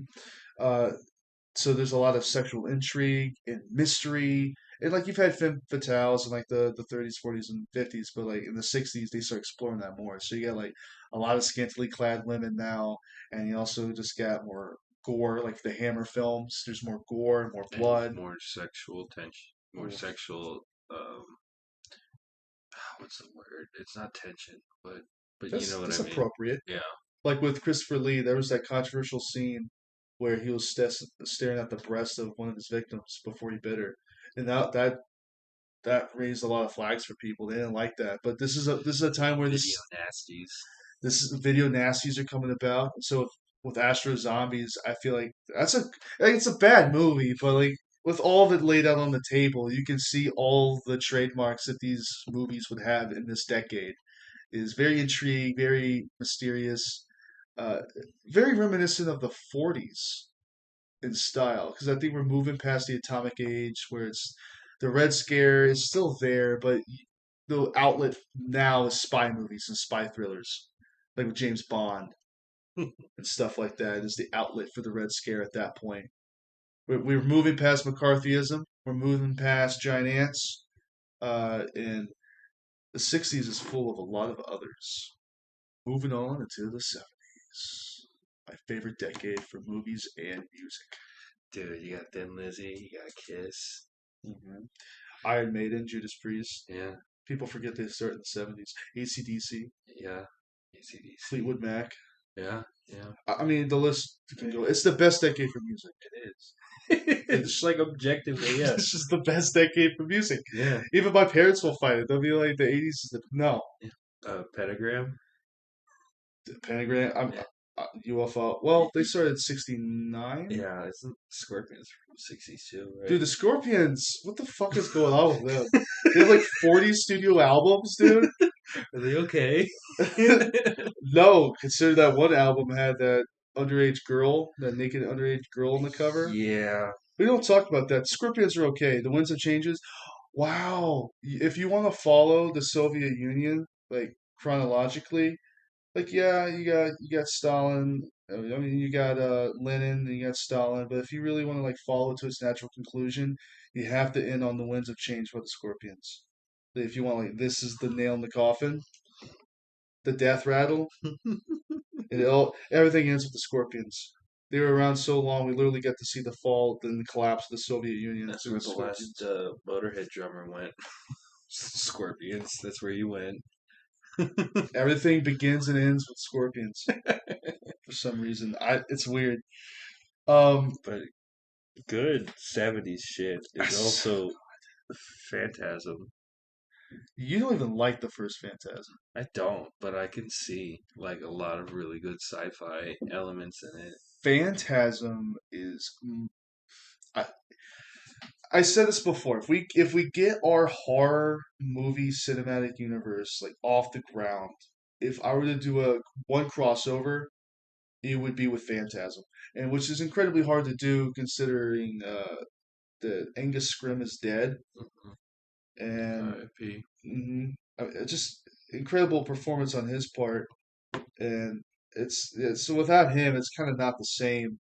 But uh, the whole concept of resurrecting the dead, it's kind of like Astro Zombies, right? Yeah, Like, so you got this otherworldly being coming down and raising the dead to be slaves on this far-flung world that we never see. We never really see. We get like Plan glimpses. 9. But yeah, well that's a little different. That's a little but yeah, it's like Plan 9 classic B movie stuff where these aliens come and they resurrect they have these little Jawa dudes. They come and That's a good way to put it. the, Yeah. the, the fucking Jawas, dude. In this morgue and they resurrect dead people. The first one's weird. It's a fucking weird, dreamy hmm It's a movie. fever dream of a fucking It, movie like if I've ever seen it. when you finish the movie, you're like, what did I just watch? Yeah, I There's called you. You call me about Phantasm, yeah. You're like, what did I just watch? I don't know. I love it. I don't know. Two is more action oriented. Three is three's okay. Four is okay. We get a lot more lore. Five, we don't talk about five. I didn't even get past one. Maybe this week if I. Well, We can't. I don't. We don't have time. I don't even think I could finish one of them in my shift. No, no. You will. You can. You can. With Phantasm, but hell, even in Phantasm, there's a reference to Frank Herbert's Dune, which is considered like the grandfather of modern sci-fi literature. And there's a bar that's named after Dune. It's a little cantina. It's great. I guess I missed that. Yeah, it's great. I've only watched it once. That's It been. It was last. Was it last year? No, it was. I watched it in 2021. it's been that long. Yeah, it's been about 2 years since I've seen it. Yeah, I mean, everyone says Frank Herbert's Dune is one of the greatest pieces of sci-fi literature, comparable to Tolkien's Lord of the Rings. But for me, Dune's okay. It's great and it's undeniable. But even its inclusion in Phantasms to show that it's left a mark on sci-fi and like yeah, a lot of people wrote Phantasm in with slashers. Like they'll put the tall man in there for some reason with slashers, but it's sci-fi through and through. It's like full-fledged aliens from another world resurrecting the dead as slaves to work on some far-flung colony for unknown purposes. The galactic conquest. I don't know. You want me to be honest, Chandler? Huh. The only reason why I had any interest in the new Dune series is because of Zendaya. I don't understand. I I don't grew personally get up. it. I grew up watching Shake It Up. Okay, and it's just a celebrity crush that's never left. But it's Personally, I was a Zack and Cody kind of guy. yeah. I was. I've never watched the episode of that show in my life. I don't know why I just said that. I watched the Sweet Life of Zach and Cody and the one where they're on the boat. I forget what it's called, but Dude, Wizards of Waverly Place was my fucking childhood.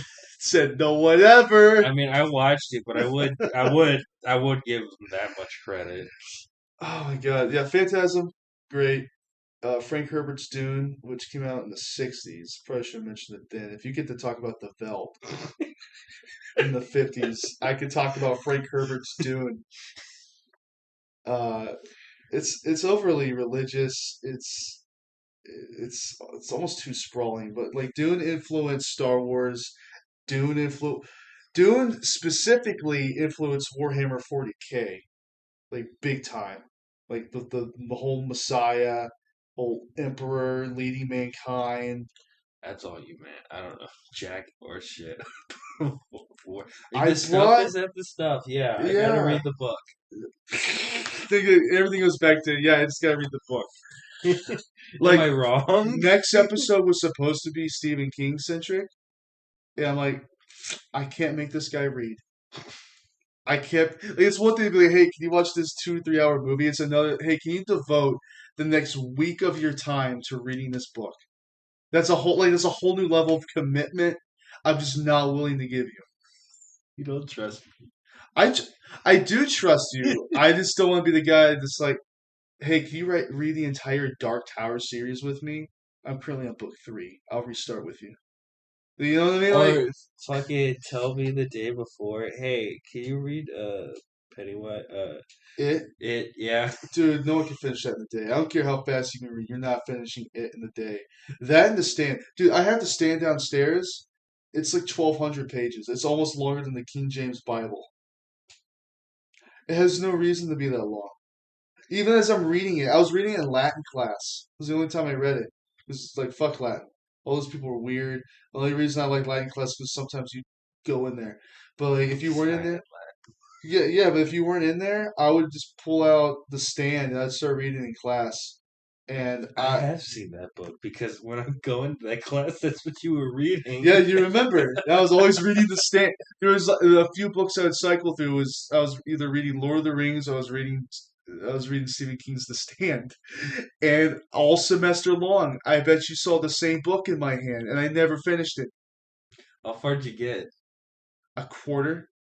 I was That's still impressive. I was like 500 pages or something. So maybe almost a little over halfway. That's pretty long. But then I could read Christopher Paolini's Inheritance Cycle. I read all 4 books in like a month. Some about dragons, man, it really does it for me. I was committed, but when it comes to the stand, I'm like, this is like it's entertaining and it's fun, but God, it feels like a slog.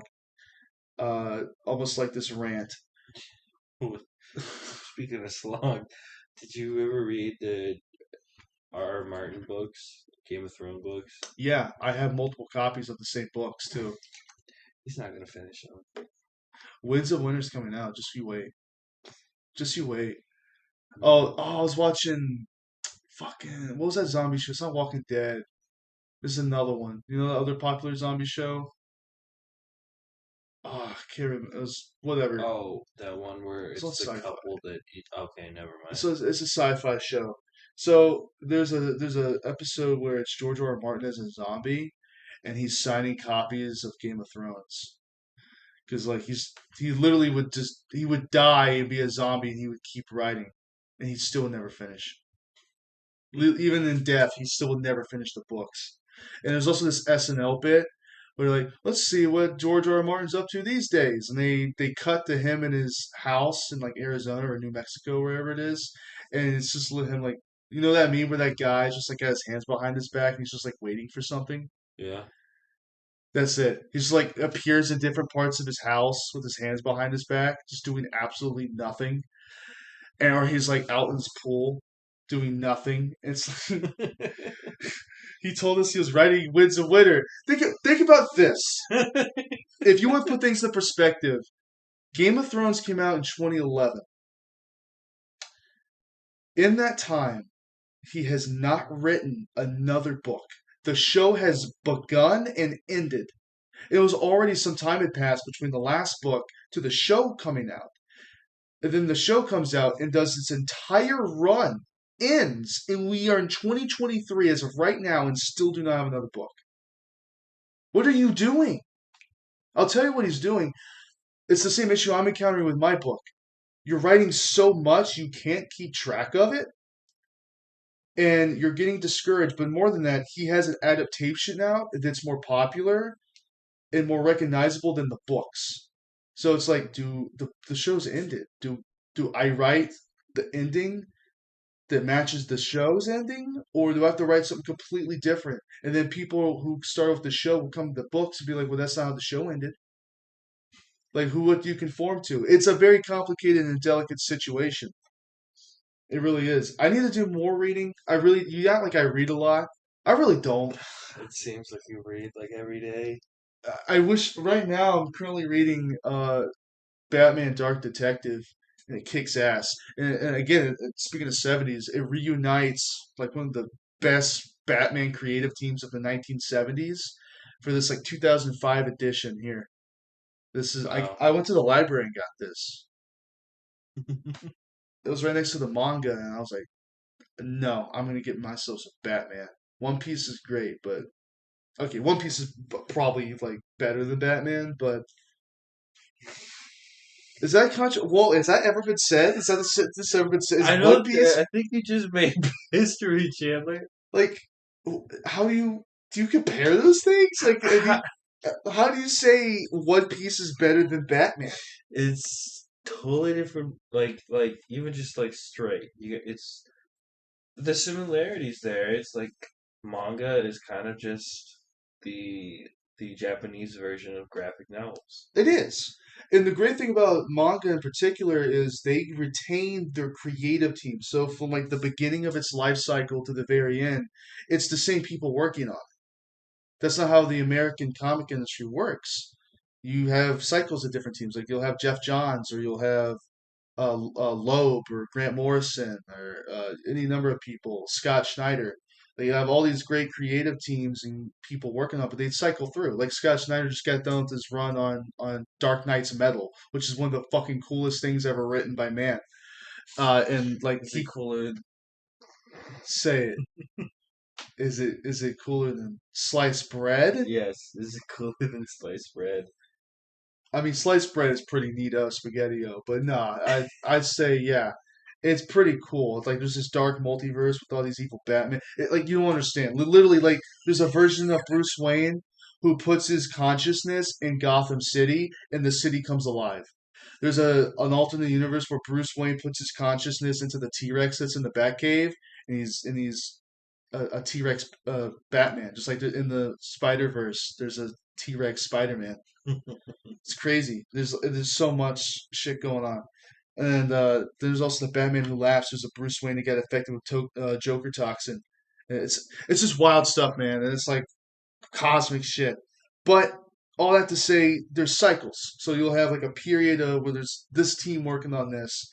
But manga doesn't work that way. Literally, we've had the same creative team working on the same guy working on One Piece, and he's just said not too long ago that yeah, the story hasn't really started yet. So over 20 years later, he's like, yeah, we're just getting started. This is like the prologue. But then what if like the actual story is only like 6 books? Exactly. I'd be terrified if like I couldn't work on a project like that because I'd be scared I'd die. Died before you finished? Yeah, like even with my book right now, I don't even know if I'm gonna finish all the stories I have to tell before I die, and I'm 23. I don't have enough I'm time. sorry. I don't have enough time. It's catching up to me, man. I don't have enough time. But yeah, '70s for sci-fi. What would you define it as? Because we have movies like Alien. We have the Fog, which is more fantasy. We have John Carpenter's The Thing. Like, How would you describe the '70s in horror? Competence. Describe. It really shifts from going from we're doing these low budget B movies and like a lot of them are I guess objectively hit or miss. You know, if it's got a really good solid story, it doesn't matter. But for most people, if it's a shitty movie, it's a shitty movie. But then in the 70s, you put like I think at the tail end of the 70s, but you get Alien, which is like I think in terms of comparing like the previous decades to coming to the 70s, that is just as a big of a jump as their technology. Um, Logan's Run. Hmm. Uh, you, Mad Max is debatable. We're undecided. Clockwork Orange is definitely sci-fi. Yes. Um, oh, Westworld, not the show, the original movie. Yeah. Dystopia. Yeah, where there's an AI, like it's virtual reality, where AI have taken over this. It's essentially a virtual reality theme park that's themed after the Wild West. That's sick. That's a I need to see that one. it's a 1970s film about AI. I mean, it's incredible, and it uses techniques and technology that was unprecedented for the time. I definitely recommend it. The show's pretty good too, and it even has Aaron Paul, Yeah. Jesse, always running back to Breaking Bad. I think he's in season 3 of the TV show. But the movie is underappreciated. It's just not. No one talks about it. Like everyone just talks about the show on HBO, but no, like the original movie is dealing with concepts that like no one had talked about before. But yeah, I like your idea of competence. They kind of just said, "Fuck it, we're gonna make a good ass movie. We're not just gonna be here and have fun. We're gonna work. We're gonna go, as I say, hard in the paint to make this a scary sci-fi monster movie, Do or just have obscene concepts that are like for Clockwork Orange, how you said, not a descent in a dis it is I guess a descent from like having civilization, but a descent from having morals. yeah, because the original author said that the story an apocalyptic story. And the apocalypse in that story isn't like society crumbling. It's literally just the moral fabric is gone. There's no moral codes anymore. And and then with the 70s, the way I would describe it is moving from the sexual revolution, moving from the empowerment age, and people feel more free to express themselves. Moving to the 70s, it's like, let's just go all out. Like, we're free. We won. You know, Right. we gained a lot of freedom to express ourselves. And so, funnily enough, it just seems that a lot of the expression is gratuitous violence and a lot of nudity. Like you get Texas Chainsaw Leatherface. Massacre, and you get the start of a lot of slasher movies. Like the first the first Friday the 13th movie was filmed in 1979 but released in 1980. Yeah. So the film technically takes place in 1979. It's a 79 film, just like Alien is, but Alien got released in 79 and Friday got released in 1980. Um, so I would say it's just defined by freedom of expression and showing the. This is the first decade where you can show the true depths of the human soul, true depravity on display here. Mean. Just yeah, a lot of grindhouse movies. And the funniest thing is, I was about to say Planet Terror, and I'm like, wait a minute. See, that's a compliment to the movie. Where I have to backpedal here and be like, no, Planet Terror isn't a '70s movie, but I thought it was for a second because it does that good of a job replicating the grindhouse aesthetic. It's just that good. Ready for the '80s? Yeah. I think there's an obvious one we can do, but I want to start with Chud. Okay, go ahead. Uh, it's one of the funnest sci-fi ones out there for the 80s because it's goofy, you know. Uh, just mutations of people and just like having already just set up to be almost like a different species of people.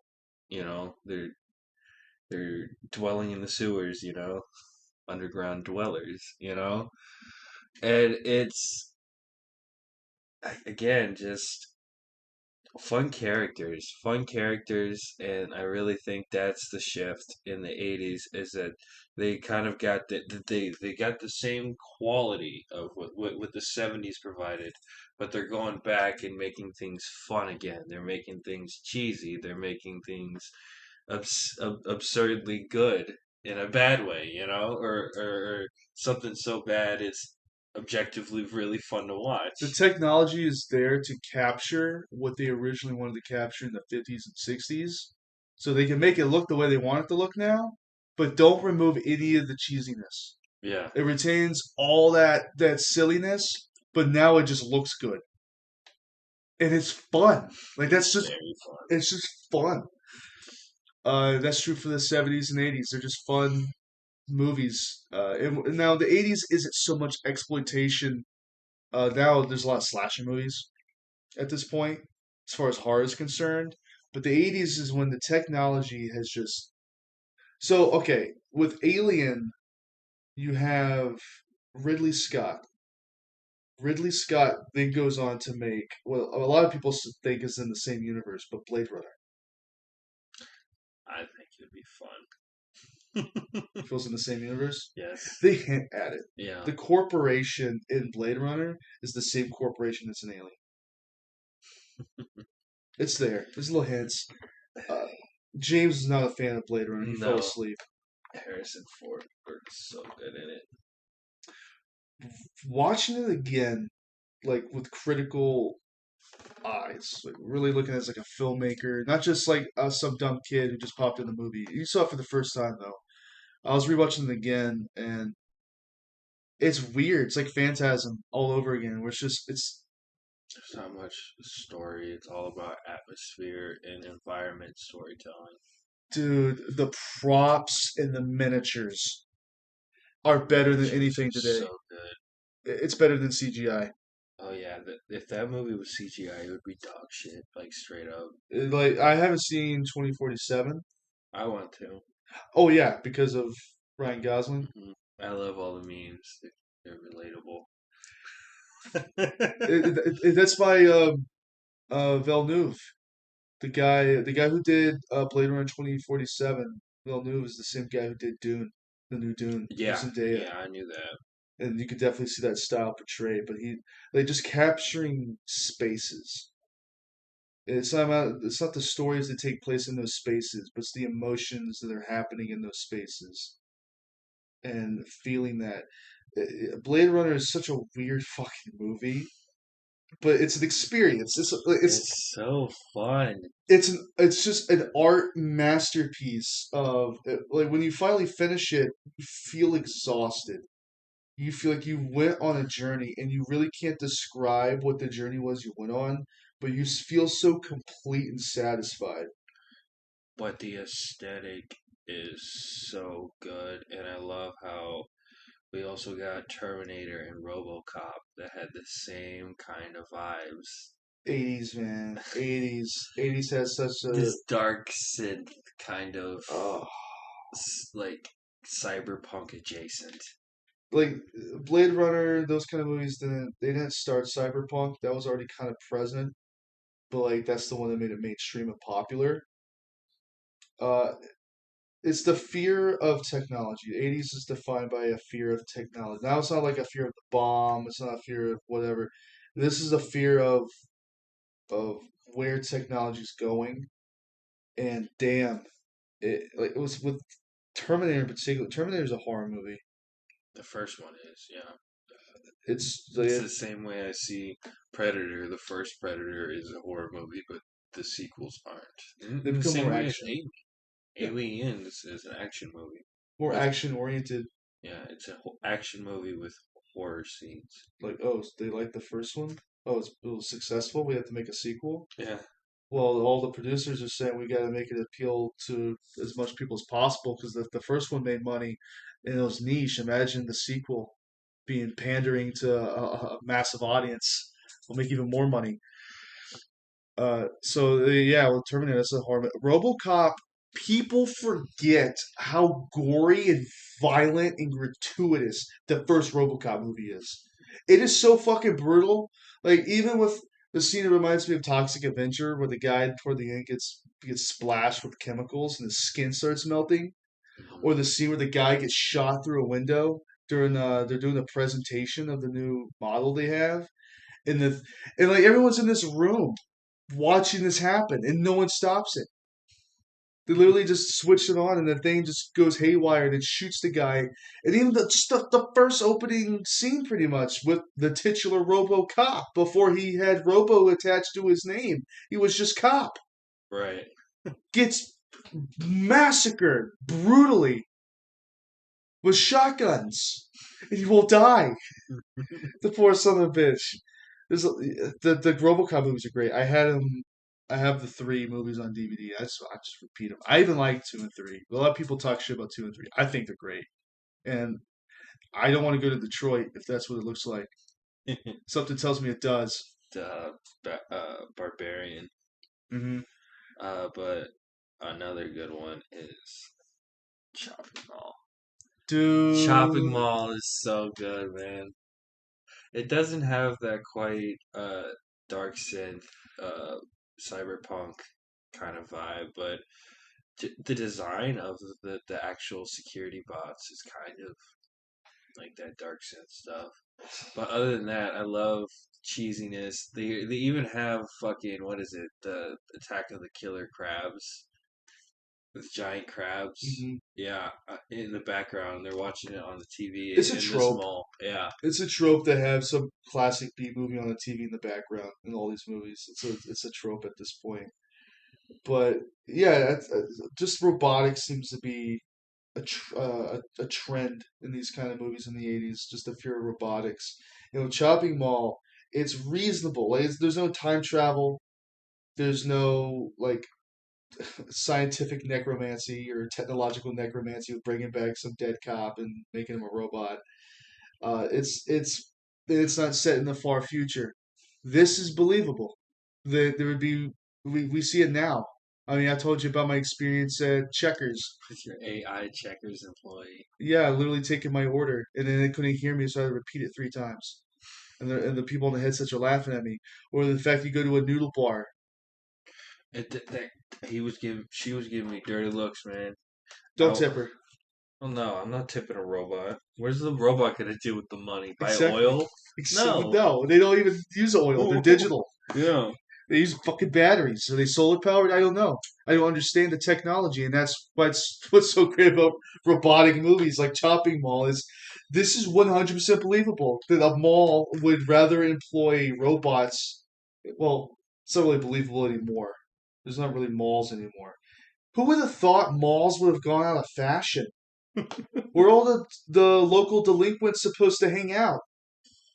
Fucking Checkers? No, there's robots there too. We can't escape it, man. Shifting away from technology, these two, I think, you can't talk about the 80s and not talk about these two if we're going to talk about sci-fi. Starting with The Stuff, which has one of, if not my favorite actor in it, Michael Monterey, the I guess investigator in it. Mhm. Yeah, he's every movie he's fucking in is just always good. Like his performance, always like even if it's like a character he plays, kind of like how Jim Carrey plays the same person. Um, you get character actors like that, but it's just always good. He's always so funny and mean. He has an eye for good scripts. That's what I attribute it to. I think he just knows a good script when he reads one. But yeah, he plays pretty much the same kind of character. Yeah, it's like he's so cocky, but he's so charming. So like even when he's being a dick, it's just like look at him go, And he's also really fucking funny too. I hope a lot of the comedy is improv because that would just That's the make it best even time. so much better. It's the best kind of comedy. But Killer Ice Cream, man, tell me about it, man. Killer Ice Cream. Hmm. It's like the '80s is trying to recap. Like you see this with movies like Back to the Future, which we talked about, but didn't really. It's But not horror it's not though. horror, and we're not really. We're just talking about sci-fi. It just so happens that a lot of sci-fi is horror because it's the fear of the future, the fear of what can be, what Yeah. we can prevent.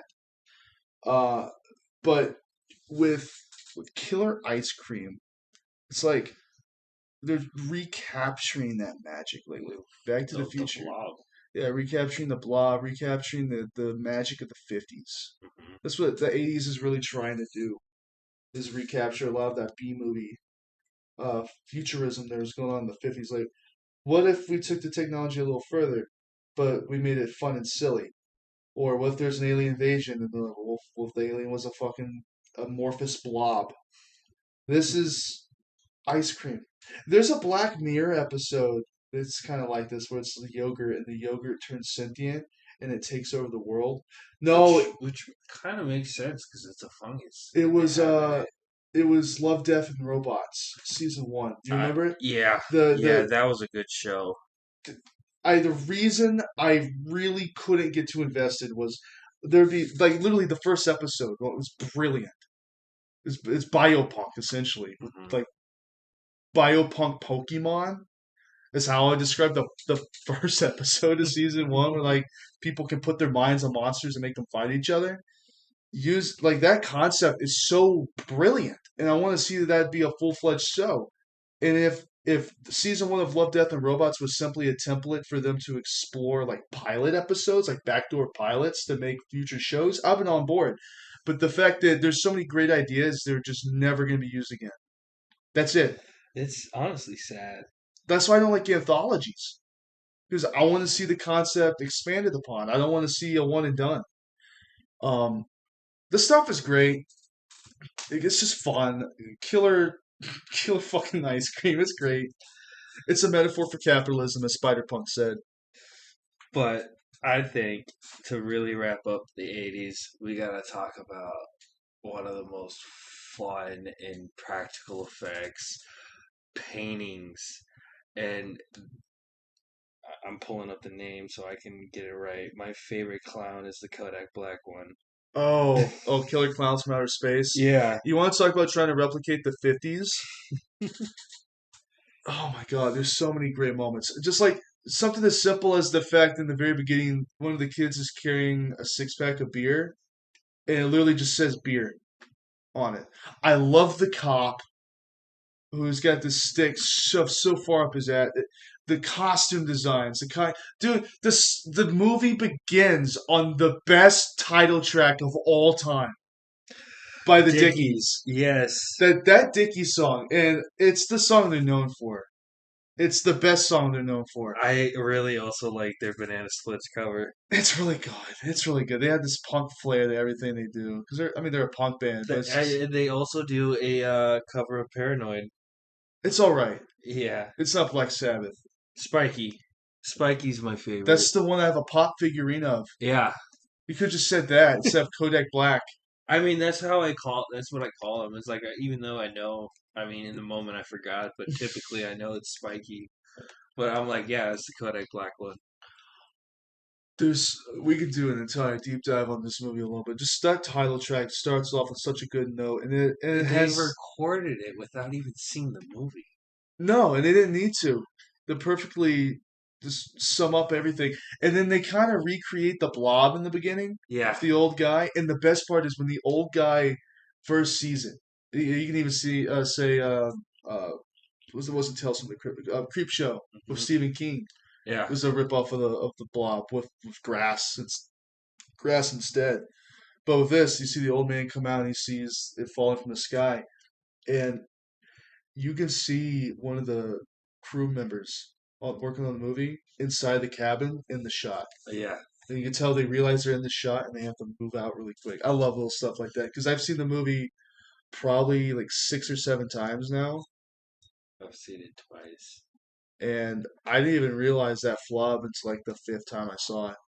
And that's why I like rewatching movies because it's an expression of love. And if you love something, you want to learn everything about it. I don't get tired of it. I keep finding new stuff to talk about every time I watch it. Do you remember when I watched? We watched it for me the first time.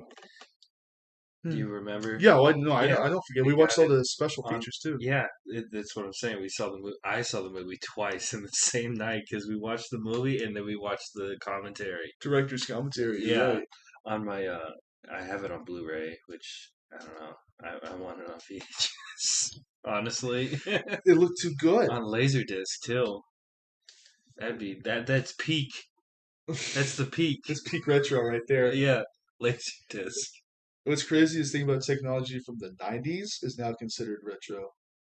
Yeah, Or hell, even vintage. it's over 30 years old or 20 years old. If it's over 20, it's retro. If it's over 30, it's vintage. That's how it goes. That's the saying. It's all nomenclature. It's however you want to label it. But yeah, that's weird to think. Killer Clowns is a fucking kick-ass This is a movie. really good movie, man. God, it's funny. There's so many weird moments that like in hindsight they're like, that didn't have to be in the script, but they wrote it anyways. The whole scene with Slug is so good. Uh, I know that's not where you got your name from though. No, that'd Or be a good story though, but that's not what it was. no, or even the two bumbling ice cream guys. They got some. Good for them, you know? I guess. I guess that's You good don't for like them. the clown girls? Not those.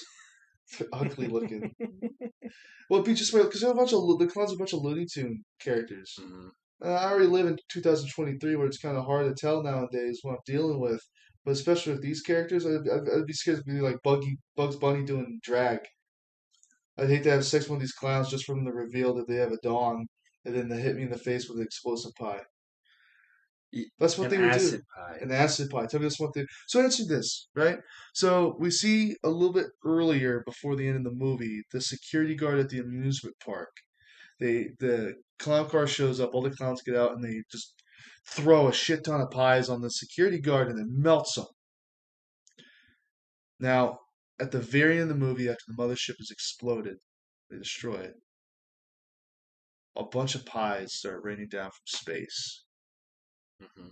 as like a final. They don't destroy the ship; it leaves, right? No, it does explode. Yeah, It okay. does explode. They like as a final fuck you, a bunch of these pies fall on our main characters. So my question to you is, do they die? I think they did. It's not a Okay, happy ending.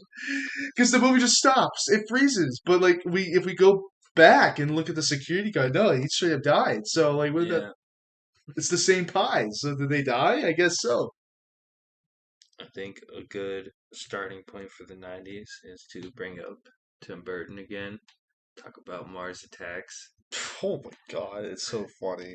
It's so fun. Like It is like Independence Day is great. Don't get me wrong. It's awesome, but Mars Attacks is like it's 50s B movie shit. It's great. mhm, mhm. He really knew. I mean, it's a really big understatement to say about any of his work, but he knew what he was doing.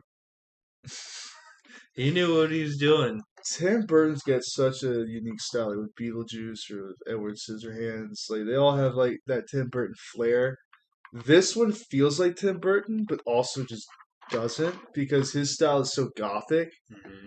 that you finally have him doing a sci-fi movie, and it's got his style of comedy. It really does, but it feels like a Tim Burton movie and also just doesn't. It's the outlier in all his movies. It's funny. Like the my favorite part is when the aliens show up. It kind of reminds me of Monsters versus Aliens. They're like, maybe they come in peace. You know, maybe they're not that bad. And immediately they chose war. Right out the gate, they woke up choosing violence without a second hesitation. Just start killing as many people as possible. I think a really good note to finish with, uh, at least Mars Attacks for me personally is I think that it's just my best statement on it is fun, but a really good fun fact is, do you know about dinosaur attacks? Is this a sequel? No, it was when the actual like it was a comic kind of a comic book series. Mars Attacks was originally a actual like second creation. after dinosaurs attack, and was kind of like in the style you get cards, trading cards that would when you got all of them, they told a story. And the original one was Dinosaurs Attacks, where it's this. It's so cool because like the actual concept that they wanted to go with it before it got canceled is that there's an actual dinosaur god that the dinosaurs worshipped and everything, and it's the dinosaurs come into modern time because of a scientist, and it has to deal with like government, like conspiracy. They wanted to see if they could they funded this space station to be able to manipulate time, and because they manipulated time, dinosaurs were able to slide through, kind of like if time was like the wormhole kind of theory. They were able to just walk through, and they were never able to really finish the idea because they got canceled. Like they were. What the hell? Yeah, and Mars Attacks was like that too, where you get trading cards and everything, and that's where it originally came from. This is the coolest sounding thing I've ever heard about. Where'd you learn this? I just something just came up in my YouTube says dinosaurs attack, and I was like, I want to watch something with dinosaurs. Dinosaurs? Yeah, and it was planned. A dinosaur attack movie was planned, and I believe they were choosing Tim Burton too for it. But the reason why they didn't produce it is because of how good Jurassic Park was. What an awesome segue. Is that the best segue of this episode? I think I patted myself on the back too many times. I'm like, ah, you like that? You like that transition? I give you the crown, sir. I was gonna talk some shit about, oh, I'm an avid country music enjoyer, but I like the way they shit on country music, and that's how it defeats the aliens. If I had no workaround in the dinosaurs, so holy crap! You I didn't know about dinosaurs attack? This is the first bit of information this entire episode where I'm like, I didn't know that. Wow. Okay. I didn't know If I this. could find the video again, I'll send it to you because it was like fully in depth, and I think it was about around 45 minutes, and it's really in depth. They also had a crossover for the 2016 17. They released a trading card series and a comic book of Mars Dinosaurs Attack, and it's a crossover, and the Martians are time travelers now that ride dinosaurs and utilize them for transport So Ark and Survival. yeah, yeah, and it's insane, man. It's towards the end of the video, but like he does frequently mention Mars attacks At, because at first, I was convinced you were talking about some bootleg version of We're Back. You know, the animated film with the dinosaurs coming back. yeah. I thought you were talking about that one, but I'm like, I don't remember the dinosaur god bit. That was the only thing throwing a wrench in my idea. I'm like, well, maybe he's watching some like Indian bootleg version where there's a dinosaur god, and we're back. No, it's a legitimate thing, man. I didn't like this is the first thing where I'm like, because maybe I knew it, but in my advanced age, I just don't remember Yeah, I got that problem too. the Before onset. we forget, Jurassic Jurassic Park. Park is a horror movie. Yeah, It, don't let anybody else tell you it's otherwise. a it. I would describe '90s as the biopunk age. Hmm, that's a good choice, yeah.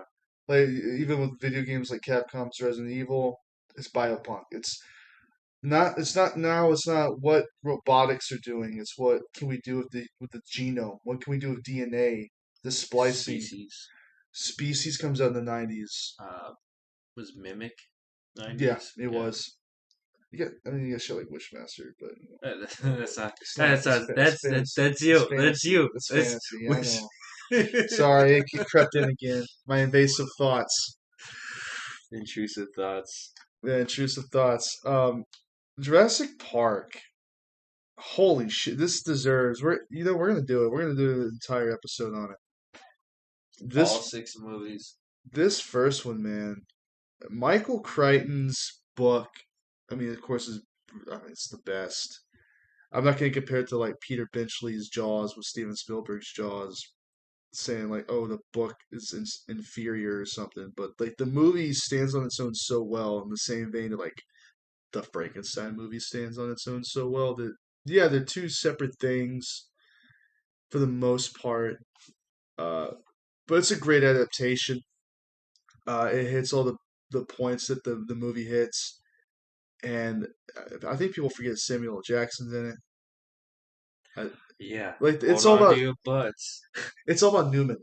Yeah, Newman steals the show with the canister. He's trying to hide DNA in it to sell. and It's just until you fucking told me the guy that gives him the shaving cream is the main villain in the last of the trilogy. it's a deep cut. Yeah, I really enjoyed it. It wasn't like bringing Palpatine back, I you mean, like, know? yeah, what was this guy? Because this guy was clearly up to something in the Right. first movie. And he's never mentioned again. What did he want that DNA for? Like, Jurassic World.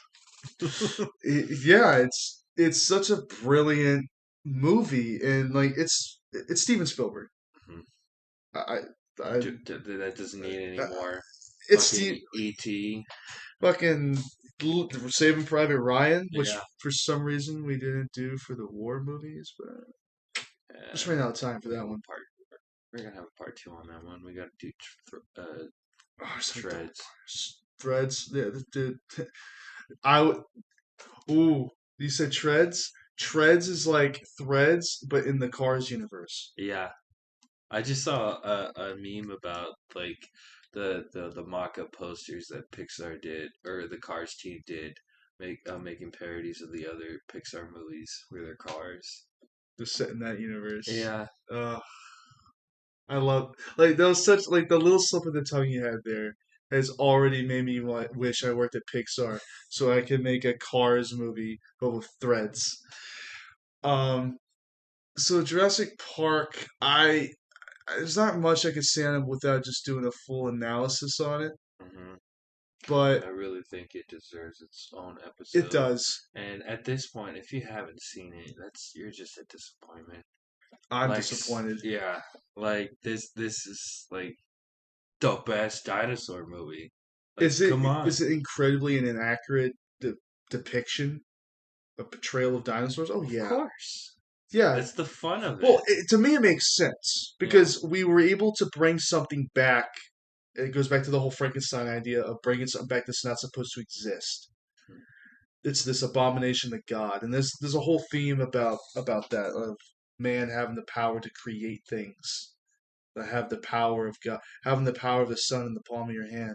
You know, that type of shit. Like you have all this power of creation, and this is what you do with it. For capital greed, you build a theme park of dinosaurs. That's what you do. That's what you decide to do.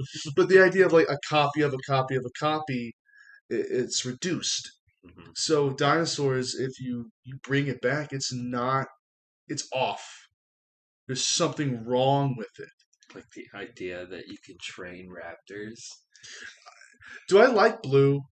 Yeah, I think it's cute that they have like a little mascot character for the Jurassic World movies, but that's not what this first movie is. This first movie is we fucked up. This was not supposed to happen. This is a cosmic fluke. This is an abomination against God and nature. It's a big pile of shit. There was a big pile of shit. Triceratops shit, man. Did you know that scene was longer in the like in the cut version? There's a hmm lost scene out there where the shit scene's longer. Why? There's more shit. There's literally more shit and it's longer. I don't Yeah, know. I think I've seen it. The other two paleontologists start digging and poop.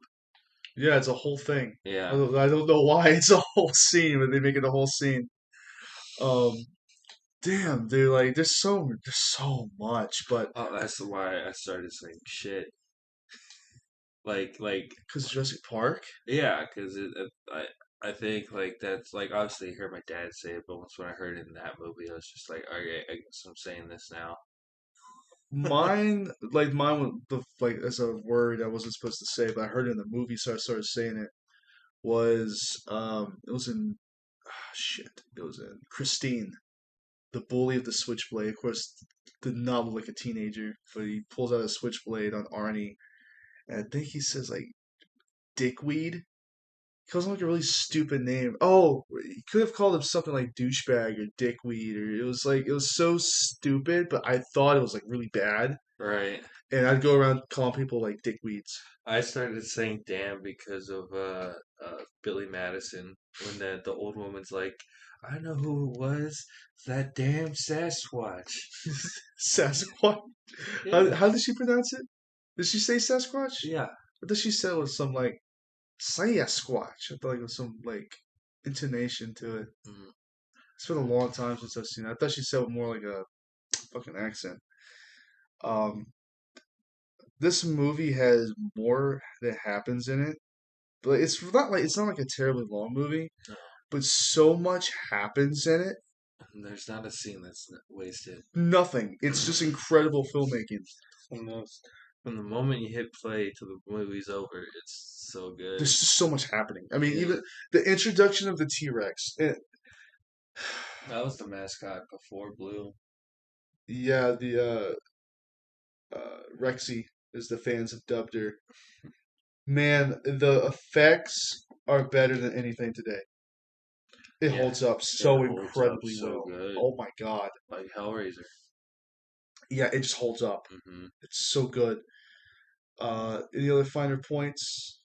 I'm surprised Steven Spielberg didn't learn about making shit really waterproof after doing Jaws. How many times in the rain scene that the T Rex would just break down? They never learn.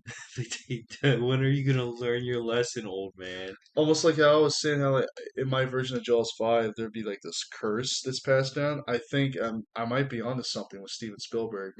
I just don't think he should handle animatronics. This, I bet you he got approached by Universal Pictures to do the Five Nights at Freddy's movie. He's like, I'm not doing that shit again. I'm not doing that again. You can't bring me back. You won't do that. You won't touch it.